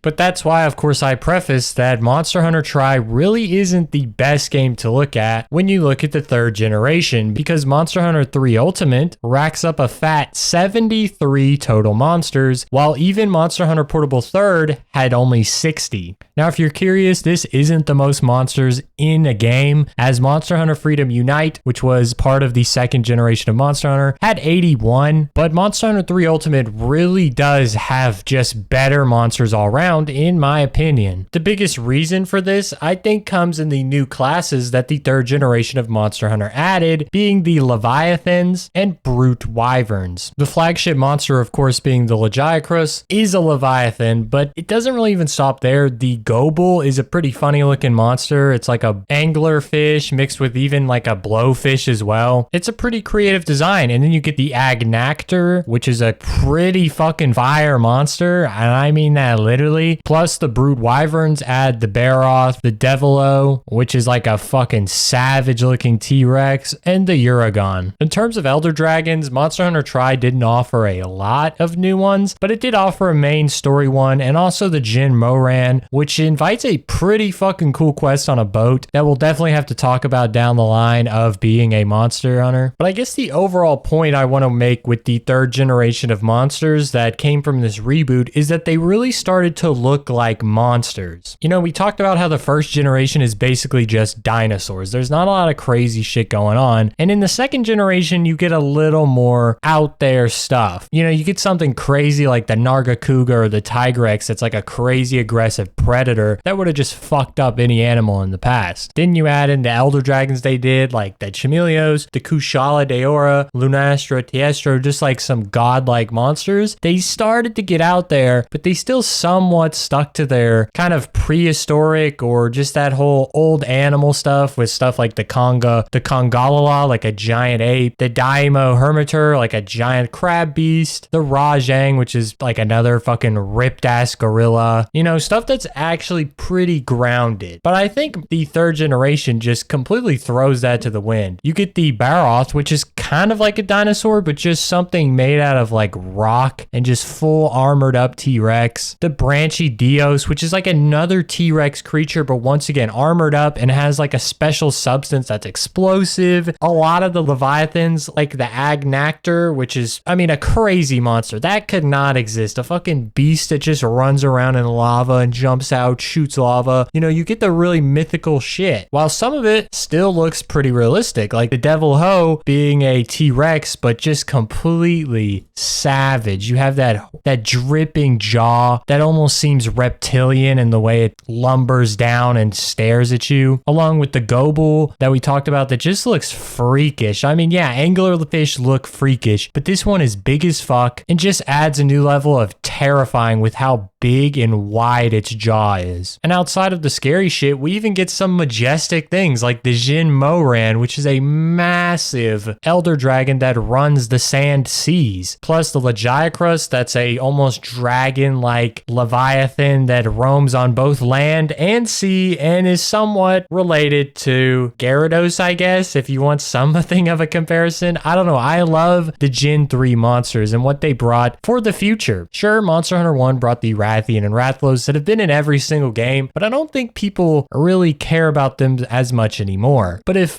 Capcom was to throw like the Branchidios, the Giganox, the Devilo, the Agnactor into some of the newer ones, I think people would go crazy over them because their designs are just peak. Not to say that the generations before didn't have peak designs, but when you look at something like the Cephadrome, the Gravios, the Bizarrios, the Plesioth, the Velocidrome, the Gendrome, the Iodrome, like stuff just doesn't look as impressive. I mean, the Yin Cuckoo, the Gypsaros, like I don't know. I personally don't see those and get really hyped. But when I see even some of the starting monsters here in the third generation's roster, I'm pretty hype outside of like the Great Jaggy and the Great Baggy and the Great Roggy, as those are kind of beginner monsters that, you know, lead to the curve. Plus, my beloved the Zinogre is part of the third generation, and it's, you know, bias aside, definitely one of my favorite monsters. I think the color scheming is nutty. The way they just accent every piece of it with having like the furry chest, the horns, the beard, the massive claws. Oh, it's fucking so cool looking. And then you add the lightning aesthetic and how it like powers up with the howls. I love that monster. And it's fun to fight because it gives you a chance to do like massive damage on it whenever it's charging up, while also being able to absolutely fuck you up with that tail slam. Right? Really just one of my favorites. And honestly, I would put it above like the Tiger X and Nargacuga in terms of being a raw, scary ass predator. I guess to sum up the monsters of Monster Hunter Tri and just the third generation as a whole, there might not have been as many with this reboot as the first and second generation pumped out, but it is just one generation, and the quality of the monsters they put out, I would say, is almost unmatched in most other generations. Now, obviously, when we get to some of the newer generations, they got a lot more resources to pump into these designs, but in terms of the generations that came before it, the third generation slaps the shit out of it, and I think when we get to the fourth generation of Monster Hunter and talk about those games, it becomes even more apparent how influential these designs were. The weapons of the third generation of Monster Hunter is a little complicated. As we spoke on in Tri, they removed the dual blades, gun lance, hunting horn, and bow for some godforsaken reason. These obviously return in the other games and even the other games in this third generation, and in Monster Hunter 3 Ultimate in specific, these 4 weapons being added back means there's 4 new weapons to fight underwater with, which is pretty cool. Now, in terms of new stuff added in the weapons class, it's pretty low, and honestly, it's pretty low on all of the equipment, but we'll talk about the new stuff in weapons first before going on to armor and a new piece of equipment. So the new weapon of Monster Hunter Tri is the Switch Axe, and the Switch Axe is pretty cool. It's actually more of a sophisticated weapon like the hunting horn and gun lance, counterparts of their others, except the Switch Axe doesn't really have a lesser counterpart. There's no axe, there's a hammer, but not really an axe, and it's kind of a greatsword, I guess, but its default form isn't a greatsword, so I wouldn't say the greatsword is a lesser version. An actual comparison of the Switch Axe is kind of hard to find at this point in the game. Later, there's a pretty decent comparison, but not right now. For now, I would say the special function of the Switch Axe is similar to the gun lance, and the mechanics of the Switch Axe,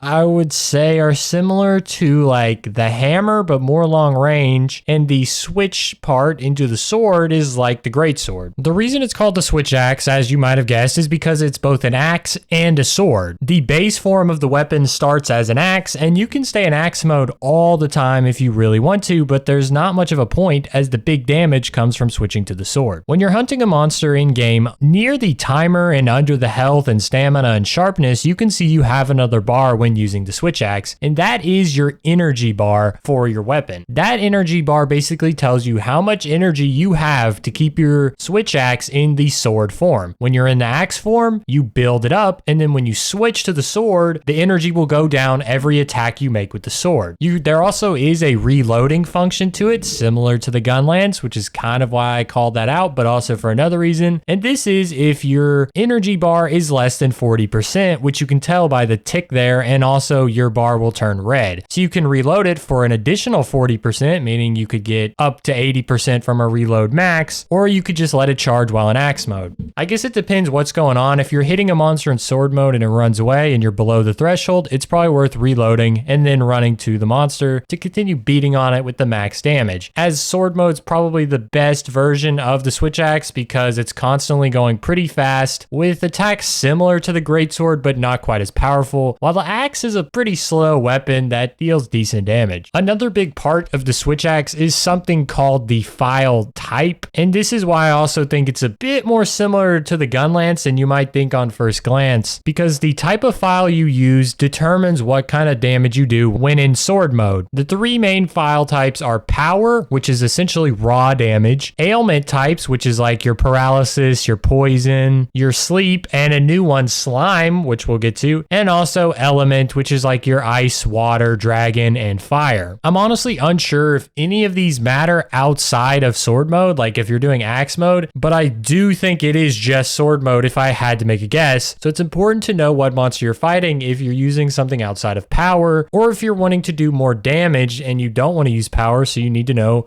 who am I going up against? Do I need to bring fire, ice, or should I try to put him to sleep or poison him? This works about the same way as every weapon, but you have to think of it like the gun lance. The gun lance depends on when you're shooting the gun part of the lance. That does the element or the ailment or the raw damage extra, just like how you have to be in sword mode for the switch axe to go. Outside of this function, the switch axe is basically the same as every other weapon. It has sharpnesses, it can sometimes give defense buffs, and it can use every element and every ailment. Weirdly enough, in Monster Hunter Tri, you actually cannot get the switch axe early in the game. You have to complete the 3-star urgent quest to unlock it. Unlike in the later versions of the game, like Third Portable and Ultimate, it's pretty weird that they added this new weapon and just didn't really give you a way to get it early on, as you might just, forget about it and get locked into a different class. And I don't really think that has happened in any of the other games. I know in DOS and Monster Hunter 1 in particular, you could get all the weapons really at the same time. So it just goes to show another point of why Monster Hunter Tri is just a weird fucking game. Like, I thought DOS was weird in terms of its experimental shit, but Tri was just bugging. The last part of the new additions in terms of weapons is of course our new ailment, Slime, which inflicts Slime Blight. In Monster Hunter 3 Ultimate, the only monster to use Slime is the Branchidios, which was the flagship monster, and that also means that Slime Blight was only in this final generation's game. And it is a pretty interesting addition because the way it works is basically if a monster hits you with slime, then you're slimed, and nothing really happens in terms of like slowing you down or taking damage over time. But if you were then struck by the monster, you're going to take damage from being struck, and the slime will also cause you to basically explode, doing a bunch of fucking damage. And this is really dangerous.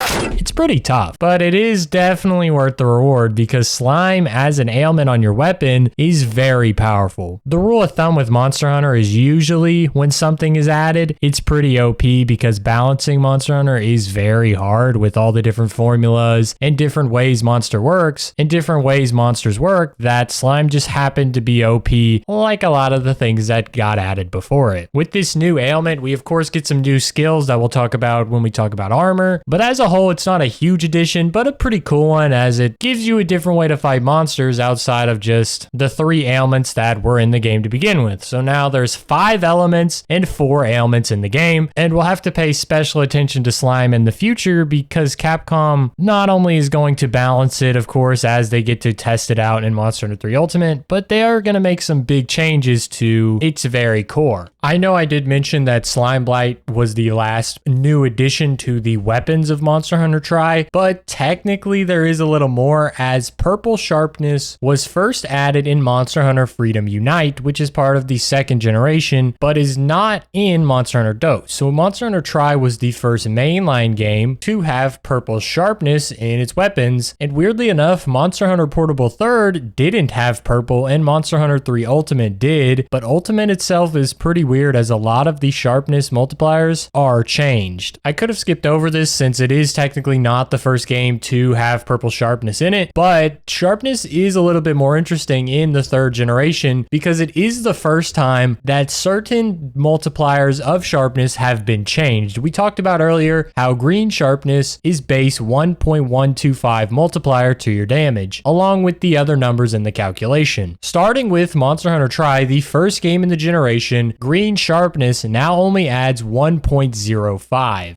It's generally not a huge nerf to any sort of damage, especially since sharpness isn't the only calculator in what makes up damage, but red, orange, and yellow sharpness has yet to be changed, and they only started to change in the 3rd generation. So I guess maybe they tweaked monster health, maybe base damage and elemental damage as a whole. Well, maybe not elemental, because the green sharpness of elemental has remained the same the entire time, as well as the blue and basically the white, as only the new generations have changed from that, but we'll talk about that later. Because the green sharpness has been nerfed by about 0.075, the blue and white sharpness has also been changed, but it's not exactly what you would think. The base for the blue sharpness had previously been 1.25 in every other generation, and I mean game, it was pretty constant, but in try it goes down to 1.20, so you lose about 0.05. That is most definitely not a big deal at all, especially compared to like how early you get green sharpness and how much it would help you if it was a little higher. Blue sharpness is just kind of an in-between higher sharpness that doesn't matter as much. But when you get to white sharpness, this is when it doesn't really make sense, because previously white sharpness had been at 1.5 an occasion and 1.3. It just seemed like Capcom couldn't really figure out how to balance white sharpness. In Monster Hunter G it was 1.5, but in Monster Hunter Freedom it was 1.3, and then when we go back to DOS, it's once again 1.5, but the two games that were spin-offs, Monster Hunter Freedom 2 and Monster Hunter Freedom Unite, were both 1.3, even though they were all the same generation. However, in Tri, Capcom has completely figured out sharpness pretty much as a whole, as white sharpness is now defaulted at 1.32, so technically a buff from the earlier games, but from the generation's first release to generation first release, it's a 0.2 nerf, which is pretty heavy, although I'm sure there's been a lot of balancing to go into making sure that this number stays the same, because after being changed to 1.32 in Monster Hunter Tri, it has never been changed. The only sharpness number that does actually change is purple sharpness. It is basically only going to go down in its effect and even get removed at one point. That's really it. Even the elemental versions of these sharpnesses really don't change. It kind of just seemed at first maybe they didn't know how to put sharpness in the formula and just had to fucking screw around with the first 2 generations to figure that out, especially as they added stuff like blue, white, and purple sharpness, since the first game did only have green. This is probably like one of the most useless things I've really talked about in this whole video, because these are like tiny changes, but I just think it's interesting to see that no, like Capcom didn't nail everything from the start like we talked about. They were missing from the large things like actually fleshing out a village, and even the small things like balancing sharpness, and it's nice to see that they worked on it to a point where they were really happy with it and have just left it for many games to use. The only ones that are really different are the online versions of Monster Hunter like Frontier and the China release. Not too familiar with those, but one of those actually has like a sharpness above purple being sky blue, and the numbers are pretty whack, but we don't have to talk about those because that's not part of the video. Just thought it was interesting to mention. That does wrap up the weapons section of Monster Hunter 3. You know, just to reiterate, it was pretty balanced as we got into it. I wouldn't even say there's really an OP weapon. It seems like Capcom really figured out their shit in terms of not leaving game-breaking shit like the Lance headstuns, although the Switch Axe is probably a little overpowered compared to some of the other weapons, but I mean, there's always got to be a weapon that's better than the rest, and that's basically the bowguns in every game, so who really gives a fuck? The part that's the most interesting to me is it's basically at this point in Generation 3 that Capcom really figured out how they wanted to do weapons. In terms of how you can get them with crafting or buying, they really settled on this method, although they kind of already figured that out from the first. But then of course we stuck with decorations and having affinity with the second one, and that all is here and it's here to stay. There's no real changes to that system besides, you know, minor tweaks to balance it out. And that's generally how armor is going to be for the rest of the series as well. We can just hop on over to that basically, because armor is realistically no different than weapons. We got upgrading in the last game, and that's happening basically the same way, except instead of upgrading with monster parts, armor upgrading is now done through these things called armor spheres, which does a great job of simplifying the system, because it basically goes armor sphere plus, and then advanced armor sphere, and just goes on and on as you make your way through the game and get to points where they actually let you upgrade your armor. As to the past with Monster Hunter DOS, where you had to use the monster parts to actually go ahead and upgrade your stuff. I like this change because you already have have to do monster part grinding for the weapon, which is the most important part of Monster Hunter. When it comes to just upgrading your armor, I don't really get the point, because when you upgrade a weapon, you're getting almost an entire new weapon. You're getting a big jump in attack, usually sharpness, and you can also sometimes see affinity or elemental buffs as well. But upgrading armor is just like, okay, here's a few more defense. It's not here's more skills. It's not here's better skills. It's literally just like, here's a little more defense. If you upgrade it like 5 times, it kind of becomes worth the hustle. So not having you grind that out, I'm thankful for. I don't think this is the first game to do this, but it is definitely the first mainline game to do this. It must have been in one of these 2nd generation portable games, but in DOS, it was monster parts. And then of course, Monster Hunter 1, you just couldn't upgrade the armor. Because armor is so simple in general, there isn't a lot that really changed here besides that. The skill system is essentially the same, although there are a lot of new skills because there's a lot of new stuff, but even some new skills that could have been added earlier because it would have served a purpose. For instance, they added artillery, which was a big one for this game because it increased the damage you could do from ballistas, cannons, gun lance, wyvern fire, and Krag S attack power, which you would get from your bow guns. So you're not just getting like, oh, things to help you breathe underwater and just new mechanics like that in terms of skills. Monster Hunter Tri, of course, comes up short again with skills because there's not a lot of new ones that actually serve these purposes that we talked about. A lot of it's just like you can swim better,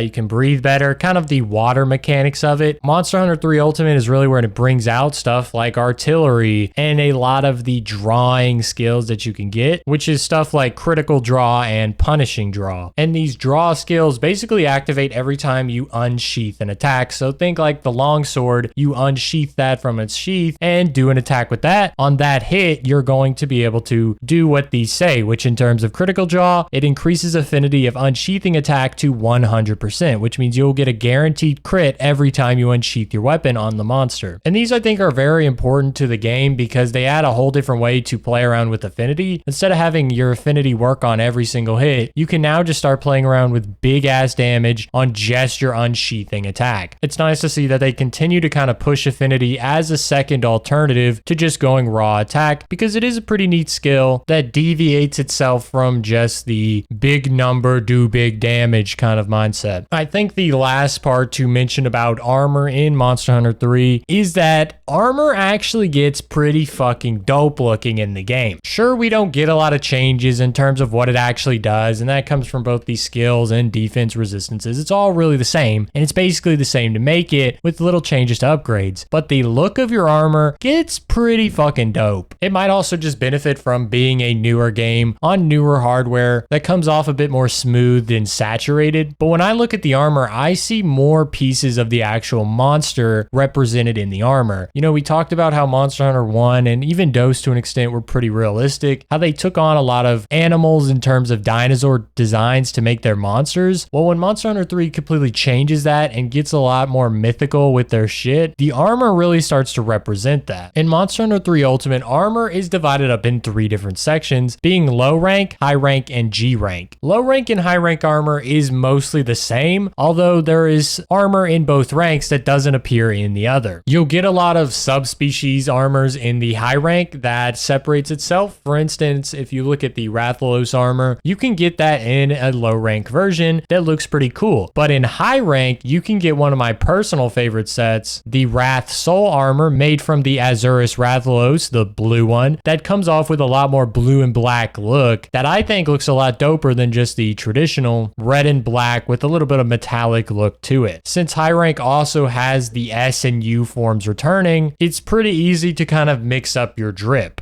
Obviously, the Rathalos isn't the only armor to have multiple forms. There's also something like the Baroth armor that has an S form, which looks like the low rank version, and it's made from normal Baroth pieces. But if you find the U form, it's made from a Jade Baroth pieces, and it comes off being a more lighter sky blue, which I think is really cool. If you're not like super down in Monster Hunter and just trying to go meta, and instead you may look for some, you know, cool armor instead, it's a lot more interesting to pick from these colors than just the traditional pieces in the way that it's set up. And of course, there's also monsters that just don't appear in that whatsoever, not even in subspecies, like the Branchidios, which has an awesome looking high rank set. I feel like the formula for armor design has also changed as we come into this 3rd generation. And to explain what that means is a lot of the third generation armors have these propped up built bodies around them. Like the shoulders are flexed out. You have a lot of horns or spikes sticking off them. Instead of having like metal pieces built into them, some of these just look like the actual monster. Like the Branchidios just looks like Branchidios plates. The Baroth just looks like it's made out of the Baroth pieces. And even between the male and female versions, there's some pretty different changes from previous generations. The female goes a little more scanty, perhaps trying to draw on more sex appeal than the previous games had, but it could have also been just kind of making them seem more different as the male version, as you can definitely tell the difference between the male and female version a lot more than you could. Now, the last part of armor aesthetic comes with the G rank armor, because these actually got like completely redesigned. You can look at the G rank Rathalos versus the high rank Rathalos and see a pretty big difference. Usually the colors pop a lot more, and the overall swag is just so much more exemplified, as the shoulder guards will get even bigger and the spikes all over the armor just get huge. You get those spikes on the hand pieces, all over your shoulders, and of course those shoulder guards just pop out over your fucking head. I think the Rathalos G rank armor from Monster Hunter 3 Ultimate is some of the coolest armor you can see, and they even throw in touches of light blue, like sky blue type thing, that almost makes it reminiscent of the Azure Rathalos. Overall, armor, like weapons, doesn't really get a whole lot of change, but together they both do get a huge aesthetic change, and the weapons got aesthetic changes too. It's just less obvious, especially since some of the early ones are just like bone weapon, iron weapon, blah blah blah, when compared to armor, which is like completely different, even though like the Rathalos set is in every single game, because the Rathalos is in every single game. Now something like the Baroth isn't in every single game, so it's not much to compare on, but I think you can see the differences in the Rathalos a lot from game to game, and that's pretty cool. And I think most people do generally think that way too, because these designs are mostly how future designs look in the later generations, but we'll of course just have to compare and contrast when we get to that. The last part of Monster Hunter 3's equipment that we need to talk about before moving on is the talisman slash charm system that doesn't add a whole lot besides being kind of an addition to the decoration system, as these only give you skills. They don't add anything to your armor, anything to your resistances, unless of course you get that from the skill. And the way these work is there are 4 different charms that you can find in the game when you're just out there mining shit or gathering from a certain point. And these are going to go from the rarity 4 all the way to rarity 7. And so starting from the least, we go from mystery charm to shining charm to time worn charm to the final enduring charm. And the better rarity the charm, the better talisman you're going to get, with mystery charm being the lowest and enduring charm being the best. And so you gather these in your hunts from various points,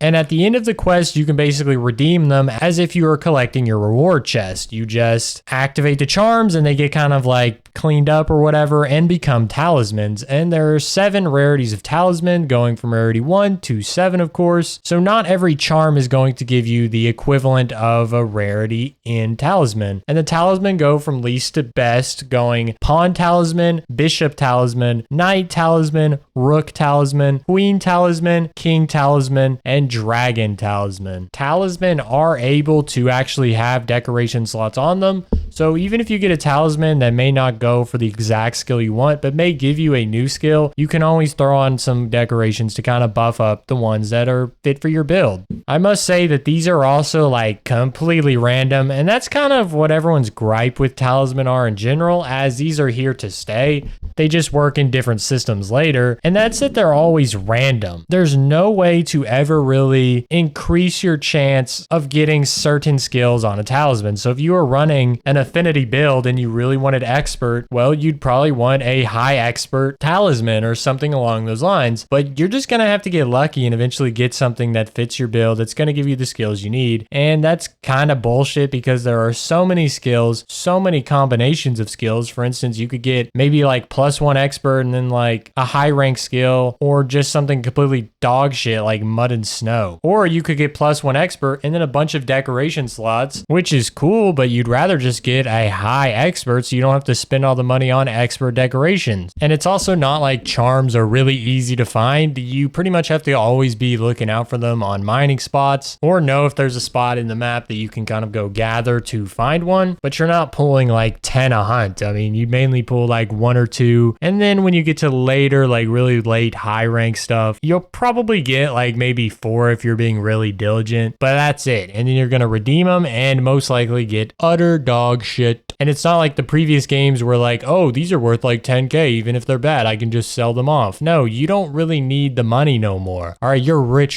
That shit don't matter like that no more. So it kind of sucks, but I mean, armor is still built around giving you the skills you need, so a talisman isn't exactly necessary to get your build going, but it really does help to get a crazy talisman that's going to give your build an advantage over like having a pretty shitty talisman. I guess no real hate though, it's kind of just a bonus item that they added to the game and didn't overcomplicate. That is, unless you go look at like the skill chart for the talisman, then it gets pretty complicated, but I'm not even going to touch that because I mean, I'm just going to be spouting a bunch of percents that really make no sense. Something that is really interesting though is that when they actually added these charms, they added these charm tables that basically set up how you would get the talisman from these charms. So they made the game have 17 charm tables that you would randomly get when you selected the game, and most of them have 21,000 different like talisman you'd be able to get that are completely unique because, you know, they'd have a massive combination of skills and decoration slots that just lead to a ton of different opportunities. However, there are 5 tables that only have about 200 to 800 different talismans in their variety, which means if you hit one of these, your chances of getting some skills are literally 0, or you'll just only get really bad ones for skills that you might want. And the way these charm tables are even found is based on the time that you start the game. It's pretty retarded. I don't know why they didn't just make it even, but there's obviously a bug in why there are cursed charm tables. But it's pretty funny that this happened. I mean, some people were probably just fucked, and not having a good charm really hurts late game when buffs start to matter more as you get to G rank stuff. Anyway, it gets fixed later down the line after the 3rd generation, so it's not huge to worry about. You know, if you're watching this and are like, oh shit, is my Monster Hunter World or Monster Hunter Rise or even Monster Hunter Wilds charm table corrupted? Nah, they don't really make mistakes like that anymore,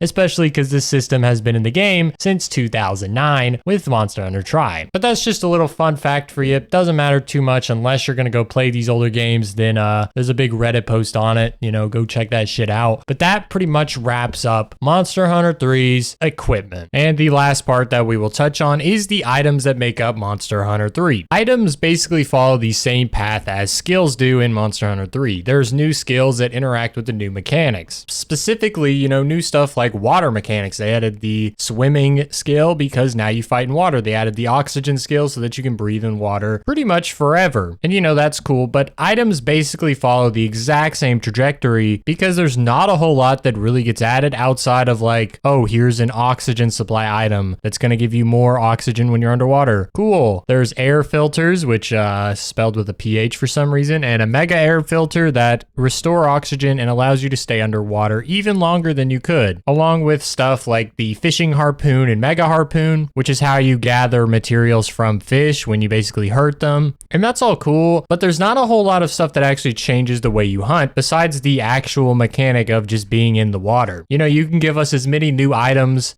and ores underwater as you want, but that's not really doing a whole lot. And that's why I don't think the water portion of the game really survived, is because it didn't really do anything different from just being on land. The combat is just a little more clunky. You now have to pay attention to this blue bar that takes way too long to drain, and things just aren't really an issue. You don't really need to use underwater skills or bring underwater items because it's not really a big problem. You have like 2 minutes of being able to just sit underwater where you can constantly just pop back up, or there's these little bubbles underwater that you can just run over to get some more oxygen. It's too easy. I think they should really remove the bubbles underwater to at least make you have have to surface, but even then I don't see this combat really being too different and worth enough to stick around. Now, another reason there are a lot of items in Monster Hunter 3 is also because of the stockpile mechanic. We kind of talked about that, how you could get commodities and you do all this trading. That enters a lot of new items, especially since a lot of the new items are basically just used for villager requests. So it's kind of like how food in Monster Hunter Dose really increased the item list, but was really just because it was a new thing. And that's no different here. Really the only impactful new items in the game are some of the new ammo types. Now there is of course new water ammo, which is sub S level 1 and sub S level 2, and ammo gains power when used underwater. So that's cool, but doesn't really matter. Of the new ammo, you now have a Demon Drug 2 and Armor 2 when you used to just have one. So if you are playing in co-op, you can now buff your teammates with stronger Demon Drugs, which is good because I don't know why people wouldn't just bring their own and shit, but now you don't really have to. And there is an ammo that is Exhaust, which drains monster stamina, which is pretty important because if the monster stamina is low, it's going to be just standing still, huffing and puffing more, allowing your big DPS guys to really just wail on it without having to put it to sleep or anything. There's also a new ammo Slicing S, which is a special ammo that ejects sharp blades on impact. And obviously this is supposed to be a slicing ammo type to cut off things like tails, but it's pretty inefficient from what I can find. Because it ejects these sharp blades on impact, it's hard to judge where to hit the monster so that these sharp blades hit the tail, because if you just shoot the tail, it's most likely just going to fling into the body or fling into nothing. So I do think it's cool. I kind of just think they should add like a blade ammo that doesn't have to split up like shrapnel, but it is what it is. And the last piece of new ammo that's important is Wyvern Fire, and there's 3 levels of it. And this one's pretty interesting, as at least in Try, you couldn't use it on certain bow guns. You would have to take off the limiter, because remember in Try, you could actually separate pieces for your bow guns, but it's apparently like pretty useless. I can't really find anybody saying anything good about it. Supposedly it just is more for style points as it looks cool, but similar to how it is on the gun lance, Wyvern Fire has like a cooldown, and if you're using a light bow gun, you can actually rapid fire it, which is probably really the only use case I really can see being worth, since you can't rapid fire every type of ammo, but it doesn't seem to do much more damage than anything else you could really go for. But once again, I'm not a bowgun user, so I am not 100% on that, but from the digging I did on GamerFAQs and Reddit, people really weren't hyping it up at all. There was actually like misconceptions about it being able to do like a base damage all the time no matter the defense, but supposedly that was not true. And that's pretty much it for the items. You see, Monster Hunter 3 is building off the sequels while also being a reboot. It doesn't do a whole lot to differentiate itself from these sequels, besides adding like an entire new monster roster and a new weapon. I wouldn't say it's one of the best games in the franchise, but I would say it's one of the more important games in the franchise, because I think Monster Hunter 3 Ultimate is one of the older generations that captures the more modern Monster Hunter take that people have really gotten addicted to. We talked about how Dose was essentially the predecessor to Monster Hunter World, but Dose was still pretty bad in its design. Like, yeah, it added the seasons, the night and day, and a lot of the experimental shit that World would take and use effectively, but the actual gameplay and mechanical side of it, it all comes from this 3rd generation. If you see from anybody about the 1st and 2nd generation, you'll see almost immediately that those games were hard, and not because it's like fighting a Dark Souls boss, but because actually playing it was a miserable experience that you just wouldn't even want to play. That's what made it hard. You didn't have a lot of resources, you didn't have a lot of options to actually fight the monster, and the overall gameplay sucked dick. It was so laggy, there was a lot of stupid ass hitboxes, and your goddamn hunter would take 10 goddamn minutes to get up from any attack. It was miserable. But in Monster Hunter 3, you don't have that. Some attacks just make you flinch instead of fall down now, which means you're up way faster hitting the monster. And even when you do get like obliterated by an attack, you don't roll back for 5 seconds, then get your bearings, and then slowly get up. You kind of just get hit on the ground and then get up. It's a lot more fluid in that design. And yeah, that's not realistic. Nobody's arguing it's a better simulation than the first 2 were, but I would argue that it is better because it is closer to these modern games that exploded the popularity of Monster Hunter than the 1st and 2nd generations. So while the reboot doesn't add a whole lot of new stuff, it takes the base of what Monster Hunter has and modernizes it. It makes it feel like a real 2010s game. It gave these modern games a base of what to design around found that wasn't just items and equipment. It was how to actually make a fun to play Monster Hunter game that still had challenges with stuff like the Branchidios and all those high rank monsters, but wasn't challenging in, finding resources to make a sword so that you could have an easier time fighting a monster. It really focused on monster hunting and not being a monster hunter. And I think that's okay because that seems to be what people ultimately want. The Hunter of Monster Hunter 3 shares a lot of similarities with the Hunter of Monster Hunter DOS. You are a rising hunter who is helping to prop up a village in various ways. Now, the difference between Jumbo and Moga Village is that Moga Village is more established and Jumbo Village was just getting its start when you showed up. But it's still your job to take care of the villagers in both ways of protection and providing for their various needs and supply lines. It's about the same process, just with little changes in details as each village represents a different setting. In the end, though, the villagers have your back and also provide their own services for what you do for them. In Monster Hunter DOS, we had the armory, we had fishing spots, we had the grocer, and there was even a dude in a cave who could mine stuff up for you. And those were little cool things, but I think Monster Hunter 3 takes that and somewhat streamlines it so that you can do all of those things a lot easier. The things they get rid of are the grocer and the dude in the cave who mines up resources. There's no reason to have a grocer because you don't buy food in this game, as there's a cook who does that all himself, and we'll get to that later as we touch on more of the hunting. But the guy in the cave is also not present, and there's no real replacement for him or reason he's not here besides maybe the addition of Moga Woods, because there's no way to get those resources in this game outside of going on hunts. Now, it's not very hard to go into Moga Woods and you can probably get more stuff, as the dude in the cave really didn't serve a lot of a purpose. You would give him a pickaxe and he would mine you like a single iron after you did a quest. Pretty useless. He was really just there to give you the Ancient Tower Volume 2 and not much else. So I'm not really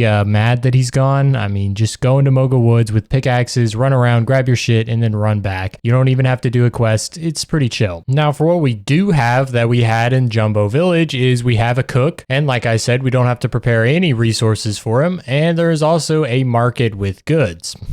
It's about the same things, nothing that you would usually combine for, but they do have potions early on, along with antidotes and cleansers. And like in DOS, as you progress in the game, you get more unlocks in your market. Outside of the regular market, both Monster Hunter 1 and DOS had a secondary market that would come from a traveling merchant. This traveling merchant isn't in Moga Woods, but is actually present in Monster Hunter 3 Ultimate in an offline mode. While the guild in Monster Hunter Tri is set up like DOS in 1, where it's completely online and in a completely separate area, Monster Hunter 3 Ultimate is a little bit different. I think because it was portable, they wanted to incorporate a guild that was completely offline but had an online option. So they added this little character Neko, which means cat. I don't know why that's really in there because this isn't a translation, but this cat basically allows you to travel between the Moga Village and the port. The port being the location of the guild, as you can go to the tavern, which is where you can do your guild quests and set out, or the marina part, which is more so the village side of the port, as there is a blacksmith, an armorer, and more importantly for this segment, a secondary merchant, who in this case is the Granny Go-To. And the Granny Go-To basically sells those more exotic items that the other ones sold in the past, although in this case, the equipment like pickaxes and whatnot is in the regular merchant, and this stuff is more stuff you would find like wetfish, bomb arowana, burst arowana, psycho serums, air weeds, scatter nuts, fire herbs, stuff like that. The more exclusive gathering items that you usually craft with to make stuff like bombs, paintballs, and different ammo types. Outside of doing the guild quests, that's really all the port has to offer, but you can also check on your fishery and farm requests at the same time while you're there, which is a good time to talk about both of those because the farm marks a very important evolution in the Monster Hunter franchise. Farms aren't particularly new to Monster Hunter, as they appeared in the portable versions of each mainline game, but did not appear in Monster Hunter or Monster Hunter DOS. And that's usually because those two games are more serious, while the portable versions were made a little easier and usually took on a more casual style in order to appeal to people that usually played on those portable systems. But now Monster Hunter introduced farms comes to their mainline game, Monster Hunter Tri. And so it's at this point that I think it's really important to talk about them because they completely changed the way Capcom was building up Monster Hunter. A big part of old versus new Monster Hunter at this time in 2009 was the simulation versus this arcade style. And in the simulation of the old games, everything was done through the hunter. You couldn't really get resources outside of buying it, which was usually frowned upon because of how expensive it was to your economy when you also had to make your own weapons and armor on a very small amount of money. So you weren't ever just buying potions or any other hunting equipment. It always came from your gathering and then combining what you gathered. But at this point, you can now go to the farm and talk to the head farmer who gives you 3 options. He lets you cultivate, check crop box, and view farm status. Now, the most important part is obviously the cultivating because that's what you do at the farm. And when you open this up, it gives you a bunch of different options to select what you want to grow in your farm. Now, these things aren't just here by default. You do actually have to find them in the world before you can put them in the farm. But after that, you pretty much get an infinite supply. You could take something like a herb and then even use something to enrich it so that your crops are more prosperous and you get more, or you can just increase the cycles so that it keeps going on for as long as you want. And after doing that, depending on the amount of cycles is how many quests you would have to fulfill till you can collect the full amount of cycles for your cultivating crops. And there's nothing else you have to do with it. You don't have to bring someone along to gather it. It is all done in this farm on a completely automatic system. These little slave palicos grind away in their little plots until you get all the herbs that you ever could want. And then you can throw on the next thing and the next thing, and you get 3 different slots.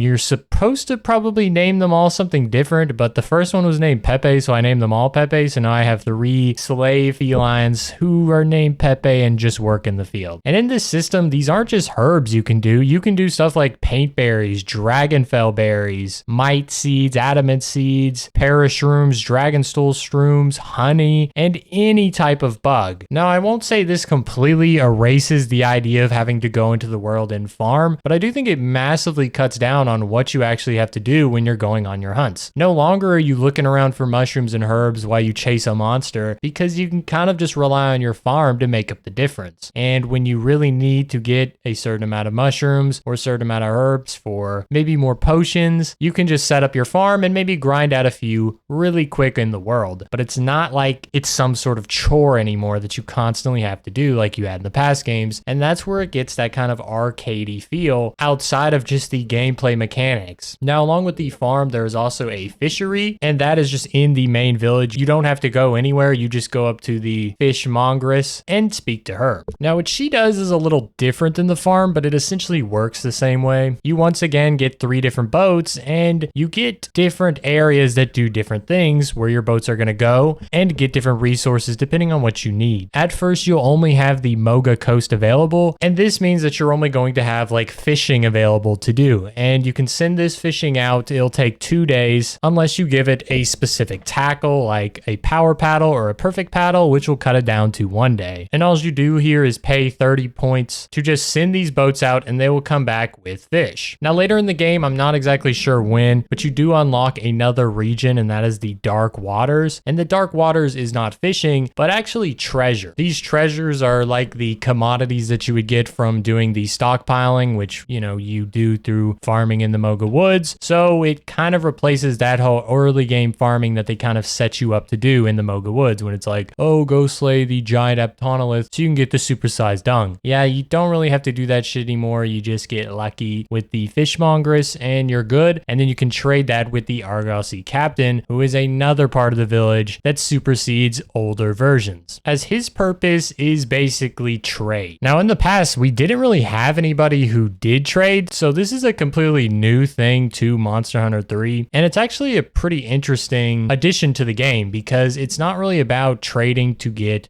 mega potions or super max life potions, but some of it is strictly just cosmetic stuff for your room. And I think that's pretty cool. know, sometimes you want to be able to throw a statue in your room that to fit an aesthetic, but it's not exactly something you necessarily need to get a meta build going so you can slay monsters faster. It's just something for people who are feeling creative and want to flesh out their room to be a little more homely. You can also send out the Argosy captain out to voyages to get stuff basically like the Fishmongrous, and he does serve like a main story questline point, but we will get to that later as we're almost wrapped up to this introduction of the Moga village, because there is still one more thing that we mentioned earlier to talk about, and that is the cook of Moga village, because in Monster Hunter DOS the cook was in your room, and in Monster Hunter 1 there was no cook, but in 3 the cook is in its completely own area next to the guild sweetheart who gives out the quests. And this itinerant cook, which means someone who travels from place to place, meaning he's a traveling cook, also works in a different way than Monster Hunter DOS. You see, when we used to have to gather resources, it got kind of clunky because you just had too many resources that you were actually even gathering. And so in Monster Hunter 3, they cut down on that by having preordained ingredients that when mixed together make different meals. And these meals are also just better than what we had in DOS because there's different systems that buff it in various different ways, because you have the star system, which comes after doing, you know, village requests for your cook to upgrade different ingredients like heaven bread and king truffle. And there's also no negative outputs of ingredient mixing that just gives you debuffs. Everything will give you a buff, whether it's increased health or increased stamina or even different skills that come in the form of daily and fixed skills, which of course is based on what you're mixing in your ingredients, but also what you're selecting in the menu after, which is to either saute these ingredients, stew the ingredients, steam, or even fry them. So you not only want to combine the highest star rating along with what's the freshest, but you also want to make sure you select the proper cooking method to give you the skills that better fit either your build or what you're going to do. And I think this is not only like way better than the Monster Hunter DOS system because you don't have to worry about these stupid ass ingredients hogging up your inventory space, but also because it adds a lot more depth to an already pretty basic system. Like, you're just cooking food. It's not even really necessary to do quests. It's more of an advantageous aspect of the game that you do before you even go on the quest. And I think it's better suited to be fit in the Moga village and not your room, because I mean, all the other villagers gotta eat too. So it just connects the village a little more than they had previously been. And that's pretty much the Moga village. We already talked about the Moga woods and how it was connected as it was important to the tutorial, and the armorer and armor seller, who's called the outfitter in this game, are basically the same thing. Your room is a little different. As we discussed, you could offer more customization, while in DOS you could only upgrade the room, and in Monster Hunter 1 you were simply trapped in a shitty Vietnamese shack the entire time. Besides that, they made a lot of good quality of life changes to the item box in your room, which allows you to combine items in the box along with selling them. And equipment is pretty much the same thing, as you can sell right out of the box. You can also get your box to its most upgraded point, which gives you 10 different pages, which is a lot. The last of the inventory changes that pushes Monster Hunter 3 to be easier on you than the previous iterations is actually in the item pouch. Previously, the item pouch only had 2 pages, but is now split into 3. However, each page is smaller. So in Monster Hunter 1 and 2, each page was 10 pages, so you would have 20 different items that you could hold in your inventory. In Monster Hunter 3, the page is 8 items with 3 pages, meaning you can have 24 different slots. So you're really only getting a 4 item buff, even though there is a 3rd page. However, 4 items is pretty substantial. I mean, you could bring 4 items along that help you with your hunt. Or if you just bring the same items you were bringing in the last game, you're getting 4 extra items you could pick up during your hunts, which I guess we talked about isn't really that important. So the item buff in itself is a lot bigger than you might think, because you're not really needing to pick up all those herbs and shit because you have your farm to just make them all. The item list deflation, I guess. You know, previously there was too many items. That shit was inflated. You had to carry everything. Now,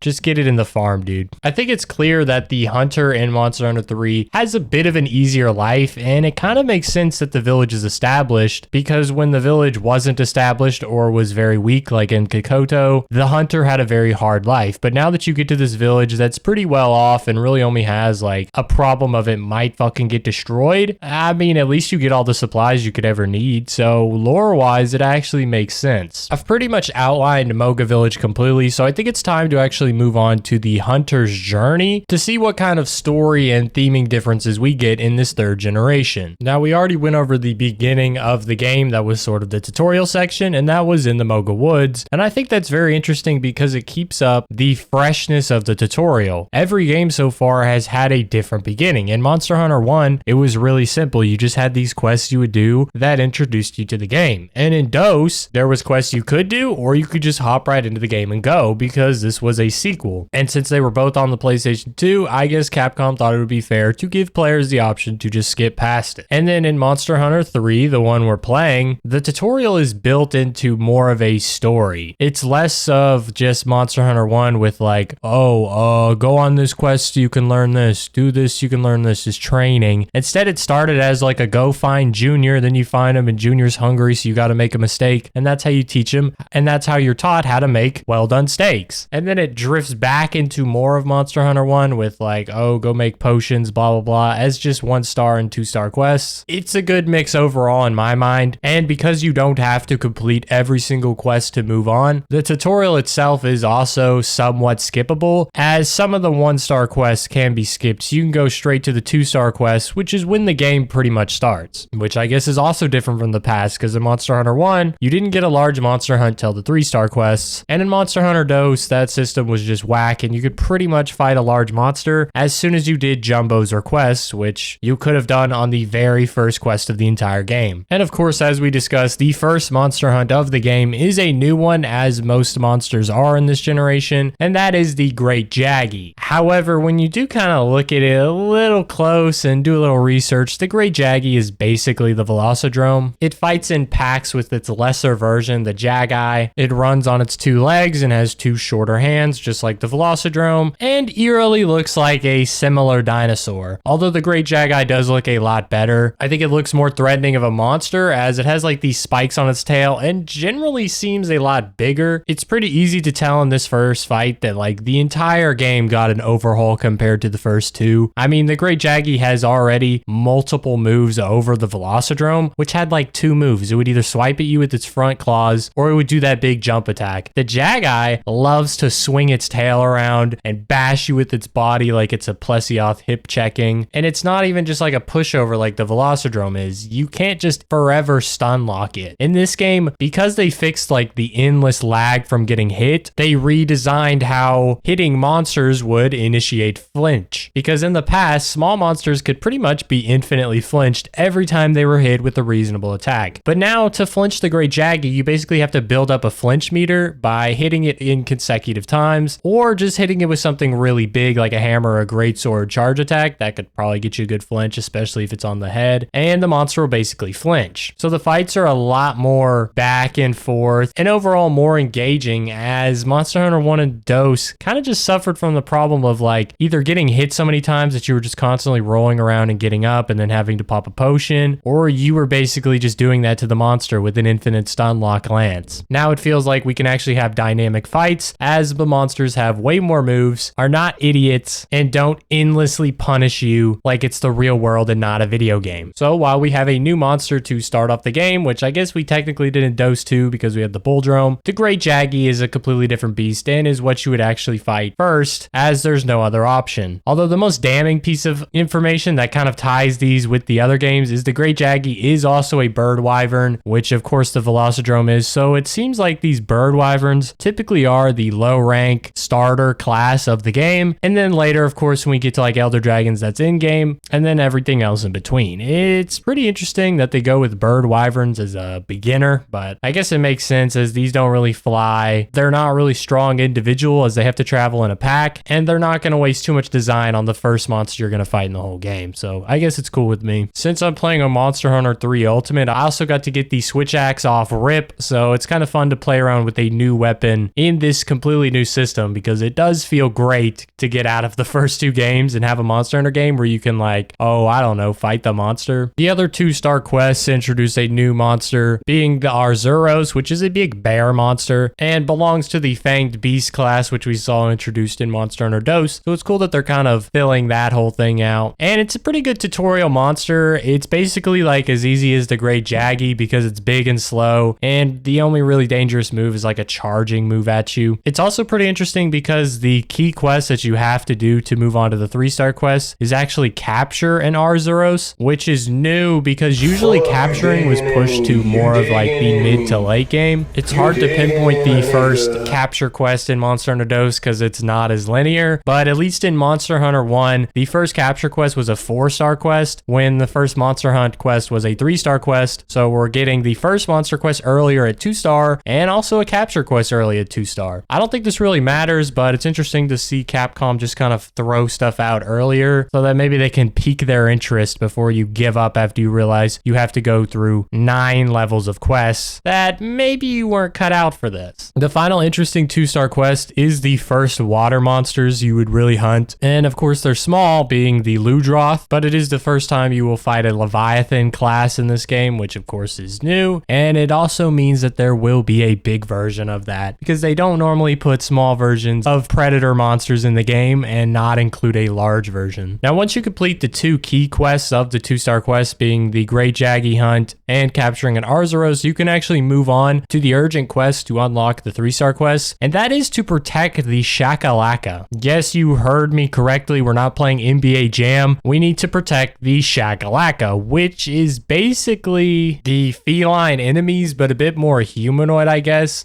We don't really know exactly what they are. They're classified as Linians, which is in the same classification as felines and Melanics. The important distinction of the Shakalaka is that they do always wear a helmet so that you can never see their true face. It's pretty weird, but it actually came from the 2nd generation of Monster Hunter. I think in Monster Hunter Freedom Unite, but I could be wrong, but it wasn't in the one we played DOS, so not exactly sure. The way this quest works is when you spawn in, you're in the Moga Woods, and you can see on the map this little symbol. It's a square with like a 3-pronged rake sticking out, and it's in Area 6, so of course you're gonna have to just run over there, and you'll be greeted with a little in-game cutscene with 3 Jagia surrounding it, just ready to pounce on that fool, which is why you have to protect it, because the Shakalaka is a pretty small little creature that I guess can't fight off monsters at this time. I don't know, maybe it's a kid, but it basically has a health bar in the top left, and you obviously don't want that health bar to go down, so you have to slay all the Jagia, which will then cause Shakalaka to move to Area 9, where you'll be confronted by Ludroths this time, and once again, you have to slay all 3. After that, the Shakalaka will go to Area 2, where you'll be confronted by like maybe 7 Jaggy, which offers a bit more of a challenge, but they're a bit more skittish than the other monsters, so it's really not that hard, as if you just like stand in front of Shakalaka, they won't really hit him. After defending him from the Jaggy, it's the end of the quest, and he'll just go back to the camp where it will give you a quest clear. After that, you'll end up back into the village and be able to speak to the chief and the lost Shakalaka kid, who speaks English, so it is something humanoid, but once again, we don't really know what it is, and it has green skin, so I don't know. I don't think it was anyone in the village who was just trying to ditch their kid. The Shakalaka goes on and on for a bit, but what it comes down to is the Shakalaka is going to be a new gameplay element for Monster Hunter 3, as it's going to be a companion for you on hunt. Now, it doesn't have to be. You could just tell him to stay at the village, but there's really no reason to not, as in the future, it's going to be able to offer a variety of buffs and also do some damage to the monsters around you. When you talk to the chief, he's pretty supportive of the idea of the Shakalaka to be your little minion, so I guess it's okay to groom this child on your hunts. I mean, the chief of the village said it was, so fuck it. At first, the point of the Shakalaka was to be a portable companion, as in Monster Hunter Freedom Unite, you couldn't really use the online function as you could on the PS2, because typically you were obviously away from an internet connection. So Capcom introduced the Shakalaka to basically hunt with you to make up for the lack of real multiplayer with another hunter. However, in Monster Hunter Tri, it just becomes a main part of the game and the first full-scale console release to give you a companion in the start of the village quests. Nowadays, in modern Monster Hunter, this is just something that you expect, but it's interesting that it didn't really turn up to be a thing until the 3rd generation, as it was really just a gimmick in the 2nd generation that was just a portable thing. It's the reason those shits are weird. So in Tri and Monster Hunter 3 Ultimate, you do protect the Shakalaka and get to use them. After you do save the Shakalaka and get them on your team, it's basically back to business. You're just going to get the 3-star quests available and start just grinding out monsters. The key quest of the 3-star quest is to hunt 1 Kuropeko, hunt 1 Baroth, hunt 1 Royal Ludroth, and then complete your urgent quest, which is to hunt one Gobel. And so while there's only 4 key quests, there's actually 11 3-star quests, but it's weird that you only have to do 4. You don't have to do the deliver 2 herbivore eggs, and you don't have to even hunt 1 great Roggy. It's really all optional. You just have to do the key quest that is going to unlock the urgent quest, which will let you go. A pretty great change instead of just having to like grind out every single quest, because having more quests is definitely helpful to increasing the economy and pushing more monsters, but giving you the option to not complete them all definitely just saves some overall time on a game that's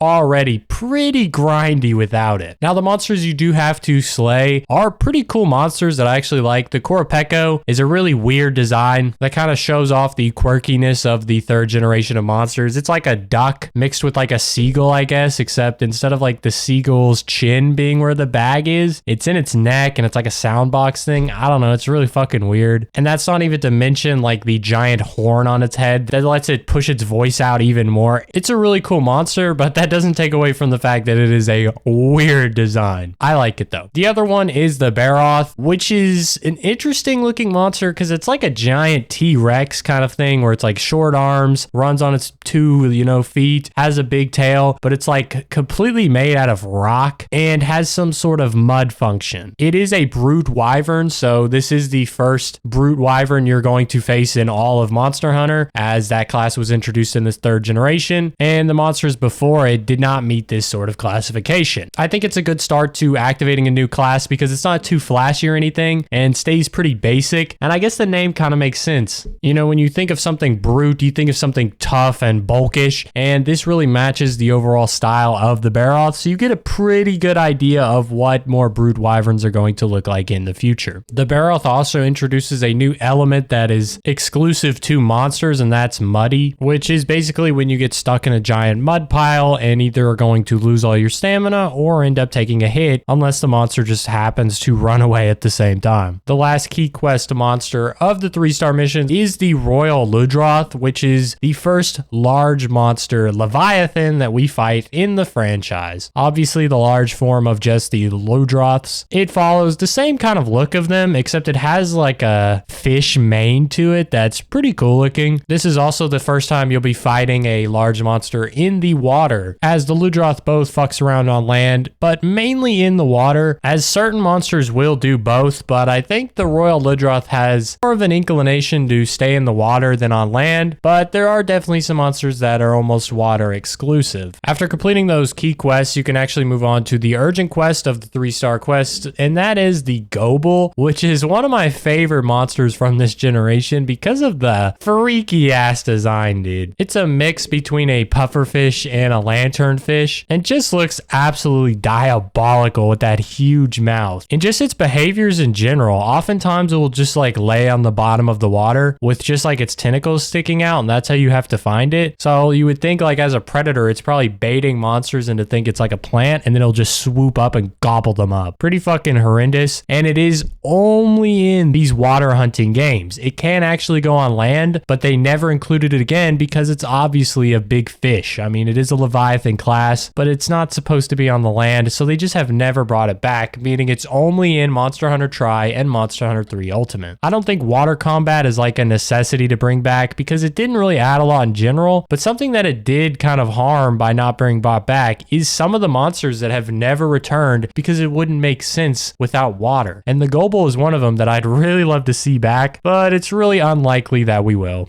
Slaying the Gobel unlocks those 4-star quests, and that's when we see our first familiar face, the Rathian. If I remember correctly, I said it earlier, but it's one of the only 3 returning monsters from the previous generations. And it makes sense, as that kind of archetype of being like a dragon, Rathalos, or Rathian is a staple in every single Monster Hunter game, so why wouldn't we fight it eventually? There are some new monsters, of course, though, with a new mix of small monsters like the Baggy and large monsters like the Grey Baggy and Langombi. The Grey Baggy is basically the Grey Jaggy, except it has like a different headpiece. It spits out sleep, inflicting ailment out of its mouth, kind of like the Iodrome. So think of the Great Baggy as like an alternate version of the Great Jaggy, similar to how the Velocidrome had the alternate versions in the Gendrome and the Iodrome. They are basically the same things, it's just a new generation. And of course it is a bird wyvern. The Langombi, on the other hand, is a pretty new and unique monster. It's like a big bunny rabbit mixed with like a bear, and it falls as a fanged beast. The Langombi is also only in icy environments, so you'll only be able to find it in the tundra and in future games, the other ice areas that are in those versions. It actually wasn't in Monster Hunter Tri as it was introduced in Portable 3rd, but of course it is here in Ultimate. While I'm not a huge fan of the physical design of the Langombi, I do think it has pretty cool mechanics like sliding around on its stomach and doing little rolls, as well as having a stomach that can actually like reflect sharp weapons. I think that's pretty cool. I just think it looks kind of lame. Besides the monsters, the 4-star quests is actually weird because there aren't any key quests at first. Instead, there is an urgent quest that will have you to repel the Lagiacrus that was actually mentioned in the very beginning of the game. So already by the 4-star quest, we are repelling the flagship monster of Monster Hunter 3. And the reason this kind of is like this is because in Monster Hunter Tri, you do have just a basic village story that you had in all the other games, as it only goes to low rank. So this 4-star quest is only one step away from the end game, which would be the 5-star quest. It's only in Monster Hunter 3 Ultimate that we get this high rank system that makes the Lagiacrus not really the flagship monster of the game, but it's still the one you think about when you think of Monster Hunter 3. So just keep in mind that yes, this isn't going to be the end of the game, but it is kind of what would have been the end game for the original release Monster Hunter Tri on the Wii. This is also the first time that the urgent quest doesn't end the quest to unlock a new level, as when you complete the repel quest, you just unlock more 4-star quests instead of going up to 5-star. I guess technically DOS did this, but that doesn't really count because they did not have the same system. So the only really competition is Monster Hunter 1, and in that, yeah, no, every time you did an urgent quest, you would unlock a new level of quests, except like at the end, but those were just bonus quests, so it's whatever. Now, when you do complete the repel, you unlock a bunch of key quests that is going to take you to another urgent quest, which is when you actually hunt and kill the Lagiacrus. To reach that urgent quest, you just have to hunt one Rathian, and that's pretty much unlocked. You do have to do some story shit, but meh, it's just more like villager deliveries, blah, blah, blah. There is a new monster that you unlock in the 4-star extra quests, and that is the Giganox, which is basically like Gen 3's version of the Kezu, except like this bitch is somehow more disgusting. It's got these like frog ass looking feet while being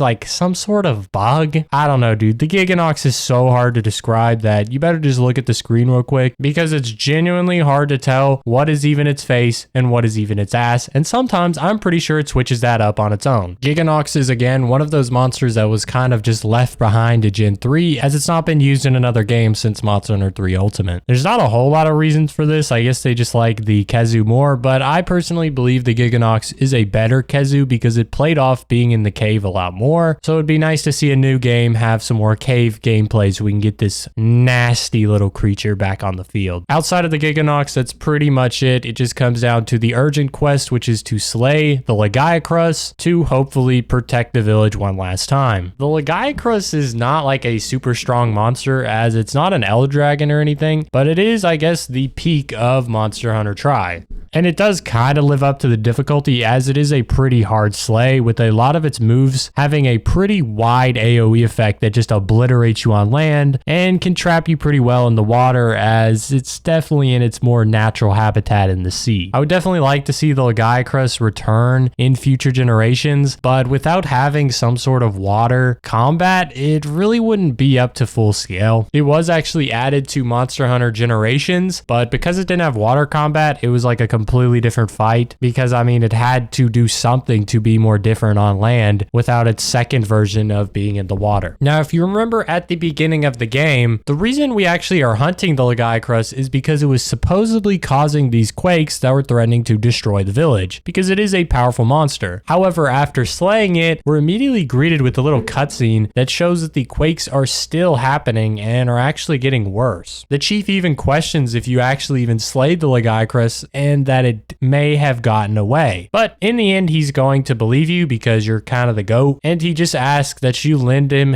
your hunter skills when it comes to it, as obviously there's still something out there that's causing problems. So when you complete the urgent quest, you get all that, and then you also unlock the 5-star village quests, which is quite a hefty amount of them. It's nearly 2 pages of quests, which is more than all the other low rank amount that we'd seen building up to this 5-star page. And in it, we honestly get some pretty fucking good monsters, some of my all-time favorites. We started off with the first key quest, which is to capture a Legiacrus, I guess to maybe, I don't know, study it. I didn't really like this because I don't like how in the story there's technically multiple Legiacruses because you have to do urgent quests and key quests. But in the end, it doesn't really matter. It's Monster Hunter, so consistency is just like, who really gives a fuck? What's more important is after you complete that key quest, you unlock the first 5-star village quest because of course there's going to be multiple. That's just a thing now. And that is to slay the Duramboros, which is a crazy monster. Capcom was definitely cooking when designing this one because this is an actually cool fucking beast. It's like a bison, but like Monster Hunter-fied, as it has these giant horns. It's built like an absolute mountain, and it has a brutal fucking tail. I mean, that thing is bulbous as shit and would knock you all the way back to camp. It even has this stupid ass like circle swinging move where it spins around in a circle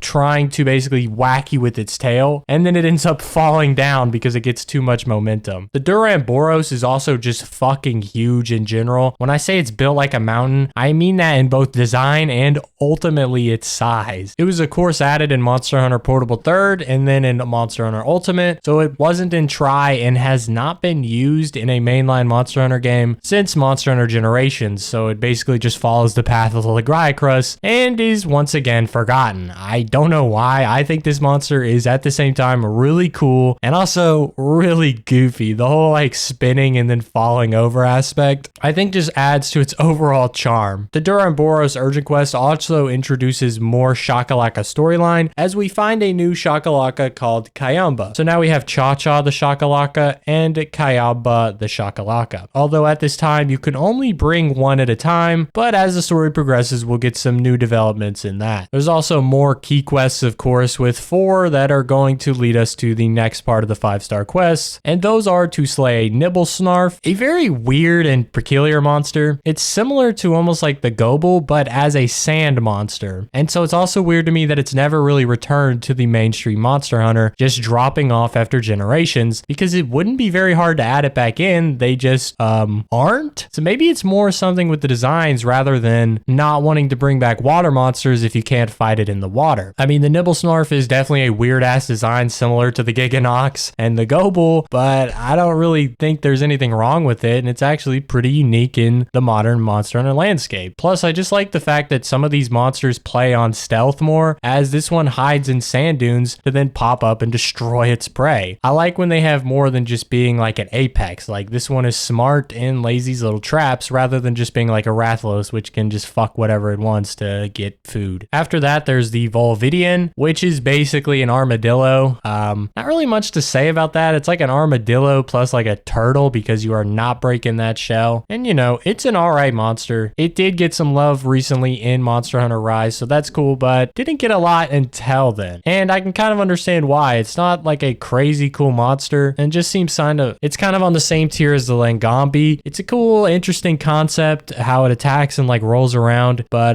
the design isn't really going to blow you away. You also have to slay a Rathalos as a key quest, because of course you do. And finally, you have to slay one of my all-time favorite monsters, the Barioth. Not to be confused with the Baroth. This one only has one R, and instead of the second R actually has an I. I kind of wish they made the names unique because sometimes I mix them up. But anyway, the Barioth is one of my favorite monsters because it's just like on that tier of the Nargacuga and the Tiger Rex. It is just a vicious apex predator. And this one is not designed after a tiger. It's even cooler. It's a goddamn saber-toothed tiger. And it looks absolutely deadly. It's got spikes all over. It, of course, has those menacing saber teeth, and it's just aggressive as fuck. When it gets tired, it will just rip into a Popo or an Anteca because it usually chills in the tundra. Luckily, this monster has a lot more popularity than some of its coworkers, so it does get brought back in the future generations, which is just great because, you know, it's one of the favorites. In this 5-star quest, there's not a key quest for it, but the Diablos does actually return, and that is the third monster that I was trying to remember that is actually in the game. So in the 5-star quests, you get the Rathalos and Diablos, which finish out the 3 returning monsters from the first and second generation. Now, it's time to talk about not just slaying monsters, but actually progression in the game that comes from more Shakalaka storyline.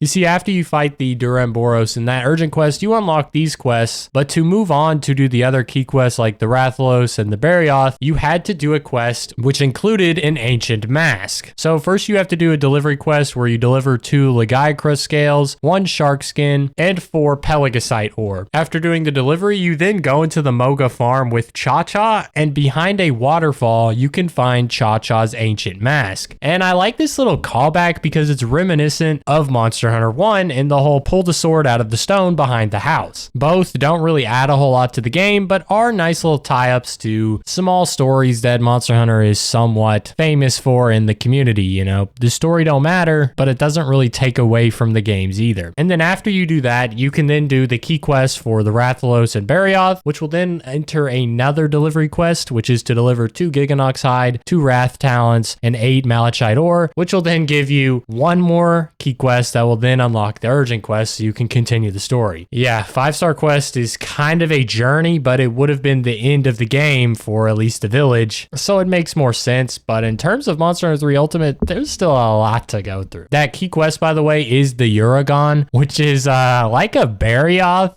but way fucking cooler. It is once again a brute wyvern, so we keep that theming going with it being a hard ass rock. I mean, just look at that chin. It likes to fucking destroy things with it, just giving it a slam down. And it also has this really goofy mechanic that's kind of like the Duramboros, where it does like a somersault because it has these almost spikes on the top of it, but they're very thick, so it's actually able to roll on it like a tire. Is it retarded? I'd say 80% yes. Is it funny though? Absolutely. I love the design of it just being like, oh, you're far away? Fuck it, dude. I'm not gonna run over there. I'm gonna hit that armadillo ass fucking run onto your ass. It's really stupid, but I do like how they kind of started you off with the Barioth for these and then just got crazier and crazier with the Duramboros and now the Uragon. It's hard to hate on the Gen 3 monsters, dude. They're so funny. And it's great that they also bring back the Uragon in these future generations. Now, it's not a key quest, but there is one more monster I do want to touch on because it has also been somewhat forgotten, and that is the Agnactor. I think a lot of the monsters forgotten are also just Leviathans, even if they didn't have anything to do with the water. And this is another one that's similar to the Nibblesnarf, where you could definitely bring it back, as this is a Leviathan, but for lava. So you don't fight it in the lava, it's actually on land. And I think it's really cool. It has probably one of the more interesting mechanics of all of Monster Hunter, which is when it is actually cooled off, its skin becomes hard and is pretty difficult to bust through to do a lot of damage. But when it heats up to do its lava attacks, that's when it becomes weak as its skin softens up. So when it's heated up and you can tell, you just beat the shit out of it, but when it becomes cooled off and like darkens, that's when you kind of lay off, you know, do some healing, sharpen your weapon, shit like that. I think the design overall looks pretty cool. You could definitely see the Leviathan aspects with like its fin on the top that goes all the way from its head to its tail, and it's somewhat fishy feet, except since it doesn't go through water, it goes through lava, it doesn't have any sort of webbing between its toes and actually has more claws. I have really no idea why they didn't bring this one back because it looks dope, is dope, and isn't even that like ugly like the Nibblesnarf. So please bring my boy Agnactor back. He's dope. And that's going to take us to pretty much the end of Monster Hunter's Try story, because as it turns out, the Legiacrus was actually the one for sure not causing the village to shake. It was actually the legendary Elder Dragon Ciedeus. I think I'm saying that right, Ciedeus. It's definitely the culprit because 1, it's fucking massive, and 2, it's an Elder Dragon, and at this point in Monster Hunter, it's pretty established established that anything that goes wrong in the world around the village, it's an elder dragon. It is not a regular monster. And the Ciedeus offers a very unique challenge because it is, of course, the first elder dragon to be only underwater. You never fight the Ciedeus above water, as it's basically under the entire village in this like underwater cave. Pretty cool. And its physical look is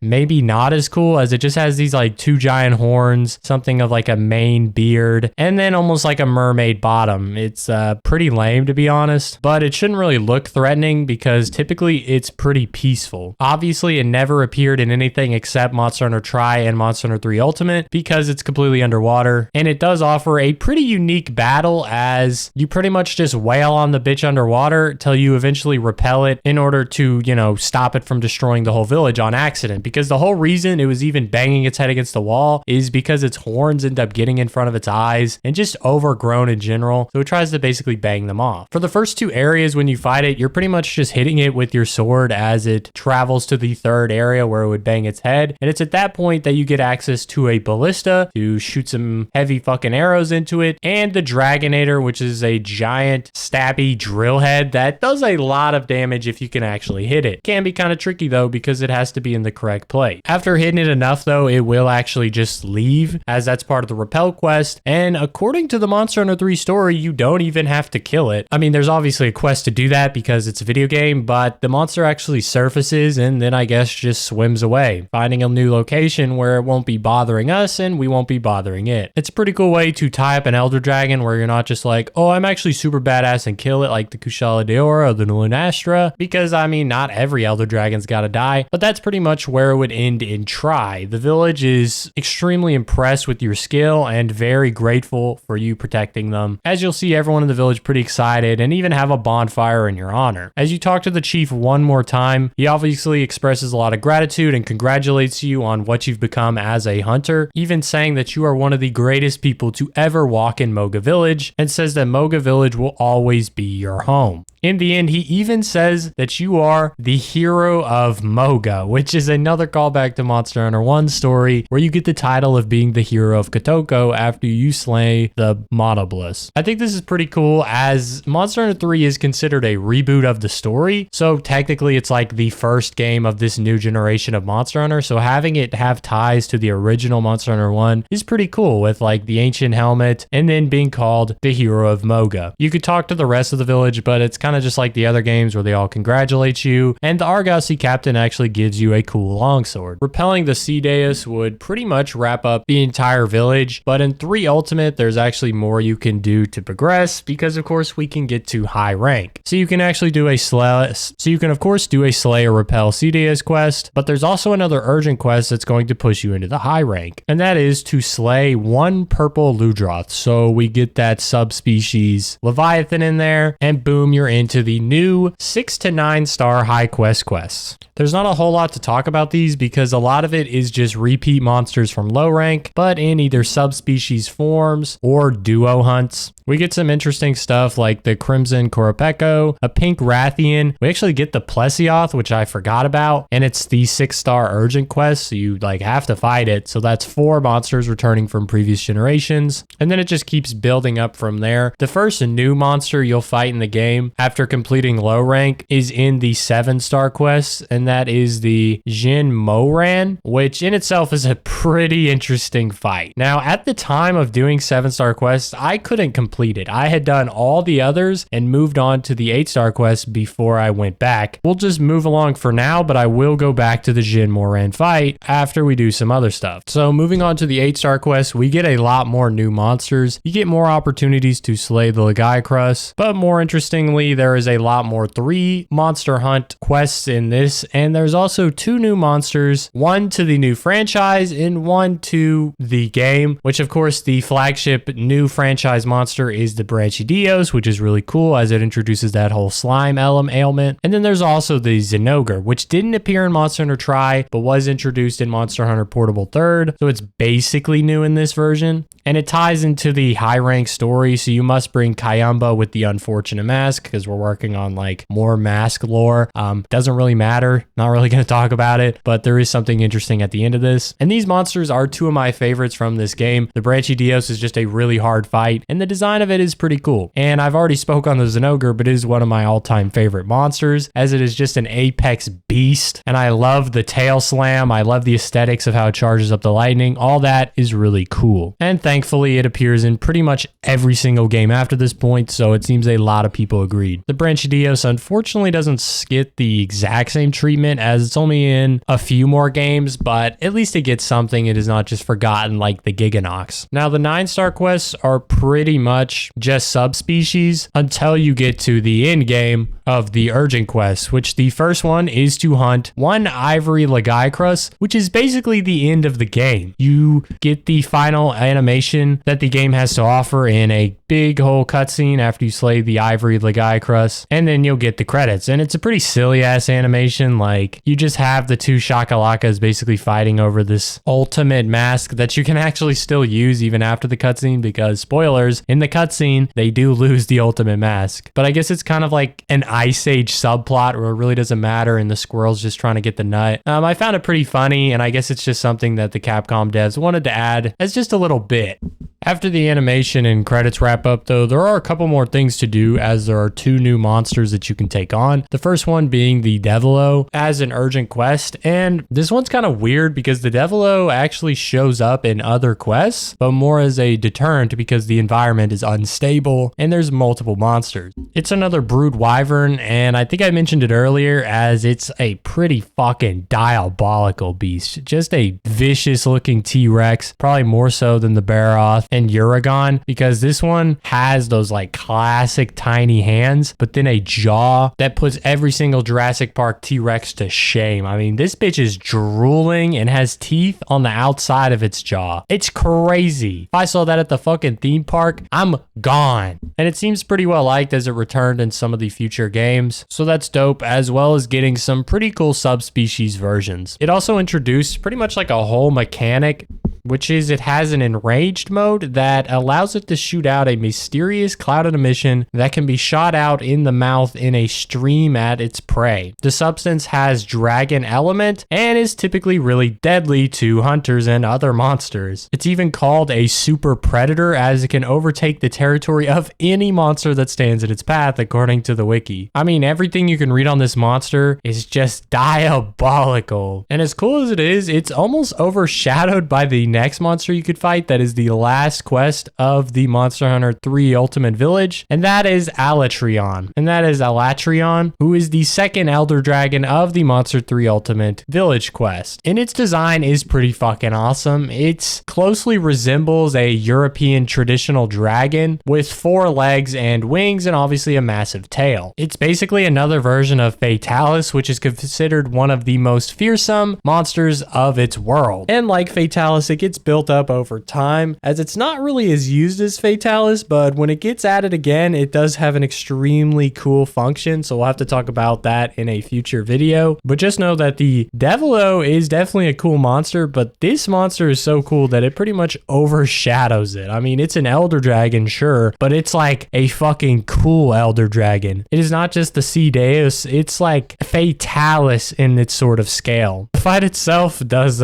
plenty of that to remind you, as it's a brutal battle. I mean, you're gonna take either like the 50 minutes to beat it, or you're just gonna cart 3 times to be done in 20. It's a rough battle because you have to be aggressive to chop down its massive health pool, but you also have to be careful enough and have enough prep to not just get obliterated, because it slaps the shit out of you. I looked around a little bit, and most people seem to think that its damage is actually like G rank level, while its health is still tied to that high rank level. So basically what I'm saying is, it does not fuck around. And that's the end of the quests. I mean, we already technically finished the game, but once you finish that, there's really nothing else to do in the village. So if you're not going to fuck with the town, you're pretty much done. Quickly sum up what happened in Monster Hunter 3 is basically you get there and they need a hunter pretty much immediately to figure out what is destroying the village with these big ass earthquakes. And so first you build up enough strength in the form of equipment and also skill as you figure out how to hunt monsters. It's pretty standard. However, the idea of having a direct goal in terms of hunting a monster is pretty new, especially from the get-go of the game. And of course, after we slay the Lagai Crust, we find out that damn, that shit was actually not the one causing those big earthquakes. And later it's revealed to be the Sea Deus, a massive Leviathan Elder Dragon that's been banging its head on the like village floor underwater. So like in classic Monster Hunter fashion, we go beat the fuck out of that, make it run away, bitch ass Elder Dragon, so that we can finally live in peace. And that would have been the ending of Monster Hunter Tri, but in 3 Ultimate we have a bit more, which follows the Shakalaka storyline, which is I don't know, pretty pointless. Like at least there was something going on in the first like low rank side of things, as you had like a village at stake. But with the Shakalakas, you're basically just like figuring out their lore, getting these helmets, with eventually getting the ultimate helmet just for them to lose it in this goofy ass animated cutscene. It is pretty worth to go do these high ranks though, even if there's not really a story reason why, and even if there is, it's really lame, because you get to fight some pretty cool and unique monsters like the Zinogre, if you hadn't have played 3rd Portable, and the Devlo, and even the beast himself, Alatreon. Plus, there's a lot of different subspecies that you can take out, stuff like Black Diablos, Glacial Agnactor, which changes it from lava to ice, and even Jin Moran, which I didn't actually talk about because I had to go back after doing some of the 9 stars to actually complete it, because at the time of being on it on the 7-star quest, I couldn't do it. And it's a really worth fight because it's different than most fights. While the monster itself isn't exactly cool in design, it is cool in what the monster is, and that is a massive Elder Dragon that basically lives in the desert sea. It's probably the biggest monster we've ever seen up until this point, unless you count Fatalis. There's something to be said there, but you don't even fight this like a normal monster. You actually fight it on a boat for the first half, which involves hitting it with the Dragonator, shooting it with cannons, and hopping on it to do some whack damage. It's similar to the Ciadeus fight in that it's a completely different thing that you don't get the experience really anywhere else. Although in the Ciadeus we did have the ballistas that you will have against Jin Moran, but this time it's on a ship as you drive next to it. They even give you some extra equipment to take care of it, like the anti-dragon bomb, which is good for setting on its tusks so that you can blow those bitches up. Now I did mention that the quest is basically split in 2, because after the first 15 minutes you go to the final showdown, which is when you park the boat and fight Jin Moran one-on-one, face-to-face, as it charges at the boat, which is typically referred to as a dragon ship, by the way. And the way you can beat Jin Moran is you either slay him or you repel him, which the repel is done through surviving the 30 minutes and he'll just end up running away, and the slay is done obviously by draining its health. Now, when I was struggling on the quest 7, it was because I couldn't kill it, but I also couldn't survive the 30 minutes. I didn't have the strategy to do that because this was my first time fighting it. After getting that fire-ass Wrath Soul gear from the Azure Rathalos and the Branchy Dios's Switch Axe, I was pretty prepared to deal out some fat-ass damage, and I did just that, but it was still pretty close when it comes down to it. I probably had maybe 3 or 4 minutes left in the timer to complete it, and my ship was definitely pretty beat, as if it destroys the ship you just lose on the dot. So it's definitely really punishing. Anyway, after that you kind of just chug along as you make it to the Ivory Lagai Crust, which fully completes the village quests, as the Shagalakas actually find their master ultimate helmet, which they immediately lose. Never forget. And then you get 2 more fights that are also cool. And that's the story of Monster Hunter 3. It is a very loose, almost pointless story. I mean, we start off by blaming the wrong monster and then finding out that there's actually this massive fucking Elder Dragon that we didn't know was under our little village, banging its head, causing these giant earthquakes. Like, are you guys stupid? How the fuck did we not find that shit earlier? And then we're like, oh, we should probably look for something like that. And it's like, oh, it's actually right there. Like, what? But I digress. It definitely differs a lot from the other 2 in this reboot, because in Monster Hunter 1, the stakes are extremely low. I mean, the village doesn't even see an Elder Dragon. At most, you see the Monoblus, which by even this game standards is nothing. And then in Monster Hunter DOS, you do see the Kushala Daora and Lunastra as the main Elder Dragons, but it's also more than that, because the village of Jumbo was literally nothing when we got there. I mean, that shit was booty cheeks. And after spending a lot of time doing those delivery items and just slaying monsters to protect the village in general, we build that village up to the point where Jumbo can just leave and start his new village somewhere else. And so the stakes there are a lot higher, and we're also done with a lot more intention, because it actually actually kind of mattered what you were doing. You were completing Jumbo's quests so that he could continue on with his life, so that the village could continue to provide for all the people inhabiting it. It's pretty cool. But in this one, I mean, you saved the village, but it's not like the village was doing bad. I mean, they would have just had to move in the end and then start somewhere else. I don't know. It's pretty weird, but I guess it makes sense as originally they were going for that simulation style. So the stakes were obviously a lot higher because it felt more real. But as they've kind of toned it back to be more arcadey, they've definitely let some humor run through, like with the shakalakas in general just being goofy ass comedy reliefs. And so I guess it makes a lot more sense that the village is also just not taken too seriously throughout its story. Does that mean that when Capcom killed off the simulation style, did they also hurt their storytelling at the same time? It's a question I'm asking, basically knowing the answer to, but of course we will get that as we get to the other games. So the Monster Hunter of the third generation is a lot more lighthearted, a lot more powerful, as we definitely take on some beasts in the village. And you know, I guess he is a lot cooler as well, because unlike all the other Monster Hunters, he can swim.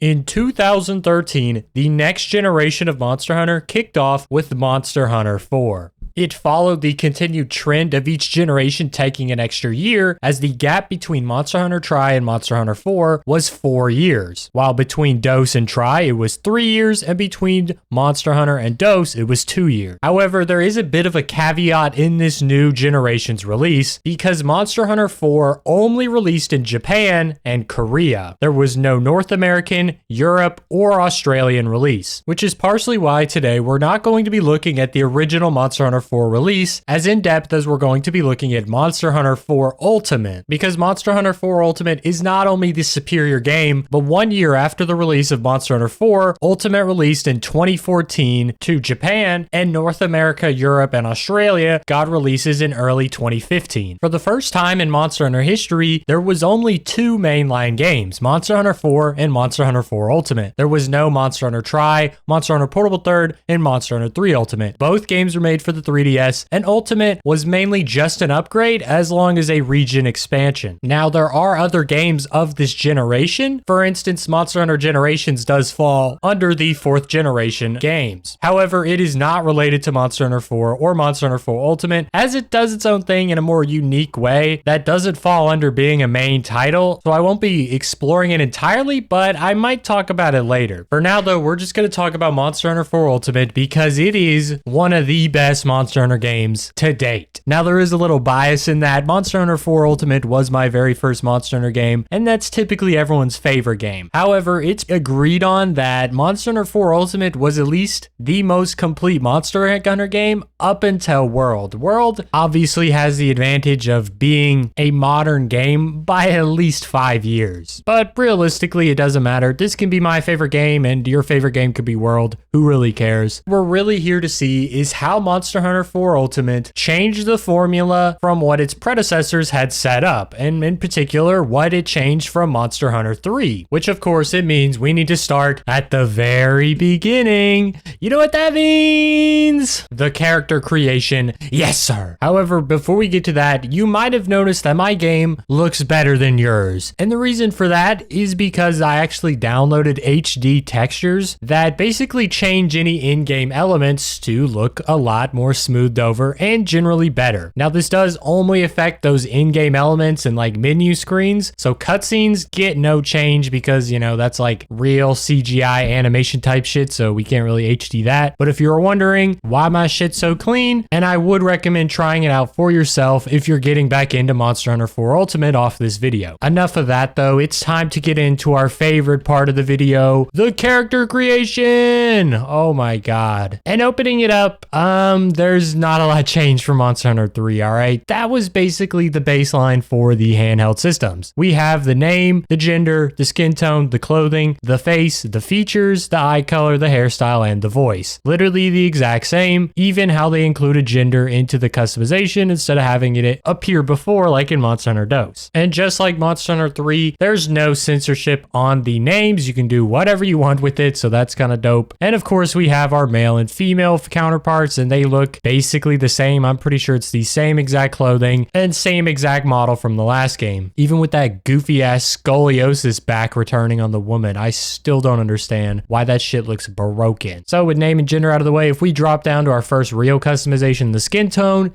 it's the same thing. Unfortunately, there's still no way to like make your character any other color other than just like the white to black slider. So you can be like white, orange, tan, super brown, and just black. So we're still not into that funky alien green people shit that like we'd really want to get into. So we can just go ahead and hop over to the clothing area, and that gives us 6 types of clothing when each gender previously only had 4. And there's nothing too special about them. They're all pretty standard. Really only 5 and 6 are new additions, as the 1 through 4 were already in the game. But 5 and 6 is actually a new design that has like a full body clothing, which is kind of nice because you no longer have to look like some Belarus gay stripper, and you can actually wear like real fucking human clothes. And if you look at the bottom, you'll actually see that there is a new function, and that is color changing for your clothing. Now, you can't change everything. I don't really know why that is, but you can see you can just change like the secondary colors of it, but the orange outlines and the navy blue base is going to stay the same. So not a lot you can do, but I mean, it's something. But clothing was never a big thing because, as we always say, you just throw on armor. So next we'll take a look at the face types. And if you remember, Monster Hunter 3 Ultimate had 11 face types, which is less than Monster Hunter 1 and Monster Hunter DOS, although in both Monster Hunter 3 and Monster Hunter 4, we do have the features tab that we looked at in the last one. So this is an upgrade over 3 and technically an upgrade over Monster Hunter 1 and DOS because you can now like mix and match. And the faces look like a good variety of them, although I do have a favorite because Type 13 is really fucking funny. I mean, this dude just built different because in every cutscene that you see your hunter, he's out here just chiefing that little straw in his mouth. Every single cutscene, you'll be fighting the most horrific, the most dangerous, the most murderous monster ever. And every time you see my character, he's just pimping that thing. And I think that's fucking hilarious. The little smirk and even the little like eyebrow in on that right side, it's such a goofy face. Capcom definitely cooked. Now, in terms of features, they did actually update it to be better than what Monster Hunter 3 had, because in Monster Hunter 3, the features were limited to the face type. Each face type only had 2 different features. However, in Monster Hunter 4, each face is going to have access to these 12 features. So everybody can get these no matter the face type. Now, they're not real different or anything, but you know, it's all you're really going to get out of this handheld customization that really hasn't achieved a large RPG role or anything. But you know, it's Monster Hunter. You'll never really see your face anyway, so who cares? And you can also change the color of the face just like in Monster Hunter 3. Cool. Continuing on down, there is a new thing, and that is eye color. I don't really know who is asking for this, but surely somebody got hyped for eye color, right? Not me. I just make those shits black fucking orbs so that every time I see my character, it gets more cursed and cursed. Then of course we have hairstyle, and hairstyle actually did get kind of a buff from really all the games because Monster Hunter 3 Ultimate only had 14 hairstyles, and even Monster Hunter DOS only had 17 hairstyles. But in Monster Hunter 4 Ultimate, we get 28 different hairstyles. That's a lot. I'm pretty sure that's double what Monster Hunter 1 had, and it's pretty much every hairstyle that ever existed and more. We got the goofy mohawk, we got swagged out middle parts, we got the long hair, we even have the Naruto hair. It's back. And of course, my all-time favorite, the hair in the face I literally cannot see type shit, and my boy bald. What more could you really ask for? This is some of the greatest cooking Capcom has ever done. We liked Monster Hunter 3 because of monster design. I like Monster Hunter 4 because of the hairstyle design. And there is a new favorite on here because hairstyle Type 28 is the fro. And it's not just the fro, it is the biggest fucking fro you'll ever see. Fully equipped with bushy ass sideburns that go all the way down to your jawline. And of course, just like in every other game, you could change the color. So you could make this giant ass fluffy fro whatever you want. It's the goofiest shit ever. There's no way this shit even fits into a helmet. And you're telling me I fight monsters with it? Absolute swag. You cannot tell me my character doesn't look like he could get some monster pussy. That's all I'm saying. And no, I will not reiterate that ever. Finally, if we go down to the final character customization style, it's the voices. There's 20. Who cares? cares? All right, I'm so over like doing this shit that like the voices never change. There's never anything different. It's just always ha, ha. I don't care. So that's going to be the end of our favorite section. I'm so sorry, guys. We have to actually like talk about the game now. But wait, when you hit confirm and create a hunter with these settings, you get to finalize your hunter and proceed to Palico creation, which is when we get to actually talk about something new. Because in Monster Hunter 3 Ultimate and Monster Hunter Tri, actually, they introduced the Shakalaka, who were these new hunting companions that would go on the hunts with you, and they were cool. They would buff you. They would do like literally no damage, but you know, you had hunting partners. That's cool. Well, Monster Hunter 4 Ultimate, we say fuck the Shakalaka. Those bitches, those green alien fucks couldn't even keep the helmet. So we got upgraded to Palicos, which are these cute little feline cats, and they're fully domesticated and trained. All right. It's hype. And of course, we just start with them. You don't have to do missions to later unlock it like with the Shakalaka. You start with them. You can name it whatever you want. I'm naming mine Palico Diddy, P. Diddy for short, no relation. And you can even change like what type of cat it is based on the coat. That's swag, along with the color of the general coat as well. So there's a decent amount of customization in the Palico. Nobody asked for that, but they delivered. Unfortunately, in terms of clothing, there is only two designs. One's like the maid that used to live in your house in Monster Hunter Dose, I swear. And the other is a bit more of a lighter suit. So that's what I usually go for. Pimp my boy out. And then I move on. And the next one is eye shape, which is pretty weird. It's not even just eye shape. It's actually the entire eye, or no eyes. You can have this bitch full Asian squint, or you can actually have him missing an eye. And if you use that, I hate you, because why the fuck would you put your Palico through not having an eye? Personally, I think type 1 and type 3 are the best. Type 2 is too goddamn weird, and I don't want my Palico squinting the whole time. They're going to be missing the monster. Come on. Don't ruin your Palico's eye, so just pick 1 or 3. Be chill. I usually go for 1 because 3 looks like it's trying to fuck. After eye shape, there is the ears, which you can change. You can make them down if you go to type 2, and more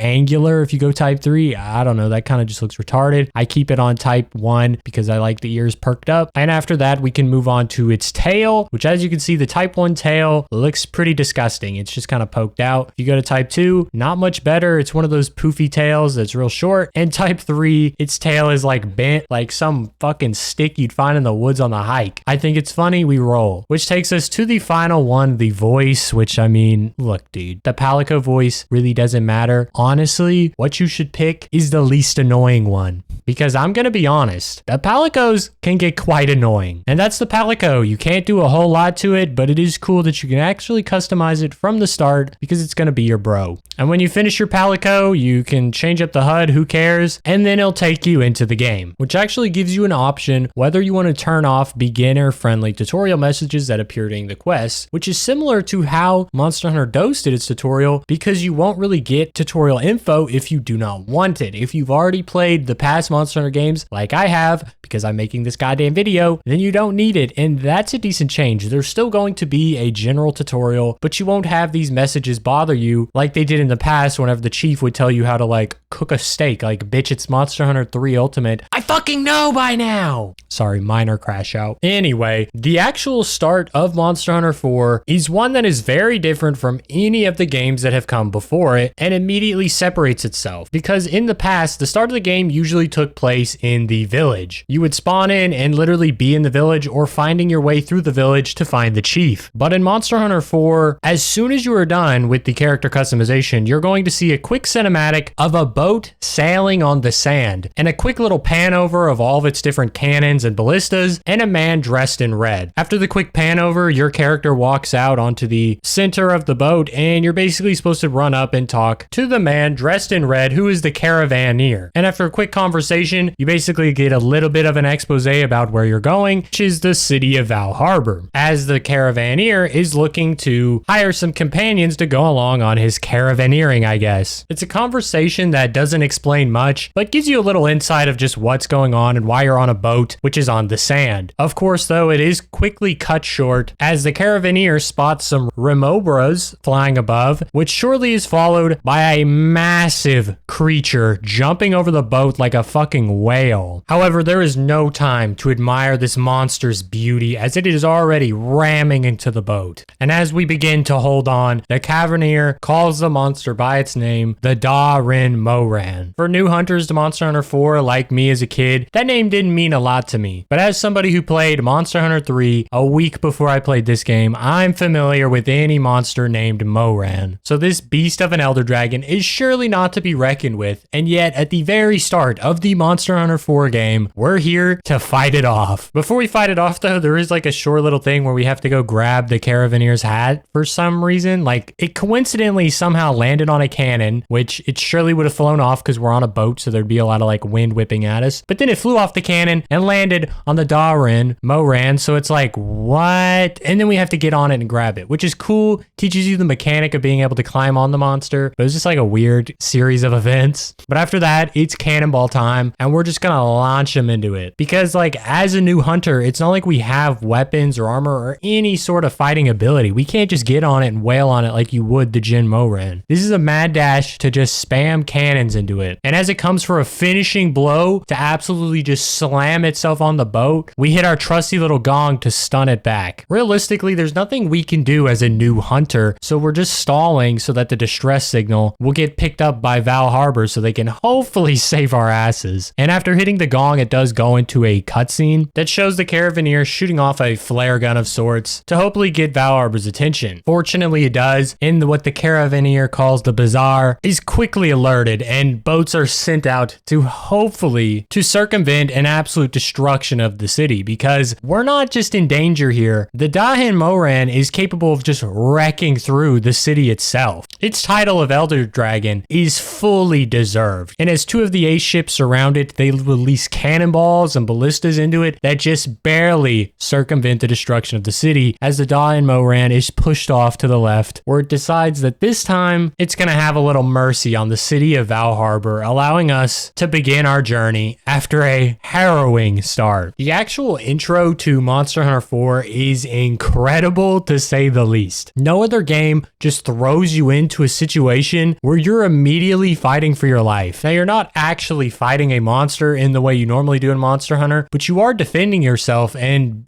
being unable to defend yourself in this situation would result in death. So while it's set up in a gameplay way that you won't really be fighting for your life, if you think about it, you really are. And coming up against something so big this early is just truly incredible, and it's so easy to just immediately be locked into what Monster Hunter 4 has to offer. And I can say from experience, because I think when I experienced that as a kid, I was like, damn, this game is fucking hype. And even outside of that exhilarating intro of a monster battle right off the get, actually entering Val Harbor is pretty special as well. It's such a bright and vibrant area with sunlight coming in from all angles, as it's an open sort of village. Although it's not exactly a village because it is itself an entire city, something we haven't really seen in Monster Hunter. And similar to Monster Hunter 3, it's already set up and ready to go. It's going to be something that you provide for, but not something you have to provide for, as Val Harbor exists under the guild, which means there are other hunters that are seemingly providing for it and have for generations. But don't let that take away from the actual story of what's going on, because you are still needed as a hunter, as the Caravanier sees your bravery during the Da-Rin Moran fight and actually wants to hire you, but first wants to give you some quests, which is tutorial, but hey, it's all cool. And this is what pushes the Monster Hunter 4 story to be so interesting, because it's not locked to a village, it's locked to a lot of things, as we will see as we go down the story, but these villages already exist. The Monster Hunter world is already developed in 4. There's nothing for you to like create that's going to upgrade the village, because it's already at the peak. But what you're going to be able to create is the Caravanier's dreams, his hopes that he pushes for day in, day out. And when you hand him his hat back and he pulls out that magnificent green scale, that's what it's all for. It's not just about him finding out what the scale is, but the scale represents his yearning for adventure and journey. And by pushing through the tutorial and getting those starter quests done to prove that you can be a hunter, you're going to be able to fulfill his journey through getting the monster parts for what he needs and ultimately being able to protect him. If you think about it, Monster Hunter 4 Ultimate takes on what Jumbo had going for in his story in Monster Hunter DOS. Jumbo wanted to create his own city and then move on to the next one to keep fulfilling his dream of being an adventurer, a traveler, and a settler. And the Caravaneer is no different. His world is a little more developed, so there's less settling, more like our modern world, but he can still be an adventurer and a journeyman, and that is exactly what makes him the Caravaneer. That's pretty much all there is left of the intro. You get some more dialogue with the Caravaneer, blah, blah, blah, but he basically sends you out on those quests that, for one, serve as a test so that he can make sure you're going to be able to be a valuable hunter to him, and two, serve as your tutorial as the actual player. And unlike Monster Hunter 3, this falls under 1-star quests, because in Monster Hunter 4 Ultimate, there is no Moga Woods alternative. There is going to be a new way to do quests, but it is not applied in the same way Moga Woods is, and it doesn't really work the same. So the tutorial quests actually fall under the 1-star guild quests, which is a little disappointing because I like when they take the tutorial out of just like, do 1-star quest, move on to 2-star quest, now you hunter. But at the same time, it's not like it really matters, so, you know, it is what it is, we'll take it. And these tutorial quests are to deliver one well done or a rare steak, doesn't matter which one, but it's not really like it matters because in these later games, the well done steak is just getting easier and easier to make, so who really cares? And the second one is to deliver one mega potion, which honestly is a pretty weird change because it used to just be to deliver one potion, that was it, which was super easy because you just threw herbs together with blue mushrooms and you got your potion. But now they want you to make the potion and then throw honey to make a mega potion. I wonder if they just did this because they assumed everyone knew how to make a potion, so they added a little more to it, or if there was an actual problem with people not realizing that mega potions existed. I would be curious to know, but we're never really going to be able to find that out because it's not like Capcom just tells us everything about the development cycle. But that does wrap up the direct tutorial. So just 2 quests and you're done, and they're both pretty easy. The second tutorial part, the deliver one mega potion, also does add a sub quest, which is to slay 3 Jaggy, and that is of course returning since I just mentioned it. And it's going to add a little more dough to your pocket because for each of the quests you're only going to get 60 zenny, but if you do the sub quest of slay 3 Jaggy, you get 300 zenny, which is pretty substantial in the early game. Now I made a distinction earlier to say that it was the end of the direct tutorial because similar to Monster Hunter DOS, Monster Hunter 4 Ultimate has optional weapon tutorials. With the trainer in Monster Hunter DOS, you could choose any weapon and you go out and fight in that tutorial. And in Monster Hunter 4 Ultimate, it is the exact same, and it even includes the new weapons added to the game, which we'll talk about later, while DOS did not and only included the basic ones that came from Monster Hunter 1. And I like this change because you shouldn't really have to go do these boring ass slay quests just to learn your weapon. There should be a genuine tutorial on how to do it. And the way they do it in Monster Hunter 4 is you can slay a great Jaggy in the arena, which is not like a hunt because the arena is basically just one area of the map and you just face off until one of you dies. So you don't even have to really run around or anything. You just beat that shit up in the arena and now you know how to use the weapon. Dope. Of course, you only have to do the 2 tutorial quests as the key quests. So once you get those done, you can actually move on to the 2-star quests, which basically takes us out of the tutorial. However, you aren't really out of the woods yet of these easier quests because in the 2-star quests, the key quests are deliver 5 unique mushrooms, so gathering, slay 5 Jaggi, which are just bigger Jaggy, no real difference, they're just small monsters, so another kind of slay but multi-monster quest, deliver 3 Kelby horns, so just another delivery quest, slay 8 Conchu, which is just another small monster quest, but a new small monster in the game. Hunt a Celtis, which is a new monster, and it is a large one. And 2 interesting key quests that we will talk about in a second before you reach your urgent quest of hunting a Quechawecha, which is a new Monster Hunter 4 monster. So in terms of the first large monster hunt, the 2-star quests already have 5 large monsters for you to fight, which is a huge change. Remember, in the first game, you did not fight a large monster till the 3-star quests. And in the second game, the quests didn't really matter as you could fight them almost instantly after doing the only part of the tutorial.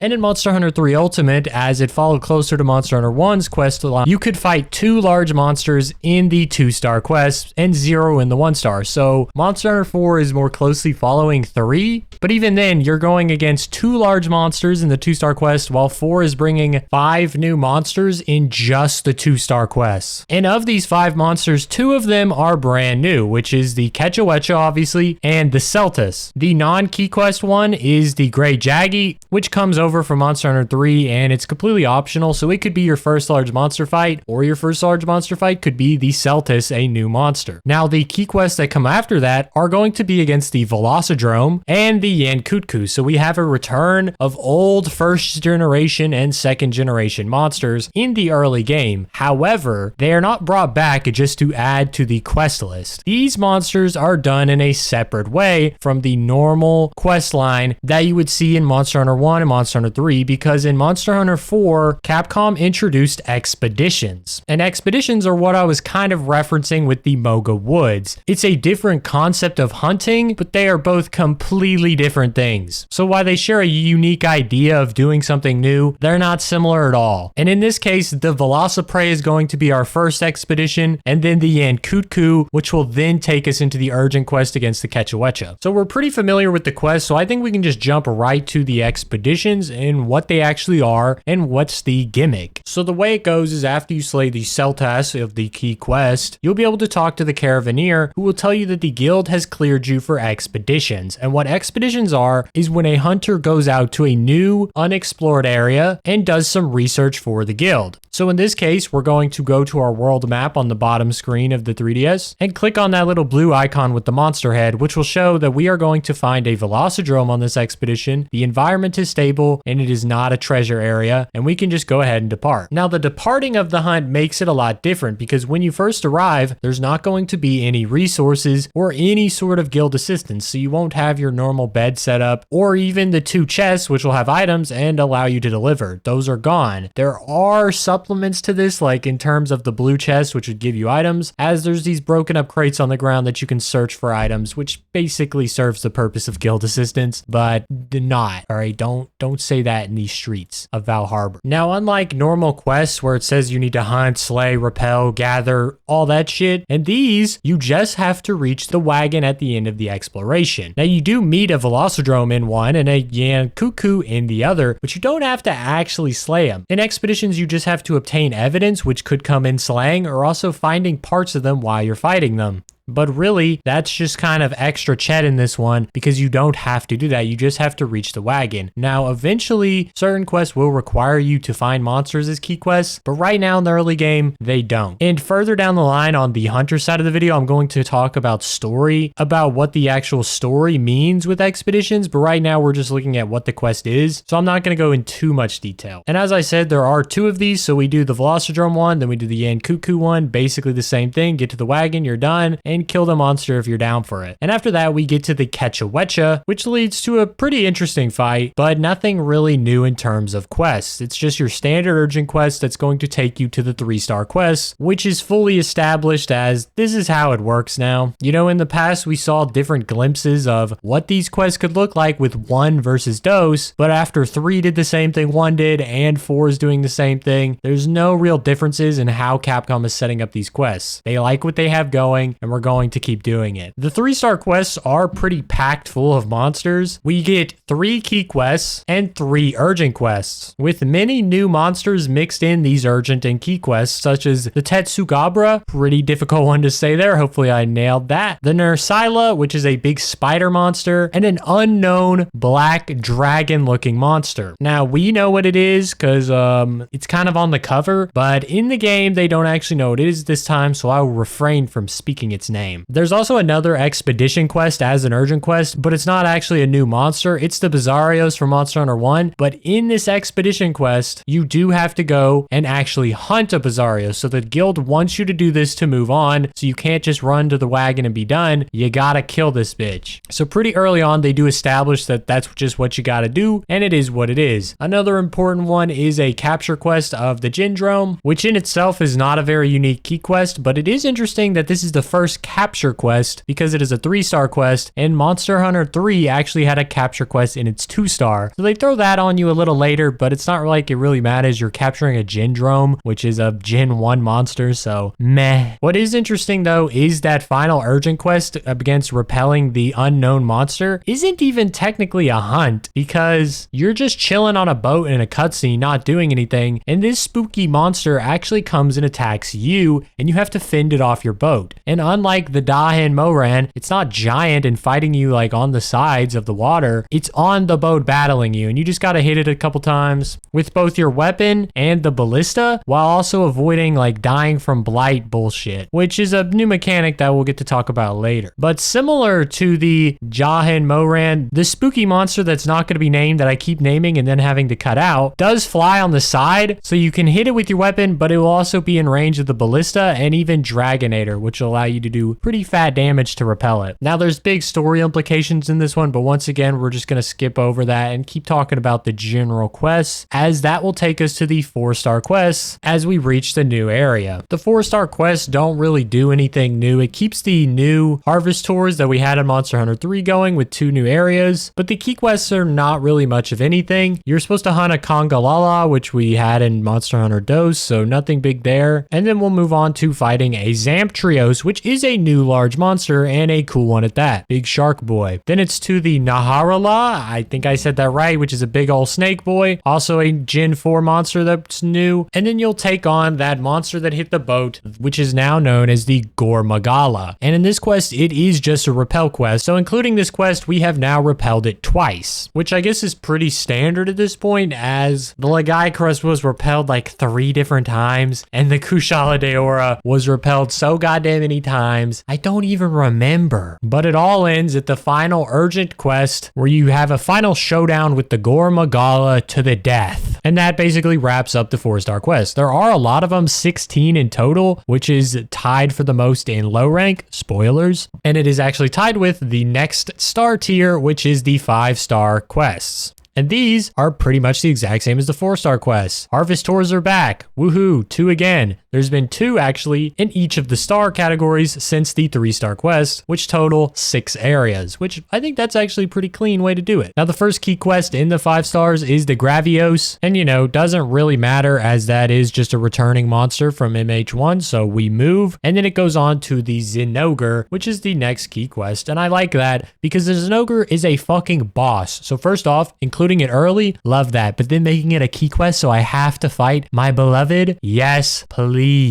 Which then leads to the next key quest, which is a new monster technically, and that is the Celtis Queen. So while it's technically the Celtis, the Queen is actually an entirely new monster and is actually accompanied by the Celtis. They work in tandem, and the Queen is a much beefier armored foe, so yeah, this is a brand new monster. The subquest is also the only subquest which is really going to include a large monster, as it is to hunt a Celtis, because it is accompanying the Queen Celtis. It's weird, but little fun fact. And that will take us to an urgent quest, which is another expedition, and that is to hunt a Yen Garuga, which has actually been a monster that has not showed up in some time. It technically appeared in Monster Hunter DOS as that was called the Yen Garuga, but now it is referred to as the Scarred Yen Garuga, which is like a subspecies version or something. I don't know. It is in 2nd gen. It was also in Freedom Unite 2 or whatever that's called, but it completely skipped Monster Hunter 3 and was really pretty rare in Monster Hunter DOS as well. So it's actually cool seeing that return.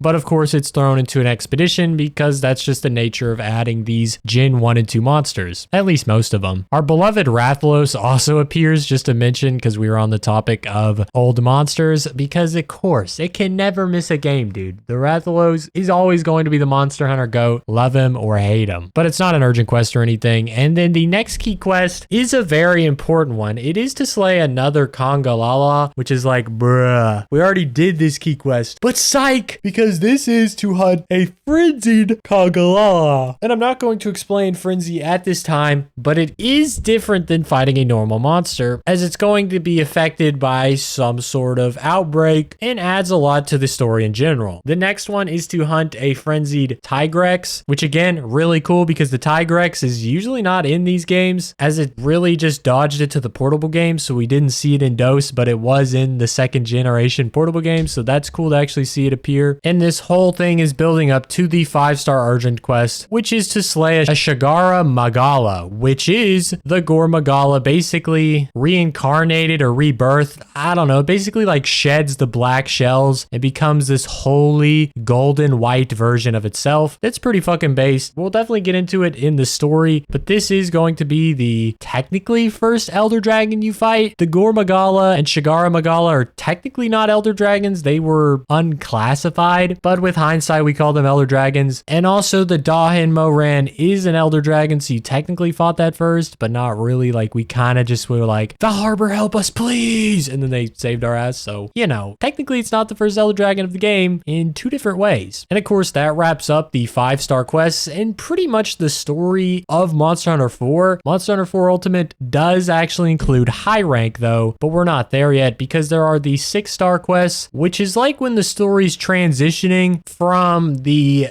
Gore Magala storyline to the high rank storyline, because that was the low rank. So think of it like how Monster Hunter 3 transitioned from the Lagiacrus and Cedeus to the Branchy Dios and later Elder Dragon and just 9-star quests in general. Now the 6th rank quest does actually include the most low rank quests at around 22 if I counted correctly, and this is a lot. A lot of them are just repeats, but there are some really fun ones like Hunt 2 Frenzied Tigrex, haha, so fun, and the Hunting a Frenzied Branchy Dios, which is actually fun. I was lying earlier, fuck that shit, but it's pretty cool, especially being able to revisit the Gore Magala and Shagara Magala fights respectively. But these do have a lot of unlocks, so they're kind of tricky to find sometimes, as you have to usually increase your hunter rank to actually get most of them, but you only have to get to like hunter rank 4, so it's not that big of a deal, and they're just generally extra quests anyway. But if you want to get that gold check mark instead of the silver one, you better start fucking grinding, especially because some of them actually unlock later quests, but not a whole lot of them. Which takes us to the urgent quest of this set, which is to hunt the Daimo Hermitar, which is a monster we have also not seen for a while because Carpacions were actually excluded from Monster Hunter 3. Weird, because there was water hunting and like, you know, crab monster, whatever, dude. And they were also excluded from Monster Hunter 4. So this is only in Monster Hunter 4 Ultimate. Kind of cool. And by defeating this big bitch, you unlock a set of low rank urgent quests, which include Kirin, Branchy Dios, Dahin Moran, Teostra, Akintor, Kushala Deora, Rajang, and the Cavanier's special little challenge, which includes the Zinogre, Furious Rajang, and Shagura Magala, with the Zinogre being frenzied. And that's just like a little bonus quest. These are more so just for fun, and the reward is a whopping 27,000 zenny, which is the fattest paycheck you're ever gonna catch in low rank, and is an absolute economic destroyer. But who cares? We're in the new era of Monster Hunter. Fuck saving money, alright? This is like the baby booming, alright? We were in the Great Depression in Monster Hunter 1 and 2. Nah. World War 2, we're bopping. We got Monster Hunter 3, endless money. We got Monster Hunter 4. Holy shit, endless money. Just throw that shit on credit. Let's make that shit crash again. I don't know what that tangent was, but that will basically take us to the 7-star quests. You don't have to do those urgent quests to get there. You only have to do the Daimo Hermitar urgent quest. The rest of those are just for fun, similar to how the Monster Hunter 1 in-game urgent quests were, and Monster Hunter 3's Ultimate, Elder Dragon, 9-star urgent quests were as well, because if you slayed the Ivory Lagiacrus, you got the cutscene and everything, which was the end of the game, and then they just added the Alatrion and Devlio fight as just a little bonus if you're bored. And with the 7-star quest, this does introduce high rank once again in the village, which is just the second time in the generations, both of which being in the second version of the game. So in Monster Hunter 4 Ultimate and Monster Hunter 3 Ultimate. In Monster Hunter Tri and 4, no high rank, which I don't really know why they still didn't add it in 4, but you know, Capcom's gonna do Capcom things. I swear, if they didn't make this shit so confusing, they might have unironically sold more games. But anyway, it's not really important. Something that's new in these high rank though are Harvest Tours. They give you the high rank versions, so you can find high rank mining items and shit in these, which is cool, but not really anything of note. The first key quest is against the Daimo Hermitar, which is goofy, because why would you face the Daimo Hermitar urgent quest to unlock the high rank to immediately fight the Daimo Hermitar? No idea. But the second key quest is to hunt hunt an emerald congalala, which is actually pretty cool. You know, throw those subspecies in there. We're in the high rank, so they are out.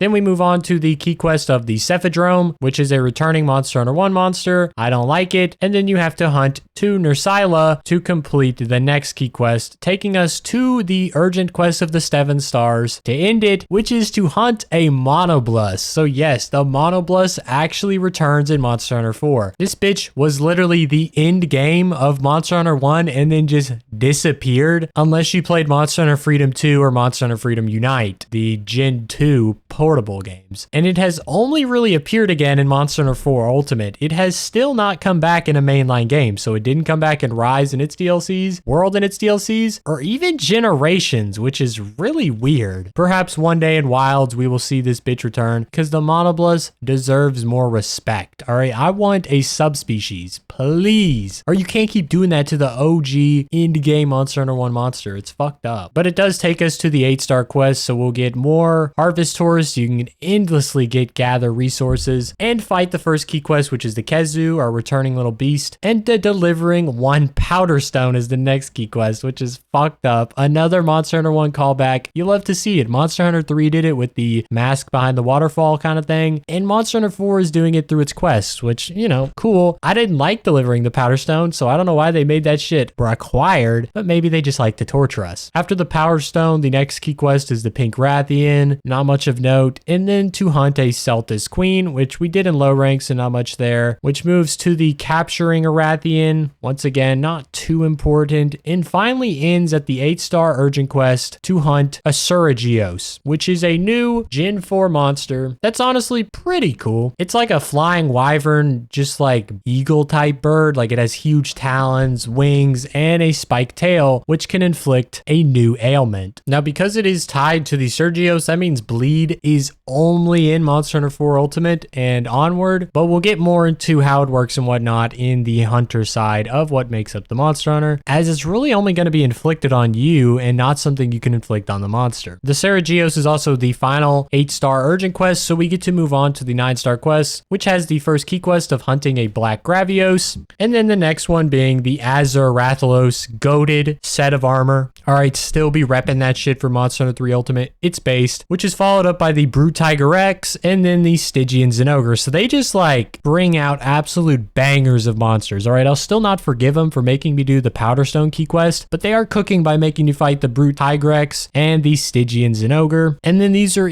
followed up even more with some fire, which is to hunt a Frenzied Branchidos, an absolute brutal fight, and then a Frenzied Devilo, which is scary as fuck, as that bitch was already practically frenzied, but now it's downright insane. But after completing that, you reach the final 2 urgent quests of the 9-star quests, with the first one being to hunt an Apex Suragios. So it's different from a normal Suragios because it's Apex, which means it has Frenzied Inflicted, but it's a much stronger version, as this is the Apex form of the Suragios, so it's bigger, more powerful, and more resistant. So pretty cool way to do that quest. And then it's finally capped off with the Rusted Kushala Deora, little callback to Monster Hunter Dose. And this basically ends the game. At this point, you're gonna get like the cutscene and everything that Monster Hunter 3 Ultimate basically had. However, similar to Monster Hunter 3 Ultimate, you're gonna get more quests that you can just do optionally, but not really unlock new stuff. So when you complete those and basically finish the game, you unlock the 10-star quests, which have a quick key quest of deliver 2 wyvern eggs. They just really hate us now, I guess. An urgent quest of slaying Crimson Fatalis, Dahin Moran, Chameleos,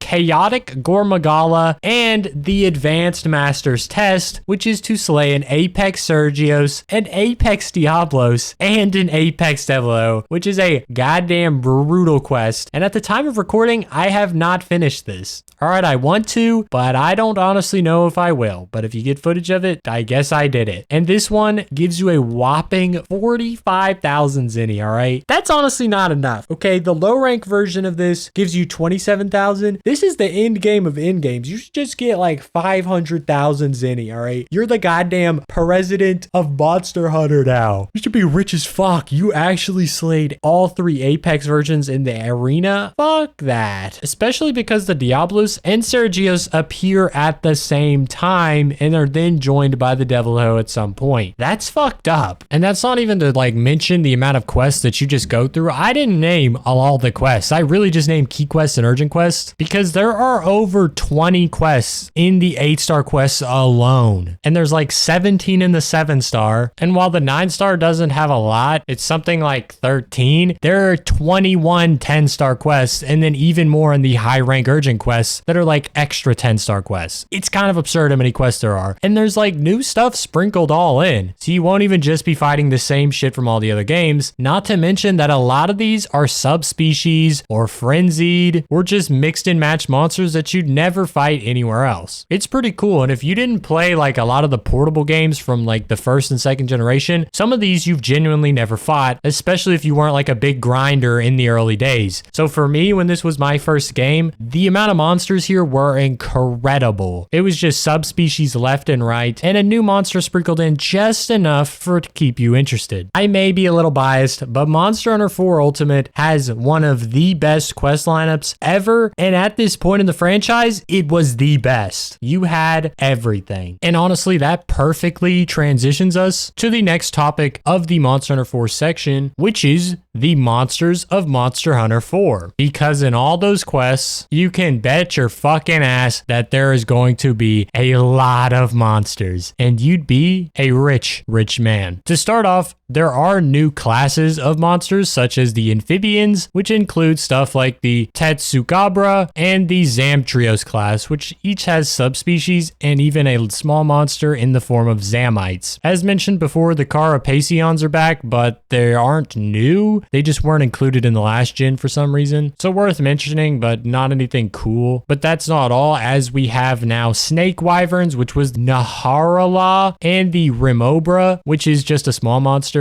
as well as the Timnocerans, which was the spider monsters, which is like Nersilia and her shrouded form, which is pretty cool. But like, these classes really aren't fleshed out. I really wish they added more Snake Wyverns and Timnocerans, please stop making me say that, to at least match the amphibians, because I mean, they had 2 unique ones, and the snake has a unique large monster and then a small monster, so not really the same, because if we count small monsters, the amphibians had 3 unique, and the Timnocerans only had 1 monster in general and then a subspecies of that monster, so kind of lame. Although I did mention with the Gormagala how it's technically not an Elder Dragon and is actually a new class, which is question marks. Cool, right? Haha. But they do classify the Shigaru Magala as an Elder Dragon, so if that's an Elder Dragon, then the Gormagala is also one. I don't understand. But no matter, as the important thing that everyone's waiting for is the monster count of Monster Hunter 4 and Ultimate. In Monster Hunter 4, there are 71 total monsters, which is 2 less than Monster Hunter 3 Ultimate's 73, which is pretty impressive, especially if we just look at that each one had 51 large monsters, while Monster Hunter 3 Ultimate takes the cake with 22 small monsters compared to Monster Hunter 4's 20. So really, the only thing that matters in these games are large monsters. Who really gives a fuck about small monsters? So Monster Hunter 4, the base version, is actually equal to Monster Hunter 3 Ultimate, the ultimate version of Monster Hunter 3, which had the most monsters to date. That's pretty hype. However, a lot of them are not new, and exactly 55 of them are returning, which means that there are 16 new monsters in this game, 2 small ones and 14 large ones, which isn't really a lot. And that is in terms of like fully unique ones, because the Quetzalcoatl was a new monster. The Conchu was one of the new small monsters of 2. The Celtis and Celtis Queen were new, and there were 3 new Elder Dragons, technically more if you count Gormagala, but they are Dalamador, Darin Moran, and Shigura Magala, with Darin Moran technically just being Jin Moran for Monster Hunter 3, but whatever. And then of course we get the snakes and amphibians that we mentioned earlier, which are new to this game. So while the overall roster is looking hot, there is a significant decline in actual new monsters added, but that's kind of how we have seen a trend. We know Monster Hunter 3 Ultimate added a bunch of monsters, but that was because it was part of a reboot of the franchise. If we think about back to Monster Hunter DOS though, that is more akin to what Monster Hunter 4 is, and Monster Hunter DOS only added 23 new monsters of its 68 total. So it is doing better, but there is a trend in that the second game follows the first game in terms of monsters, even if they are different generations. generations, so it's not exactly weird for this to be the case. Now, if we flip over to Monster Hunter Ultimate, we're gonna see even more monsters as the total monster count goes from 71 to 98. The most at that time, of course. Absolutely blowing Monster Hunter 3 Ultimate out of the water by 25. And Monster Hunter 4 Ultimate only has one more small monster than Monster Hunter 3 Ultimate, which means 24 of these extra monsters are large. But once again, we run into a problem because 86 of these monsters are returning. And there are exactly 0 small monsters that are new in Monster Hunter 4 Ultimate. All 12 of the unique monsters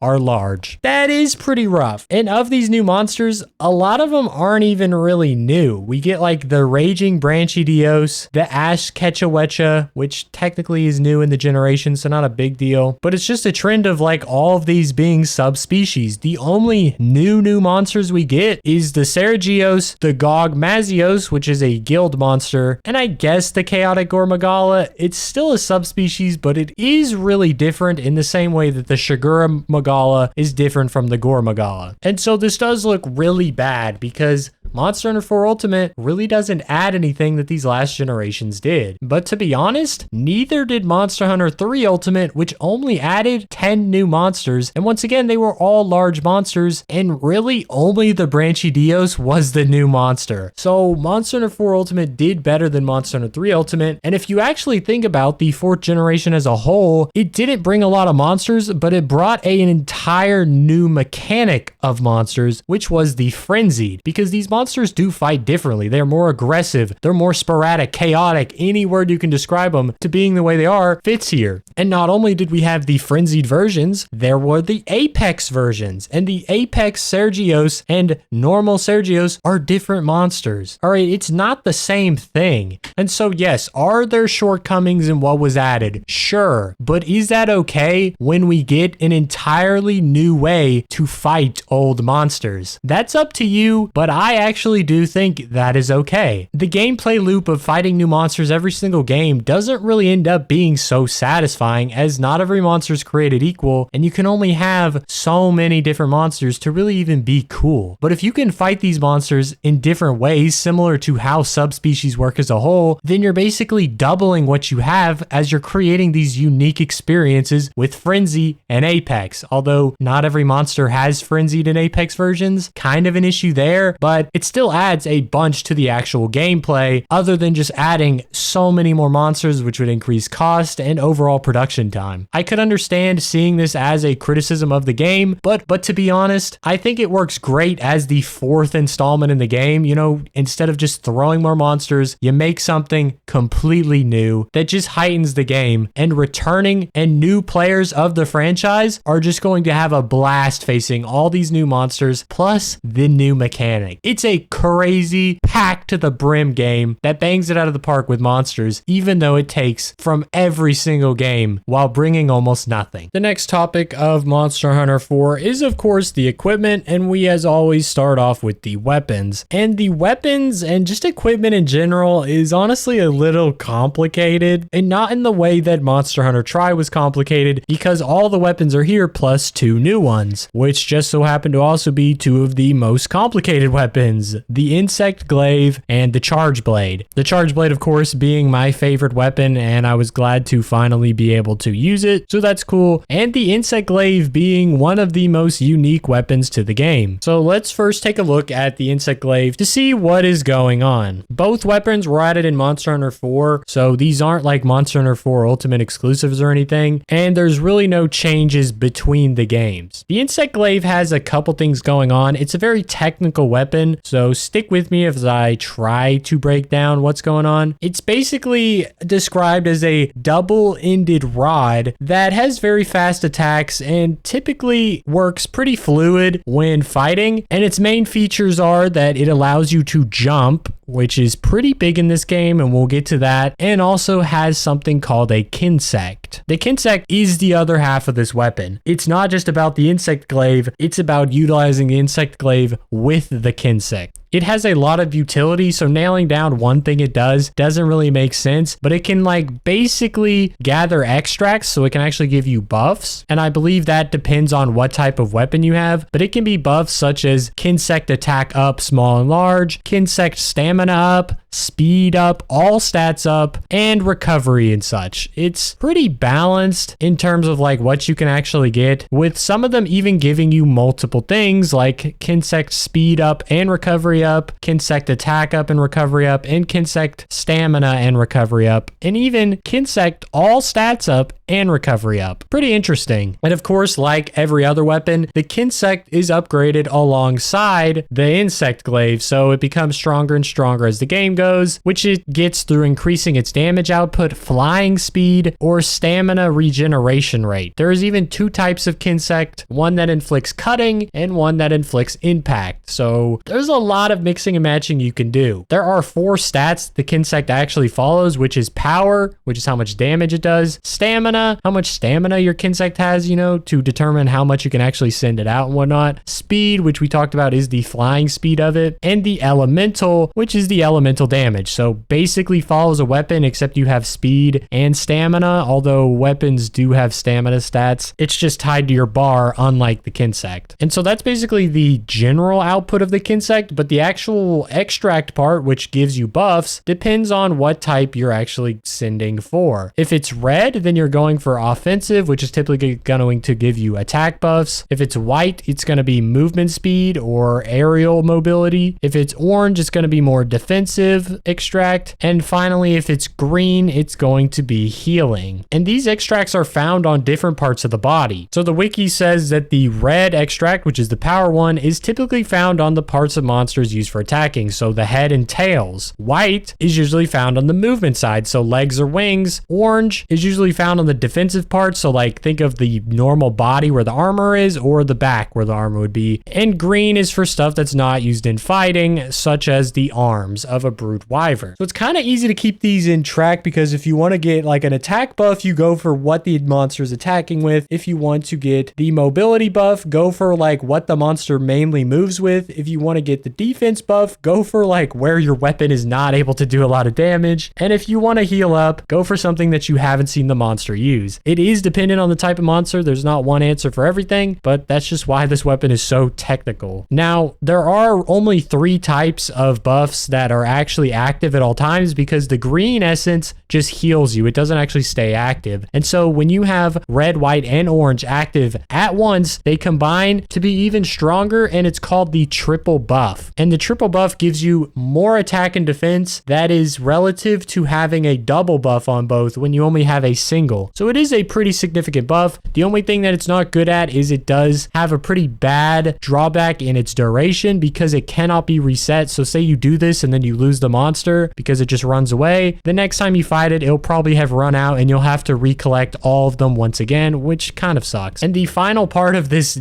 fucking complicated ass weapon is the vaulting mechanic, which is something that is new in Monster Hunter 4, because there is a completely new mechanic in terms of monsters, and that is the stumble/riding mechanic. Basically, when you hit a monster in the air, there's a chance that you're going to be able to ride it. Every time you do ride it, it does get less likely that you'll be able to ride it, so just repeating in-air attacks aren't going to give you infinite rides, as these rides or mounts are pretty powerful. Because first off, you're going to be able to stab it with these little knives that does damage when it's not roaring. If it's roaring, that bar on the bottom is going to charge really fast, and if the mouth catches up with your bar, then you're going to get thrown off and the monster's going to keep fighting. But if you actually do enough damage to charge at the bar all the way before the monster is able to fling you off, it's also going to stumble the monster and it'll fall on the ground for, a good 10-20 seconds, allowing you to do even more damage. Now, the aerial attacks are new in this generation, so it's not great, but the aerial stuff does have more uses than one, because now you're able to get out of the way by just vaulting off a ledge. If the monster's maybe about to hit you, you get no iframes or anything, but you are able to get out of the way pretty quick if you can get lower than the monster. So it's not a bad idea. But other than that, there's not really much else they did with the aerial attacks. But the insect glaive is the only one that can trigger it without having to jump off some sort of ledge. So that is pretty powerful of the weapon, especially since everything new in Monster Hunter is broken. Which leads us to our next weapon perfectly, because the charge blade is one of the better weapons in Monster Hunter 4 because it's a new weapon. Who would have guessed? They did not tune this shit down, and that works for me because charge blade's one of my favorite because it's one of the more complicated sword type weapons. It follows the switch axe in overcomplicating a simple weapon because the charge blade just looks like a sword and shield. It's bigger than the normal sword and shield, but it still looks the same. However, instead of going into a sword mode like the switch axe, it will go into a stronger axe mode after you do a, bit of bullshit. Basically how it works is when you use the charge blade, you'll see these 5 files in the top left below your sharpness. And the way you're going to charge this up is by doing damage with the sword mode. And once that's charged up, you can eject a cartridge which will give you all 5 of your files when your sword and shield are red. If it's yellow, you'll just get 3. And with these files, you're able to do extra damage in your axe mode. As you can activate axe mode anytime, it's not capped like the switch axe, but it's not going to be worth it because it's not doing a lot of damage. There is also another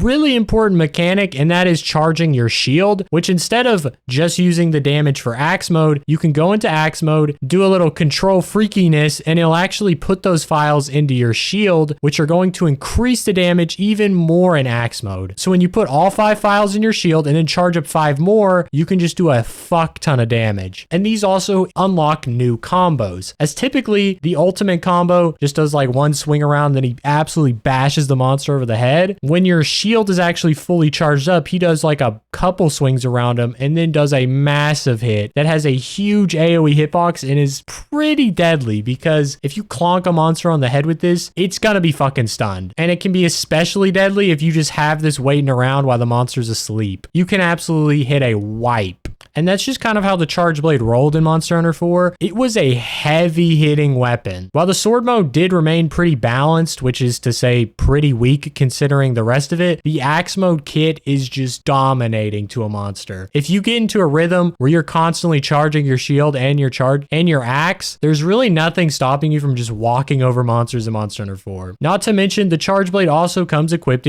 with a handy dandy shield, which is better than no shield, and new weapons didn't have that shit. The switch axe, no shield. The insect glaive, no shield. So really, it's just another advantage to an already pretty overpowered weapon. When I first started playing Monster Hunter 4, I didn't know the charge blade was like really good, or even that it was new, because this was the only game I had played at the time until I played Monster Hunter 3 Ultimate. But part of the reason it drew to me was it looked like a high skill but high reward weapon, and that's what it ultimately was. Even if it was a little overtuned, meaning you didn't really have to do that well, it's still a little bit of a complicated weapon, because when you charge your sword and shield up to red, you only have a few more hits before the weapon is going to bounce off no matter what. So if you don't know what you're doing, you will be unable to unlock the full potential. And then there's also the fact that you need to be constantly charging up for axe mode to power your shield and the axe, as well as looking for openings to use these powerful attacks. You can't just be flinging them out and praying for hits, as it's a lot of time wasted if you miss one of these ultimates and just do nothing with it, because then you got to hit all over again to charge up these files. It's nice to finally be able to talk about like my favorite weapon, because in the past, some of these weapons I really don't care about. Like the switch axe was cool, but I hadn't used it prior, so I didn't know a whole lot about how it worked in the terminology. The insect glaive, you could obviously tell, I just looked that shit up. I still don't really understand it, because even though I tried to use it back in the day, I just never really got a hang of balancing hitting with the insect glaive and sending out your kinsect. It was just a little too much trouble for me than what it ended up being worth, but I found that balance perfect with the charge blade, and I've never really looked back, besides,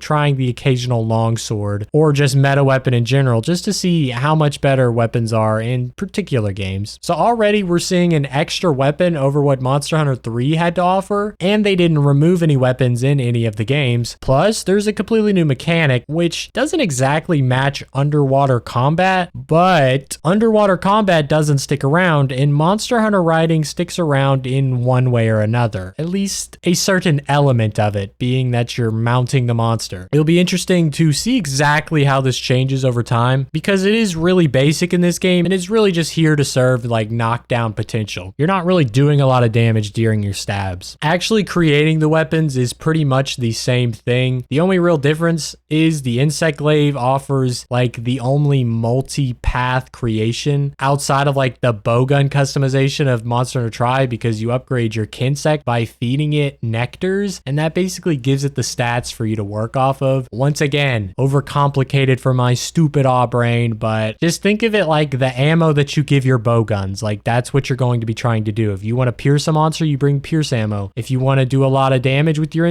Kinsect, you just feed that bitch damage like attack power nectars. It's not too complicated, but it was definitely too complicated for like 10-year-old me. All right, calm down. Now that's kind of it for the weapons, but also not, because I want to bring in armor now and talk about these both together, because armor really doesn't do anything new that we hadn't seen done. There's like new monster armor, but we're still following the old system of low rank, high rank, and G rank from Monster Hunter 3. So in the end, there's not really much to really get hype about. I think one of the only cool things to mention about armor outside of what we're about to talk about is you were able to craft armor out of monsters that weren't even in the game, because you could still obtain pieces of them through the Wycium or Wycium or Wycum, the Wycum. Haha, me when I'm watching Dora Explorer with my girlfriend and she says, "Why come?"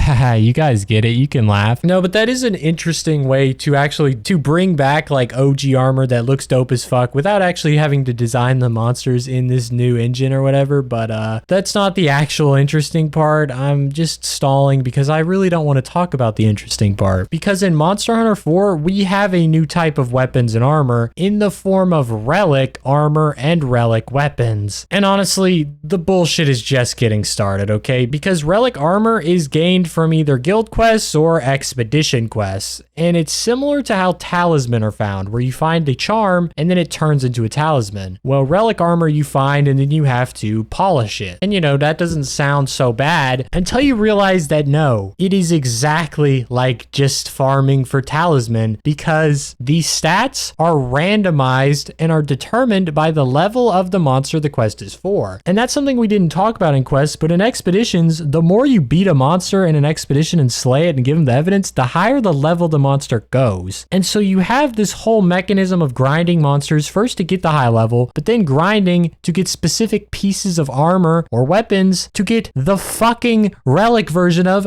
where it's all just fucking randomized. All right, who the fuck said they liked grinding talisman so much at Capcom that they were like, fuck it, dude, let's just make random armor just like talisman? Fuck you. You're a bitch. You have no idea how much I hate this, dude. Like, I don't even do it. I know you can get some pretty crazy sets, but realistically, they're not that much better than what you can get in the standard. And so I don't fucking do it. Grinding for a single piece of armor to get random stats is already a pain enough. And there's only really like 4 stats that are really going to be worth finding on that single piece. And in the end, there's only 2 skills and then certain slots you can get. So there's not even a lot you're grinding for. But if you're grinding for 5 different pieces of relic armor, you might as well just end it, dog. Because there is no way you're ever going to really get a perfect full set that is better than what you can just build. Don't even waste your fucking time. And most of it doesn't even look that hype, all right? I think the Celtis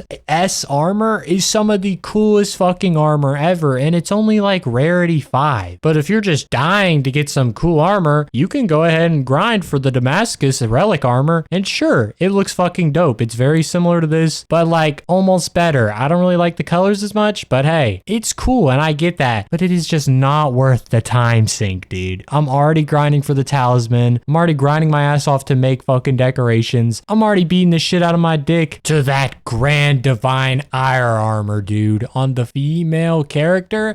God damn! Thank God I never got this shit as a kid, because I would have never given up. I probably would have started jacking my shit to Rajang. That shit would have got so bad. God damn, I'm getting fucking unhinged. What the hell happened to the wholesome, all fucking Monster Hunter talk? Now it's just like, Let me do it. Anyway, this all started because relics are absolute bullshit. I refuse to really go into more detail. Fuck that shit. I hope they never, ever bring that shit back, all right? They already screw us with the talisman. I don't ever want to see relics return. And of course, armor is made the same way as it has been for the past like 3 generations, so it really doesn't matter. In terms of skills, there are a couple new things to look at in particular. The attack and defense skills each got an XL version. So instead of just maxing out at 20 on the skill tree, you could now go plus 25 to get an XL attack up or XL defense up. Expert was also no different as it got a plus 30 addition that would give you plus 30% affinity. Pretty fucking nutty. And it was called Critical God in MH4U. And the translation for it in MH4 was Critical Master. So 2 different type of skills, but they do the same thing. There are of course new skills that go with having new mechanics, such as Rider, which made it easier to mount and topple monsters, Infection Resistance, which increases the chance of curing the Frenzy virus, and some more general updates to Elemental Attack as Dragon Attack and Ice Attack, and all those got Attack plus 3, which was at a plus 20,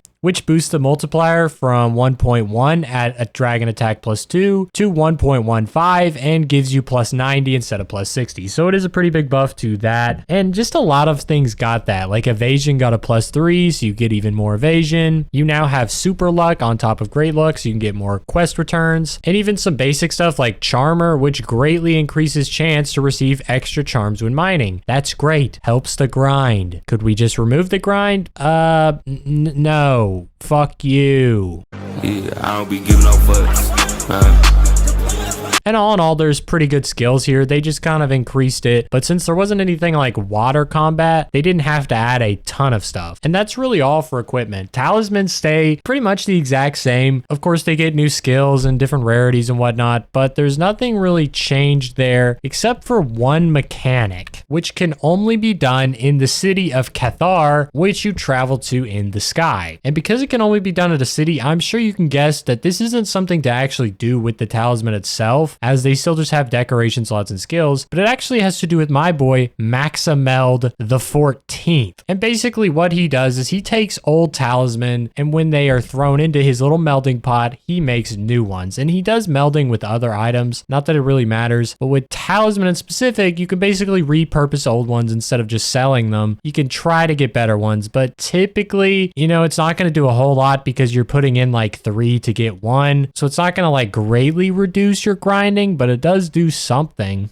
And so I have to mention it. And the last part of equipment we are going to mention also takes place in another town, which is why I saved it for last. And that is the town of Dundorma. And this is a Monster Hunter 4 Ultimate exclusive because it takes place in this town. And you go to the research assistant who's at the front of the gate. And what this is it's wise stones, but not the ones that you just like sharpen your fucking shit with, all right? These are special, but of course, a little complicated, all right? It's not great. And you basically unlock these when you take on your first Apex because, you know, they're pretty fucking strong. So the way wise stones work is they are applied like whetstones, except these have a cooldown. And once a wise stone is applied to your weapon, a monster will actually go out of frenzy for a certain amount of time, which is really important for fighting Apexes because when they're in frenzy, it is extremely hard to do damage. They're going crazy and they just take reduced damage like you wouldn't fucking believe. And with your wise stones, you have technically 4 choices, although there is 8. There's just no real reason to include half of them because they are just increased levels of already existing ones. So we have Brace, Force, Element, and Drive. And of course, we have level 1 and 2 versions of each. And each one has a pretty big trade-off. On the Brace one, you get defensive up and it lasts for 110 seconds with a 90-second cooldown. So it has the highest duration of being up and is tied with the lowest cooldown. Then we have the Force Wise Stone, which gives you attack up and has a duration of 70 seconds, which is the second lowest one, with a cooldown of 110 seconds, which is the second highest cooldown. So it's a pretty powerful one as it gives you attack up, but it's not one that lasts for very long. Then we have the Element Wise Stone, which has a duration of 80 seconds and has a cooldown of 90 seconds. So pretty balanced in its duration and cooldown, but it's still not going to be up as much as Braces. And lastly, there is Drive, which gives you increased attack, not as much as the Force Wise Y-stone, but it does give you some, and also gives you the mind's eye effect so that your weapon cannot be deflected. So you can hit a monster anywhere and you will cut right through it. And this one only has a duration of 65 seconds, meaning it has the shortest duration, and it has a 130-second cooldown, so it has the longest duration. The difference between level 1 and 2 Y-stones is a level 2 Y-stone will suppress the frenzy or apex status faster than the level 1. So it is worth getting these upgrades, which are usually obtained through villager quests, in particular the In the Name of Science quest, which requires a Azure Rathian shard, or 3 of them actually, and 1 pure crystal. And this will give you some level 2 Y-stones and actually allow you to equip 2 Y-stones at once. Now there are rules on what 2 Y-stones can do. They don't actually suppress the frenzy or apex any faster. That really just depends on having one that's level 2 or level 1 that's going to do that, but they do stack their effects. So if you have a force and a drive Y-stone and you activate them at the same time, you're going to be getting a big attack buff and having the mind's eye effect. So it is pretty damn worth it. Or you could even pair it up with like elements. You can do your element damage and have heavy attack. And element also, I forgot to mention this, allows its status to affect apex monsters. So yeah, you do actually do the element, while normally when fighting an apex monster, you can't do any sort of element status or ailment like that because they're just completely immune. That's why these are very important. And while it seems complicated at first, especially like how to use them and what they do, it's not too bad. They just show up in your little item bar, and realistically there's only 4 to choose from. I usually just stuck with the force one because drive seemed like a little too much risk, because if you mistimed it, you only had 65 seconds, which you know is barely a minute, and then you would have to wait over 2 minutes for it to come back. So I don't know, just have like a sharp weapon and then you don't have to worry about getting the mind's eye effect. Duh. These Y-stones are also considered equipment in my mind because they are not in your item pouch, so it's equipment, all right? No arguments. But that also means it's the last bit of equipment. There is nothing really else that happened. You craft armor and you craft weapons the exact same way. Same upgrades as Monster Hunter 3. That was basically the baseline for this, and we won't see a lot more changes. The only interesting thing like left about equipment was that you could craft armor for monsters that weren't in the game, but we touched that with monsters, so we are ready to move on to the final section, psych.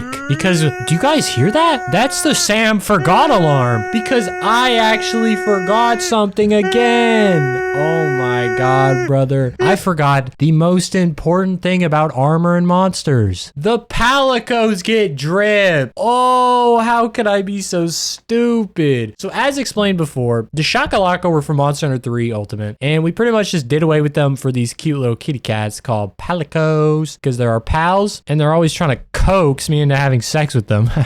They don't have to try very hard. But basically what this is if you go to Chico Sands, which you unlock actually before the Sky Place, when the Gore Magala first shows up in the game as a mystery animal, there is like a little Palico Island. And it has a name, but I forgot it, so I just had to check, and it is the Sun Snug Isle. How cute. But basically what this is a place for your Palicos to stay, and you basically like manage all of them to do shit. Not really important, but I'm just giving you a little background because it does kind of play into how Palico equipment works. So basically they couldn't just, you know, make armor normal for Palicos where you can just craft it with monster parts. They had to make that shit unique. And so what actually happens is you can use your little slave Palicos as little workers and send them on what is a meowster hunt. And basically, depending on the monsters that they go and fight, they bring back certain amount of scrap. And so they have low rank Meowster hunts and high rank, because obviously Palicos get high and low rank armor. Duh. Who wouldn't know that? Are you stupid? And so in this system, they bring back like a scrap of that monster, like a Yan Cuckoo scrap, Yan Cuckoo scrap plus. All these different monsters, all right? There's a lot of them. They can even get Darin Moran scrap, all right? They don't fuck around. They will scrap to get the scrap. And that way you can make different sets of armor for them. There was actually a Mario and Luigi set that I used to have when I was on the 3DS. It's probably still on there if my little siblings didn't erase my account data, but unfortunately it's not something you can really get anymore since they shut down the servers, or at least least I don't think. Maybe there's a way to mod it in. I'd actually want to look into that. But that's what I always used. But there is an entire system to give your palicos any type of armor you want. It's not a big deal as it just increases their defense and whatnot, but you can also give them weapons, of course, too, which is done through the same way, just scrap and whatnot. And so they can be hitting for more damage. It's not the most influential system, as obviously upgrading your own armor and weapon is where it's really at. But when you're squeezing out all you can, it's probably not the worst idea to grind some equipment out so that your little brokies have something. If you're too lazy to craft though, sometimes when you find palicos in the wild, you can just take their armor and put it on your guy. That's the real gang shit way to do that because, you know, sometimes you're just trying not to come back to Chico Sands every time you got new palico armor to make with these fucking scraps. But if you're about that drip life and you want palicos to match it, you better get on the grind, boy. And that is going to do the equipment side of this video for good, which means we can move on to the final part, which is the items of Monster Hunter 4. And my brother in Christ, there are a lot. You see, what I'm scrolling through right now is not technically all of the items because in the past, we include monster parts. But on the wiki, there are so many fucking items that they actually made Monster Carves its own fucking section. And I'm pretty sure there are almost more Monster Carves than items because that's what you get for having 98 different monsters. You get a lot of Monster Carves. And when you had 3 whole game generations that came before this game, you get a lot of items. I mean, even the books take up a large part of the page because it has all the different classes, which has increased over the games. There are like extra volumes to fit all the monsters in these classes. And then they have a volume for each fucking Elder Dragon and even a subspecies of Elder Dragons. Like Kieran has one and then a Roshi Kieran gets one as well. Like, goddamn, bro, it ain't that deep. But honestly, isn't this why we love Monster Hunter? Because it's not just a simple experience where we get this tech tree to spend our tech and then we just randomly get new weapons, but we have to grind.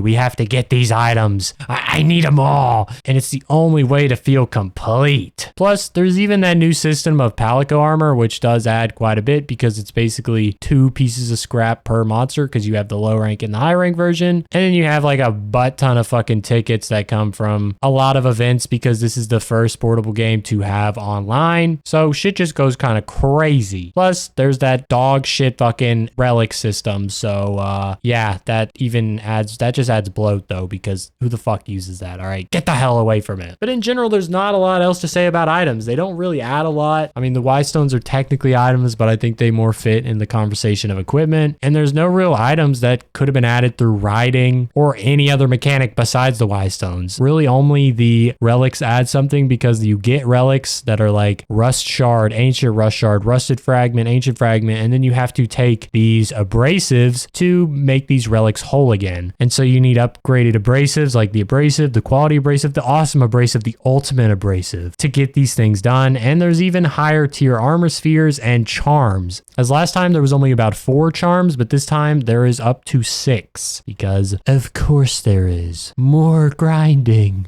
And you know what? That's really what Monster Hunter 4 Ultimate is. With this being the last game in the video, I think it's time to talk about a general thing of how this video is split up because Monster Hunter, the franchise, splits up perfectly for how I wanted to do this video. There are 4 generations that are considered the old world, but after World, which is going to be the first game in this new video, that's going to be the part 2, we're going to touch on a whole new system, a whole new type of game that's considered the new world, which includes new stuff that goes crazy. But this game was technically the final mainstay game of the old world. Generations is also in the old world, but I just don't include it because it's really just like online infinite monster spam. That's just not really what we're talking about. And with Monster Hunter 4 Ultimate, they really just took everything they had in the last 4 generations and just put it into one game. And they do that with generations, but they don't put it with a nice little like bow tie on top of the present, which is the Monster Hunter 4 story. All right, the shit with the Caravaneer is so nice. We talked about how he is like Jumbo, and we're going to talk about it more with the actual Monster Hunter part, but it's just all tied together in a massive amount of monsters, a massive amount of items, a massive amount of armor, a massive amount of weapons, all these different features like frenzy, apexes, having to use Y stones to counter them, and just having a dummy load of skills to just pair up with all of this. It honestly kind of sucks that Monster Hunter 4 Ultimate was my first Monster Hunter game, because when I went to play Monster Hunter 3 Ultimate, it just didn't really hit the same. You know, it truly is a difference in what was actually there. Now, if you played from the beginning of Monster Hunter 1 to 4, 4 probably doesn't feel as extravagant because 3 added most of what 4 had, but you cannot deny the ultimate scale that the Ultimate Monster Hunter 4 brings. The guide for Monster Hunter stories is possibly the most empty guide at Capcom. With the very first Monster Hunter, Capcom had completely figured out what they wanted to do with the gameplay and how they wanted to implement most of its features. To this day, we still have most items in the first game, most weapons and armor, and basically every concept. Yes, things have evolved as we've gone through, but in the first game, you had a house, and you had a quest board, and you had a market shop, and you had an armory shop, as well as an armorer who would allow you to craft with your resources. All of this has been a thing since the beginning, as well as all the gameplay features such as the clock to tell you how much time's on your fights, your sharpness, your health, your stamina. It all comes down to what was built in the first Monster Hunter. And while we've gotten new things like reasonably implemented skills instead of that terrible old system, and talisman and decorations, none of those have ever completely revamped what made up a Monster Hunter. They were nice add-ons that were good to see with the evolution of the game, but fundamentally haven't been the cause for a new game itself. The story of Monster Hunter, on the other hand, has been, as we've gone through each different game with a different story, with stories that we haven't even talked about in the Portable series of games. Capcom has always done what they have felt like doing year in and year out with the story, but it's all added up to something that has been worth it, because the Monster Hunter 4 story is the perfect story. I've been pretty harsh on Monster Hunter 1 and Monster Hunter 3 for its very subpar story that really just served as a measure to give you the gameplay with reasonable explanation to how you got to this place. But that's not how Monster Hunter 4 worked, and it's not how Monster Hunter DOS worked, because I praised DOS for actually trying to give you more than just satisfactory reasons for what made it a sequel. DOS had a real story, and DOS put real reasons behind what being a Monster Hunter actually was. In Monster Hunter 1, there was no real story besides the village chief wants you to be the hunter, you're the hunter, it in some way protects the village from monsters, I guess. In Monster Hunter 3, you're the hunter and you can provide for the village, but Moga Village was already an established village. You weren't doing anything that hadn't already been done at this point. And until we figured out that the CDS was about to absolutely destroy that bitch, your job as a hunter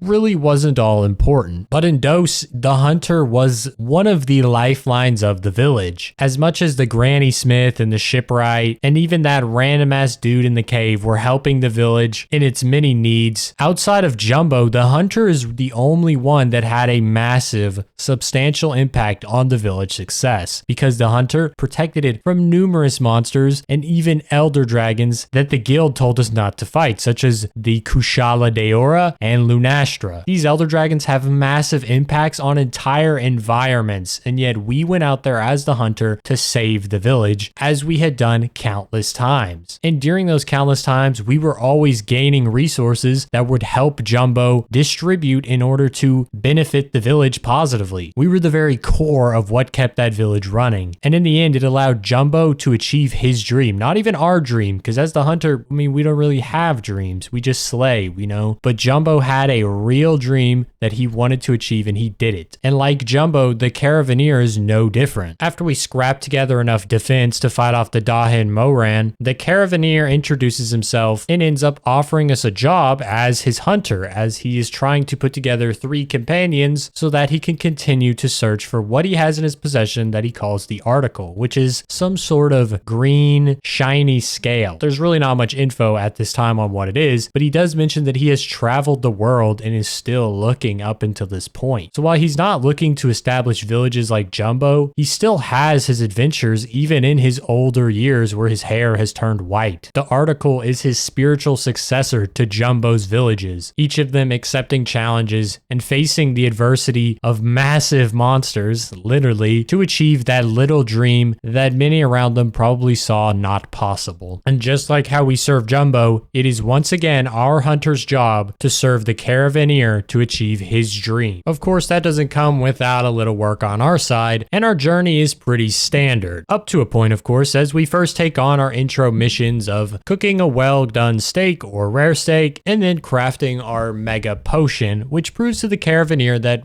we at least got something going on and we're not going to be a complete waste of time. In our time crafting as well, the Caravaneer puts together 2 more companions, being the blacksmith and the street cook, so that we'll have some extra support during our later travels. Then to gain the trust of the guild, we must take down a Celtis, which will then give us access to expeditions, which have like minor gameplay changes, but are mostly just for another avenue to push story in gameplay, as the expeditions basically work as follows. You choose them on the map, so there's not a quest board or anything, and it just gives you the option of doing the expeditions that are available, and they change after every quest. In this case, we need to research Velocidrome, which is going to be in the Everwood, which is our new location that we're going to go research in. So it's not like a normal map. The Everwood is just a linear path which has a start and an end that you go through until you find what you're supposed to be researching. And as mentioned, you don't get any supplies specifically from the guild, but you are able to find supplies around in these little gathering spots where there's crates and barrels. It's at this point that you eventually reach the Velocidrome, which the Caravaneer introduces as a rare monster that's not seen every day, which is why you're researching it for the guild, because these are somewhat rare. And he says that you can either hunt down the large monster or grab something that's dropped to get the research for the guild, giving you an extra mission complete, because all we were really sent out here to do was to reach the wagon and,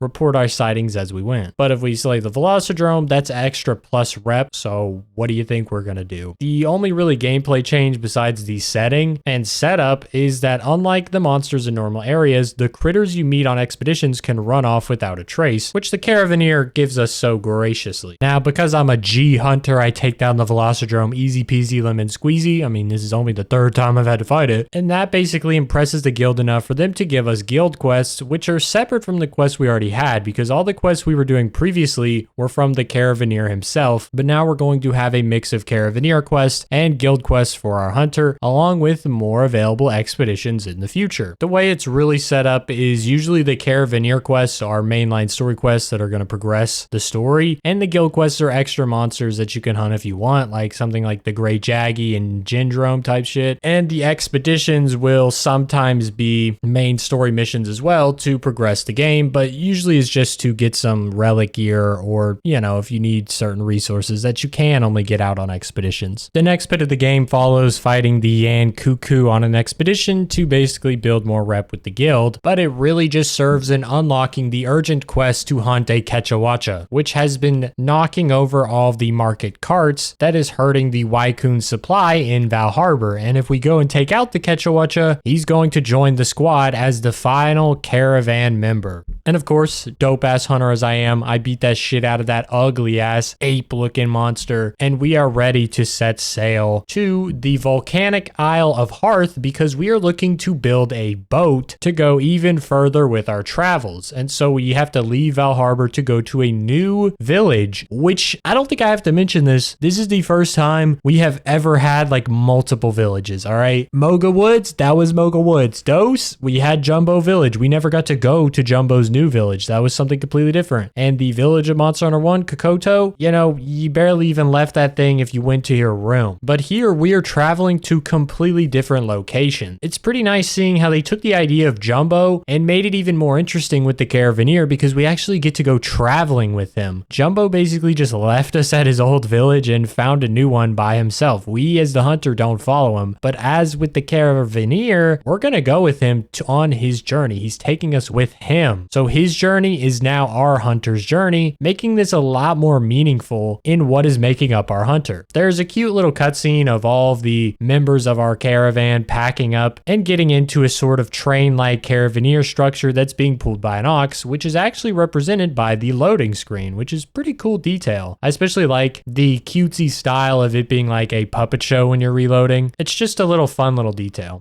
When we arrive in Hearth, unfortunately, there is a bit of an issue because they have no lava, which means that their legendary smithing that we need to make our boat is not going to be available to us, which of course means we're gonna have to go on a hunt, because as the hunter, we are here to save the day. We're not just delivering supplies or protecting people, we're actually going out to better the village as something is blocking this lava, stopping really any production from this bitch. Before we can get that main quest out of the way though, we do have to take down some key quests, but they're basically just to help other villagers out, like taking out the Tetsukabra, which is damaging the mining operations, and then hunting a Bazarios for the guild and an expedition, then a Gypsaros for its hide so that we can use that on the water because it's rubber, and finally a Gin drone that is hurting the street cook supply lines, and by doing that he's going to upgrade our ingredients. So even though we don't have the exact same system as we had in Dose where you go to a villager, see what they need, maybe hunt a monster or deliver items, we're still doing that in this game just through the quest. It's a little more simplified, and it's actually not as bad as Monster Hunter 3 where you don't even talk to the villagers, because to get the quest you do have to talk to the villagers first for them to give you it, so you're still getting that connection, which I like. And it's not a terrible idea for it to show up on the quest board because that's what the point of a quest board is. And this one especially is stylized to look like a quest board. You have these like paper stamped to it. When you click into the papers, there's more papers, which would be your quests. And I think that's pretty cool and makes it feel as homely as Dose did. Now, after we slay the Gin drone, we do get to move on to this final urgent quest, which is to slay the giant spider Nursula, which is for stopping the lava flow to the village. So we're not only going to get our boat built, but we're also saving the village in general, which is an important thing because we're actually going and saving different villages. We're not just saving our own village where we live over and over and over. We're moving around as a traveling hunter because not every village in this world has hunters. It's not something Capcom had ever attacked in the previous games, and that's generally because we were just stuck on that one village, which I guess in the case of Moga didn't have a hunter before we got there, and you know, they really did need one because their village was like about to get blown into bits. Outside of getting the boat, we also get another little addition, and that is the Little Miss Forge, who wants to travel the world with our caravan and help with the general forge tasks, as we do have a blacksmith, but she's going to be like an extra little bit. And that's just a little bit of extra story, but not much, as the main part of coming to Hearth was for the boat. And as we set out on our new whale boat on the high seas, things are not all going as probably we would like, because a storm soon catches up to us and puts us in a fucking predicament. There's rain, there's waves, there's even some goddamn typhoons going around. And as normal as this might be for, you know, sea weather every now and then, it's also accompanied by a strange black flying dragon that is circling our boat a little too fast. And I don't think that's part of normal everyday weather, especially when it starts attacking us, all right? Normally in storms, you don't get attacked by a black flying dragon that shoots these eerie purple balls at us that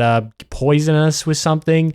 You know, we'll figure it out because it's actually time to take on such a monster as it's flying alongside the boat. So we use cannons and the ballistas attached to the boat, as well as our own weapons whenever it lands, to just do enough to fend it off. It's a pretty interesting quest because this is really the only time a quest has ever just happened. In the past, you always had to accept the quest in some way, whether you were at the quest board, whether you were talking to a villager in Monster Hunter Dose, it was always something you accepted. But in this case, they somewhat allude to it by the chief of Hearth recommending that you pack well, you know, making sure your equipment's up to date and your items before you set out, but you're not actually accepting a quest. He's just like, you ready to set out? Cool. And so the story is delivered in a very fluid way that just shows that Capcom has really improved on their storytelling from not only like Monster Hunter 3, which kind of sucked, but Dose as well. And when it comes down to it, it's just a pretty badass fight. Like, this mysterious monster that I'm not going to name is really cool. And so fighting it in this way was like a huge surprise. It was like, damn, damn, we have to fight this thing on these hard seas in the rain with very real stakes. Thankfully for our new hunter, we don't actually have to defeat this mysterious monster. We just have to repel it, right?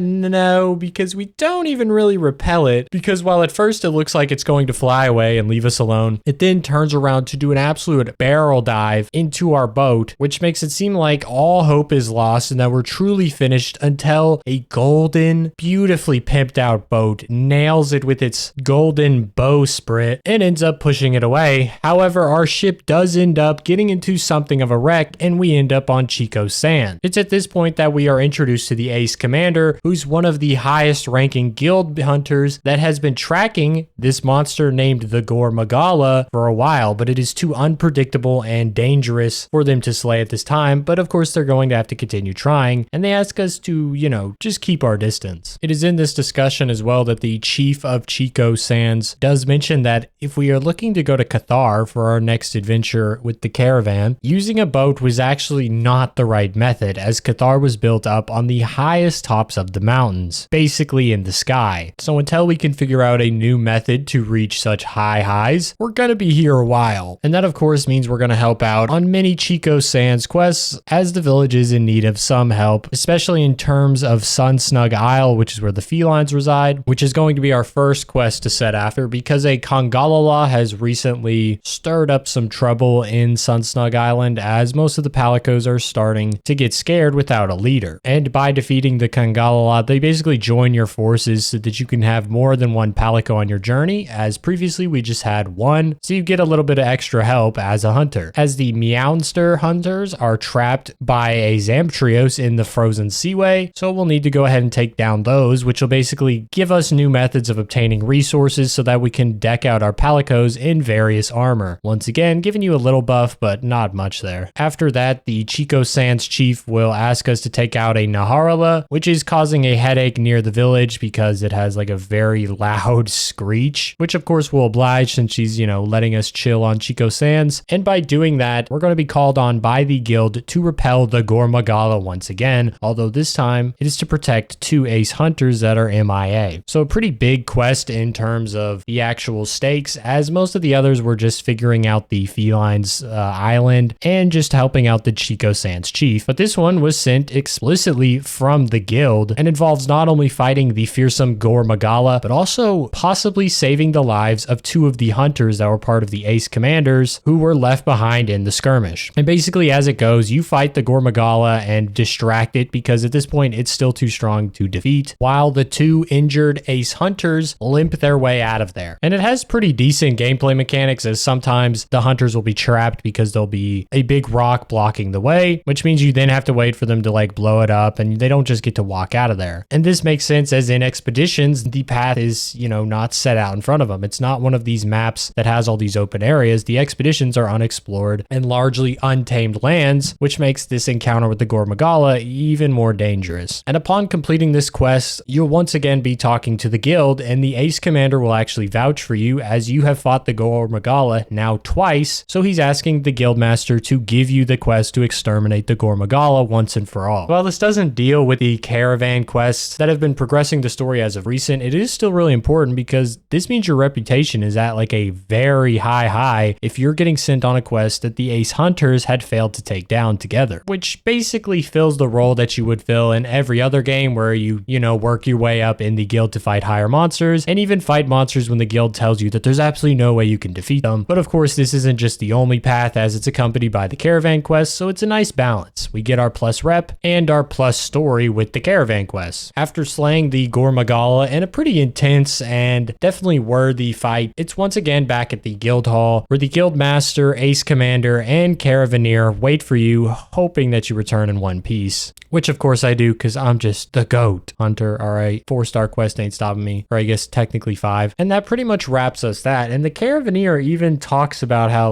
oh, now we can move on to our main goal, which is to keep exploring the world. And I like that, because it's just oh, there's a little side stop, but it's not our main goal. Our main goal isn't to get the fame and the wealth from working for the guild. It's about seeing our dream realized of exploring the world. And I, as the hunter, I'm down for that shit. And interestingly enough, our next move is to actually go back to Hearth, which is a pretty cool move, because I kind of thought when I played the game that that we would just go from village to village and not really revisit the others, but there's a story reason why we have to go back to Hearth, and that's because we need to make an airship so that we can get to the city in the sky, Cathar. And of course, things are never really that easy as just going back to Hearth, as once again there's a problem, and that is that a Gravios has holed up and is disrupting the mine, so it's hard to get our resources, so we'll have to once again take that bitch out. And after taking it out, it's going to allow us to build our airship to travel to Cathar. So it was a lot easier this time because we were mostly set up. We just had to fix this little trouble. But at that point, it is smooth sailing. And this time we aren't going to get blown out of the sky or anything by a random Gormagala because we killed that bitch. And I also just love the little detail in the loading screen that I talked about earlier, because when you had the boat, the loading screen was the boat. When you were just a caravan, it was just a caravan. And when you get the blimp, it's now the boat, but as a blimp now. So Capcom really just stylized the fuck out of this game, and it honestly adds to the whole story's charm. However, because we weren't blown out of the sky, things in Cathar are not going so well. Now, one didn't exactly cause the other, but you know, something had to give, and it comes down to our new quest against the Kangalala on the Heaven's Mount. And this one is special because it's not just about this being a guild quest or that it's facing a Kangalala in specific, but this is actually when we learn about the frenzied outbreak. And what this means is that monsters are basically getting like super monster rabies that makes them act quote unquote oddly. It makes them a lot more aggressive, a lot more strange, and generally a lot more powerful. So we'll have to take it out so that we can figure out what's causing this in the Kangalala and hopefully find a fix. And after we take that one and the guild kind of does a little research to try to figure it out, we then have to face off against a frenzied Tigrex to once again protect the villagers and collect some more research. And what it comes down to in the story is the frenzied was actually spreading from the Gormagala, but not the dead Gormagala, as the guild actually couldn't find the body that we had slayed, because it turns out the Gormagala had resurrected into a more powerful form, the Shagara Magala, which is an elder dragon told in legend that has traversed the skies for ages and has now reached this sanctuary where it's going to cause calamity of old that we have learned from the Cathar villagers. So of course, it's once again our task as the hunter to take out this legendary monster, and it's not just for the sake of the guild, it's not just for the sake of the caravan, it's now also for the sake of Cathar, as legend has it that previously there was a calamity that had wiped out what they had spent years building. And you know, that's impactful, because if you play DOS, think about what would happen if Jumbo's village was just completely wiped out. All of that time built to put that shit together, just gone. Yeah, if I was a villager, I too would be like, can we like get this shit done, please? And would be pretty wary of this old legend. But you know, for a guy like me, I'm a legend slayer. I'm not even fucking worried. And so in the monster's home territory, the sanctuary, I'm putting that 1v1 beat down for the W without even breaking a sweat. Okay, I definitely broke a sweat. That shit was kind of hard. But with its defeat, that ends the Monster Hunter 4 story. And after that, it's praise from pretty much everyone that we've ever met and one last flight with the caravan. And it's a beautiful little cutscene as we fly across the sky and pretty much wave to all of the people we have met in Hearth, in Chico Sands, and even in Cathar as we fly away. And we're left with the ending fully harmonizing with the beginning as the cutscene fades out with the caravanier's smiling face looking on the horizon, looking on the end of his journey.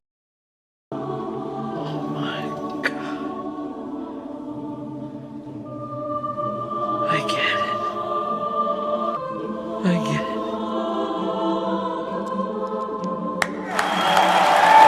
The Caravaneer even gives you the article as a sort of passing on the torch, because the article really wasn't anything of special value. In the end, it was more of a symbol or keepsake of a greater journey. It was the reason behind the journey, but didn't really have any significance in the journey. I mean, I barely really talked about it because it only really gets talked about in Cathar, as they find it to be a bad omen. But because of the prowess of me as the ultimate hunter, I've turned that bad omen to good and completed a man who was so desperate for a journey in his life, which I guess makes two of them now in Monster Hunter. First with Jumbo and now with the Caravaneer. But that isn't going to be all with the Monster Hunter of Monster Hunter 4, because this was the Monster Hunter 4 story, but with Monster Hunter 4 Ultimate, we are open to a whole second act. That doesn't include the Gormagala, but does feature us in a new town, Dundorma, that is in need of a lot of help and is basically the return to a more normal story, as there's there's not a whole lot going on there besides like, oh, fight monster, improve village, fight monster, improve village. And I guess you can't be too mad because it was like an expansion with this ultimate form, similar to how the Branchy Dios was in Monster Hunter 3 Ultimate. But I do wish they continued this like very charming and adventurous storytelling of the first part of Monster Hunter 4. All right, please, just bring back my boy the Caravaneer, all right? I know you could still talk to him later, but like, it's just not the same when you two aren't out there journeying. All right, what the hell? At least give me a solo journey now that I have the article. But no, we have to go save this stupid town that just needs to get blown away by an Elder Dragon. All right, fuck it. Ruin that bit. Whatever though, because the second story isn't really all that interesting, I'm just gonna kind of skip around. Basically, Dundurama is a very popular village because it has a lot of high value resources and is generally a hub for monsters as well, which means the village is usually not a very safe place. And in the case of it now, it has been pretty thoroughly rampaged by a monster. And with recent sightings of an Elder Dragon, things are not looking good because it could not withstand such things. So we're gonna have to pull up and basically do a lot of grinding to power up the village once again so that we can handle such a strong beast coming after us. And there's some cool stuff in terms of like new monsters to fight, new subspecies and whatnot. But in terms of story, that's pretty much it. At least until the end when things really start to get ramped up because the Elder Dragon is revealed to be a rusted Kushala Daora, you know, that absolute fucking menace from Monster Hunter DOS, and a great ecological change is going on as Seragioses are pretty much migrating from all over because an apex Seragios has showed up. And apex forms are basically the biggest and baddest forms of that monster because they are frenzied and just generally bigger in size, which makes them more powerful, take less damage, and they can't even be affected by elements or ailments unless you're using the Y Stone, which is added at this part of the game. And all of this puts the village in a large predicament because we have been preparing for quite a while to face the Kushala Daora. But this apex Seragios is putting a pretty big wedge in those plans because now we have to take on that as well as take on the Kushala Daora. And like, once again, we put this ship with duct tape and Flex Seal. All right, this bitch is not going to hold if we have to take on two massive monsters. So we're going to have to go meet none other than his immenseness, who is basically the very tippy top of the guild hierarchy. And in that, we're going to work with the Master of Defense, who's been putting together Dundurama to take on the Kushala Daora to come up with the plan, which involves me going on to take the apex Seragios by myself and then quickly rejoining Dundurama to take on the Kushala Daora while the ace hunters, like, I guess, distract them until I can get there. So really tough day for me. This is kind of fucked up, but hey, I'm the Monster Hunter GOAT, so I gotta do what I gotta do, I guess. I better get a fucking bag for this though. It's also discovered how apex monsters probably work and I guess do in the end, and that's by surviving the frenzy. Because normally monsters get the frenzy and they go crazy, but they do end up dying typically. But in this case of this Seragios, it had frenzy but survived it, so it gained like an immunity to it and actually took the strength from it. Because when we were inflicted with frenzy when we faced the Gormagala and we survive it without it reaching the end of the bar, we got a strength buff. And so the monsters actually work the same way, which is pretty cool to see that they evolved that fucking fast just to cause us goddamn trouble. All right, you bitches. But thankfully there has been research from the Master of Defense to get these Y Stones so that I can actually fight an apex without getting my ass whooped. So after the apex is slain, we quickly move on to the Dundurama base setup, which features a cannon on a cart that leads to some pretty fun gameplay and actually cooperation with the ace commander. So we get a little bro bonding that's pretty dope, while also being equipped with the Dragonator to deal a hefty amount of damage to the Kushala Daora so that we can remove it as a threat. At one point, there's even a pretty dramatic moment where we think we've taken out the Kushala Daora as it lays down, but it was like faking it like the Gypsaro, so this stupid ass rookie ace hunter goes out there and it almost kills him. But because we're all some badass hunters, me especially because I'm wearing that sick ass green armor, we end up protecting him and the ace commander deals a final blow to its face that leads to the Elder Dragon fleeing. I guess power scaling wise, this Kushala Daora was stronger than the one in DOS because one guy beat that in DOS and it took all 5 of us to make it fly away. Weird.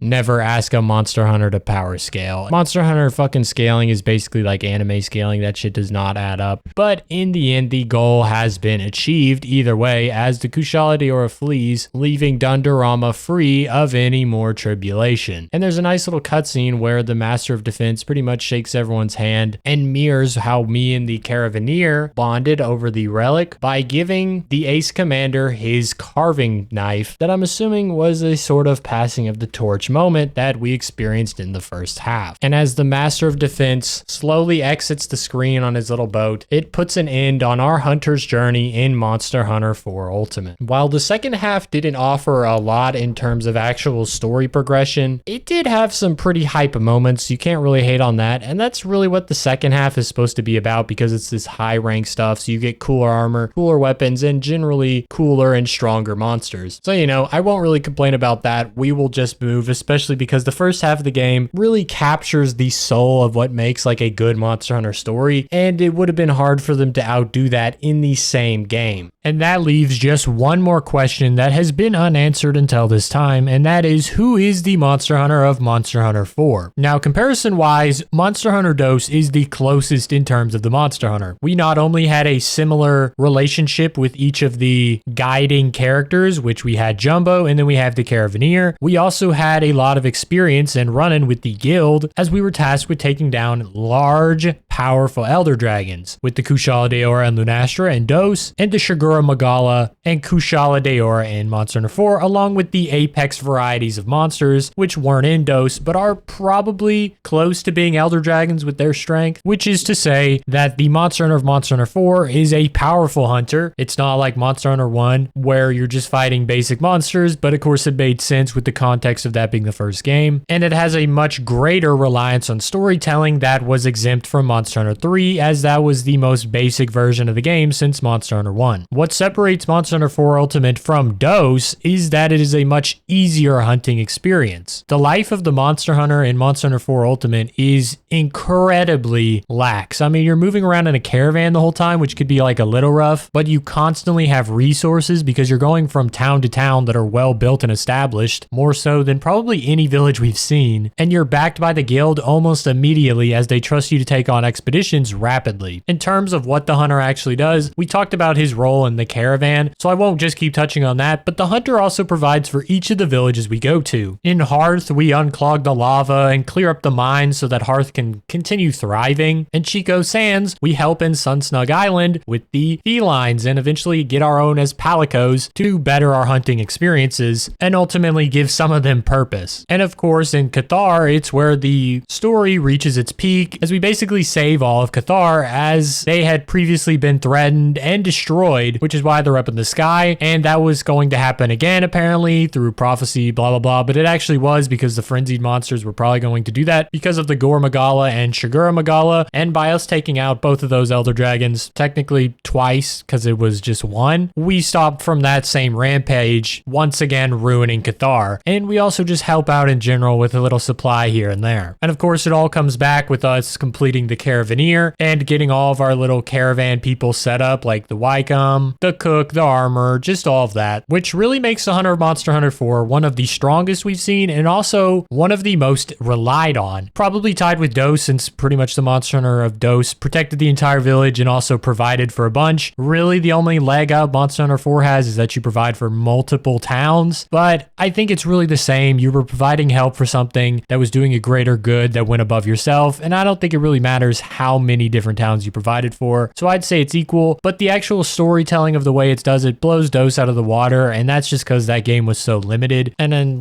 and there's really nothing you can say bad about like Monster Hunter 4. Sure, it's limited by being on the 3DS and being released a while ago, but what they were able to do with that limited ability is pretty crazy. And since this is the last game, I guess we can take a look at the Monster Hunter as a whole. I mean, we're going to do a part 2 with the other games, but for this first 4 games, we have a lot to go off for who the Monster Hunter is. So far, the Monster Hunter has always been a no-name hunter just trying to get their start. They don't have any prior skills that allow them to jump into higher ranked gameplay. DOS kind of lets you skip a tutorial, but you still start off fighting a base large monster and even having to collect mushrooms before you can even do that. No matter the starting point though, the following journey is typically similar, if not the same. We work under a headsman, either it be the chief chief or the guild or the caravaneer. It really depends on the game, but it's typically the same kind of person. It's somebody who's leading a group that you're going to follow throughout the game. You're not just fighting for a no-name text block that appears, you're fighting for an actual person who's present throughout the game. And the way you actually do this fighting does depend on the game, of course, not even just in like the equipment you can use, but how they actually want you to do the fighting. In Monster Hunter 1, you just had to do the quests and like kill the monster and that saved the village or whatever. In DOS, we obviously provided through the village through protection and also resource delivery. And in Monster Hunter 3 Ultimate and 4 Ultimate, they followed that same trend where you're protecting the village typically from just elder dragons. It's not really implied you're protecting it from just like random monsters out in the Moga Woods or Monster Hunter 4 lands, but they do kind of keep the similar resource delivery that Monster Hunter DOS has. It's basically just tied to a menu where DOS had it tied to each individual character, but it's still there. You're still just like, oh, check the stockpile to see villager requests. And in 4, you actually just like get the quest and you either do it on the quest board or you do have to go talk to them occasionally. So I guess it's a mix of both DOS and Try. And then finally, the life of the Monster Hunter as we know it pretty much ends with you being reigned as a supreme powerful Monster Hunter. Even in Monster Hunter 1, we don't fight elder dragons, but we do slay the Monobliss, which the chief was unable to, and the legendary Gunner was unable to. And we are of course celebrated for doing that. Each villager has like an individual dialogue that basically praises your ability to go out there and do that. And in DOS, we are heavily praised for being able to slay not only the Kushala Daora, but also the Lunastra. And then we're entrusted so much that like Jumbo can just leave the village in our hands because we'll be able to protect it. He's good. Then in Try, we basically stop the whole entire village from being blown away into the ocean by repelling the Cedeus. And that's basically the end of that story because the whole Shakalaka story really doesn't add any depth to the hunter. But like there's a big celebration for you saving the village, even a bonfire cutscene. And then finally in Monster Hunter 4, you complete both the Caravaneer and Dundurama by saving it from not only the Apex Sergios, but also assisting in the defense against the Kushala Daora. And then that completes a really stable trend in Monster Hunter. Even though you might not fight monsters to the highest of highest ranks, you're still doing something that no one around you was able to do, and you did it from basically nothing. You had to build your way up there as the hunter. And that basically makes up the Monster Hunter of the first 4 games. You are someone with intense resilience in your battles and a constant drive to do not only what's right for the village, to do not only what's right for yourself by going out there and fighting to the death with these monsters, but also what's right for the people around you in your village. If we think about Monster Hunter realistically, the Monster Hunter is sacrificing his life every fucking time he goes out there because these are carnivore, aggressive monsters. And there's no sort of like respawn lore that's kind of built into the game like Dark Souls. You just end up back in the village as a gameplay feature, but you know, after you faint 3 times, you're kind of assumed to be dead. There's no reason that the monster wouldn't kill you. Even fainting once is kind of goofy, but it makes sense for gameplay, which leaves us with like a completely selfless hunter who just does it all for others and for like civilization's sake. It's a pretty powerful character. It would be really nice if like Capcom ever actually played on like these strong qualities that like a Monster Hunter needed, but instead it's just like, oh, just do that, kill that monster, just with extra steps in the case of like DOS and 4. It's kind of unfortunate. If you look at something like Dark Souls, it's effectively the same thing. You just battle bosses until you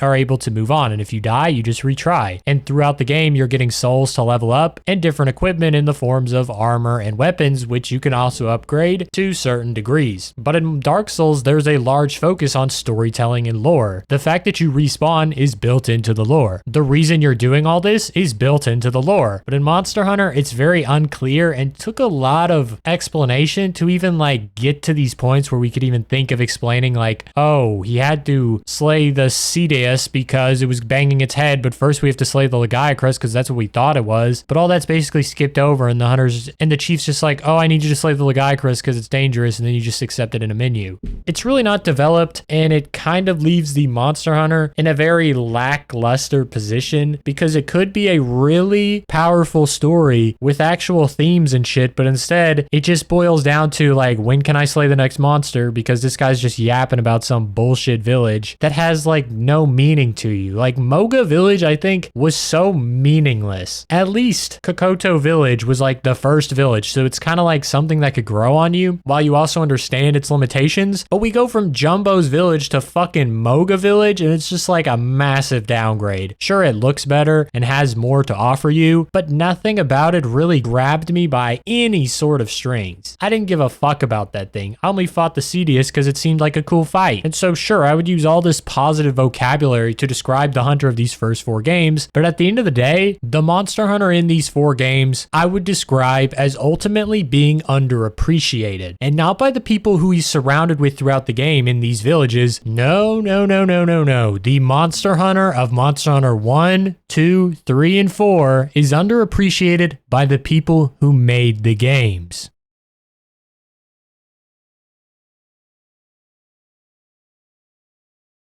Fuck. This video went on for too damn long, but that is actually the end. You know, hover your mouse over, no bit. This is the end, at least for this part 1, of course, because there's going to be a part 2 released sometime. I'm not even going to give you an estimate because honestly, I tried to plan out how long I was going to make this first part to be like 4 hours max, but obviously we went over because I'm such a goddamn yapper. I do think though in the future videos, I will be able to make them a bit shorter because I have a better plan on like how to actually go about creating a long form video like this when really I had no experience doing this before. So even though Worlds and Rise and probably Wilds is going to be a long grind to get all the footage, to play all the games and to do all the notes, not to mention like actually making the video, it shouldn't take as long as I started this project back in November and it's March, fuck me. And it should also be like somewhat shorter. I'm thinking maybe 6 hours max.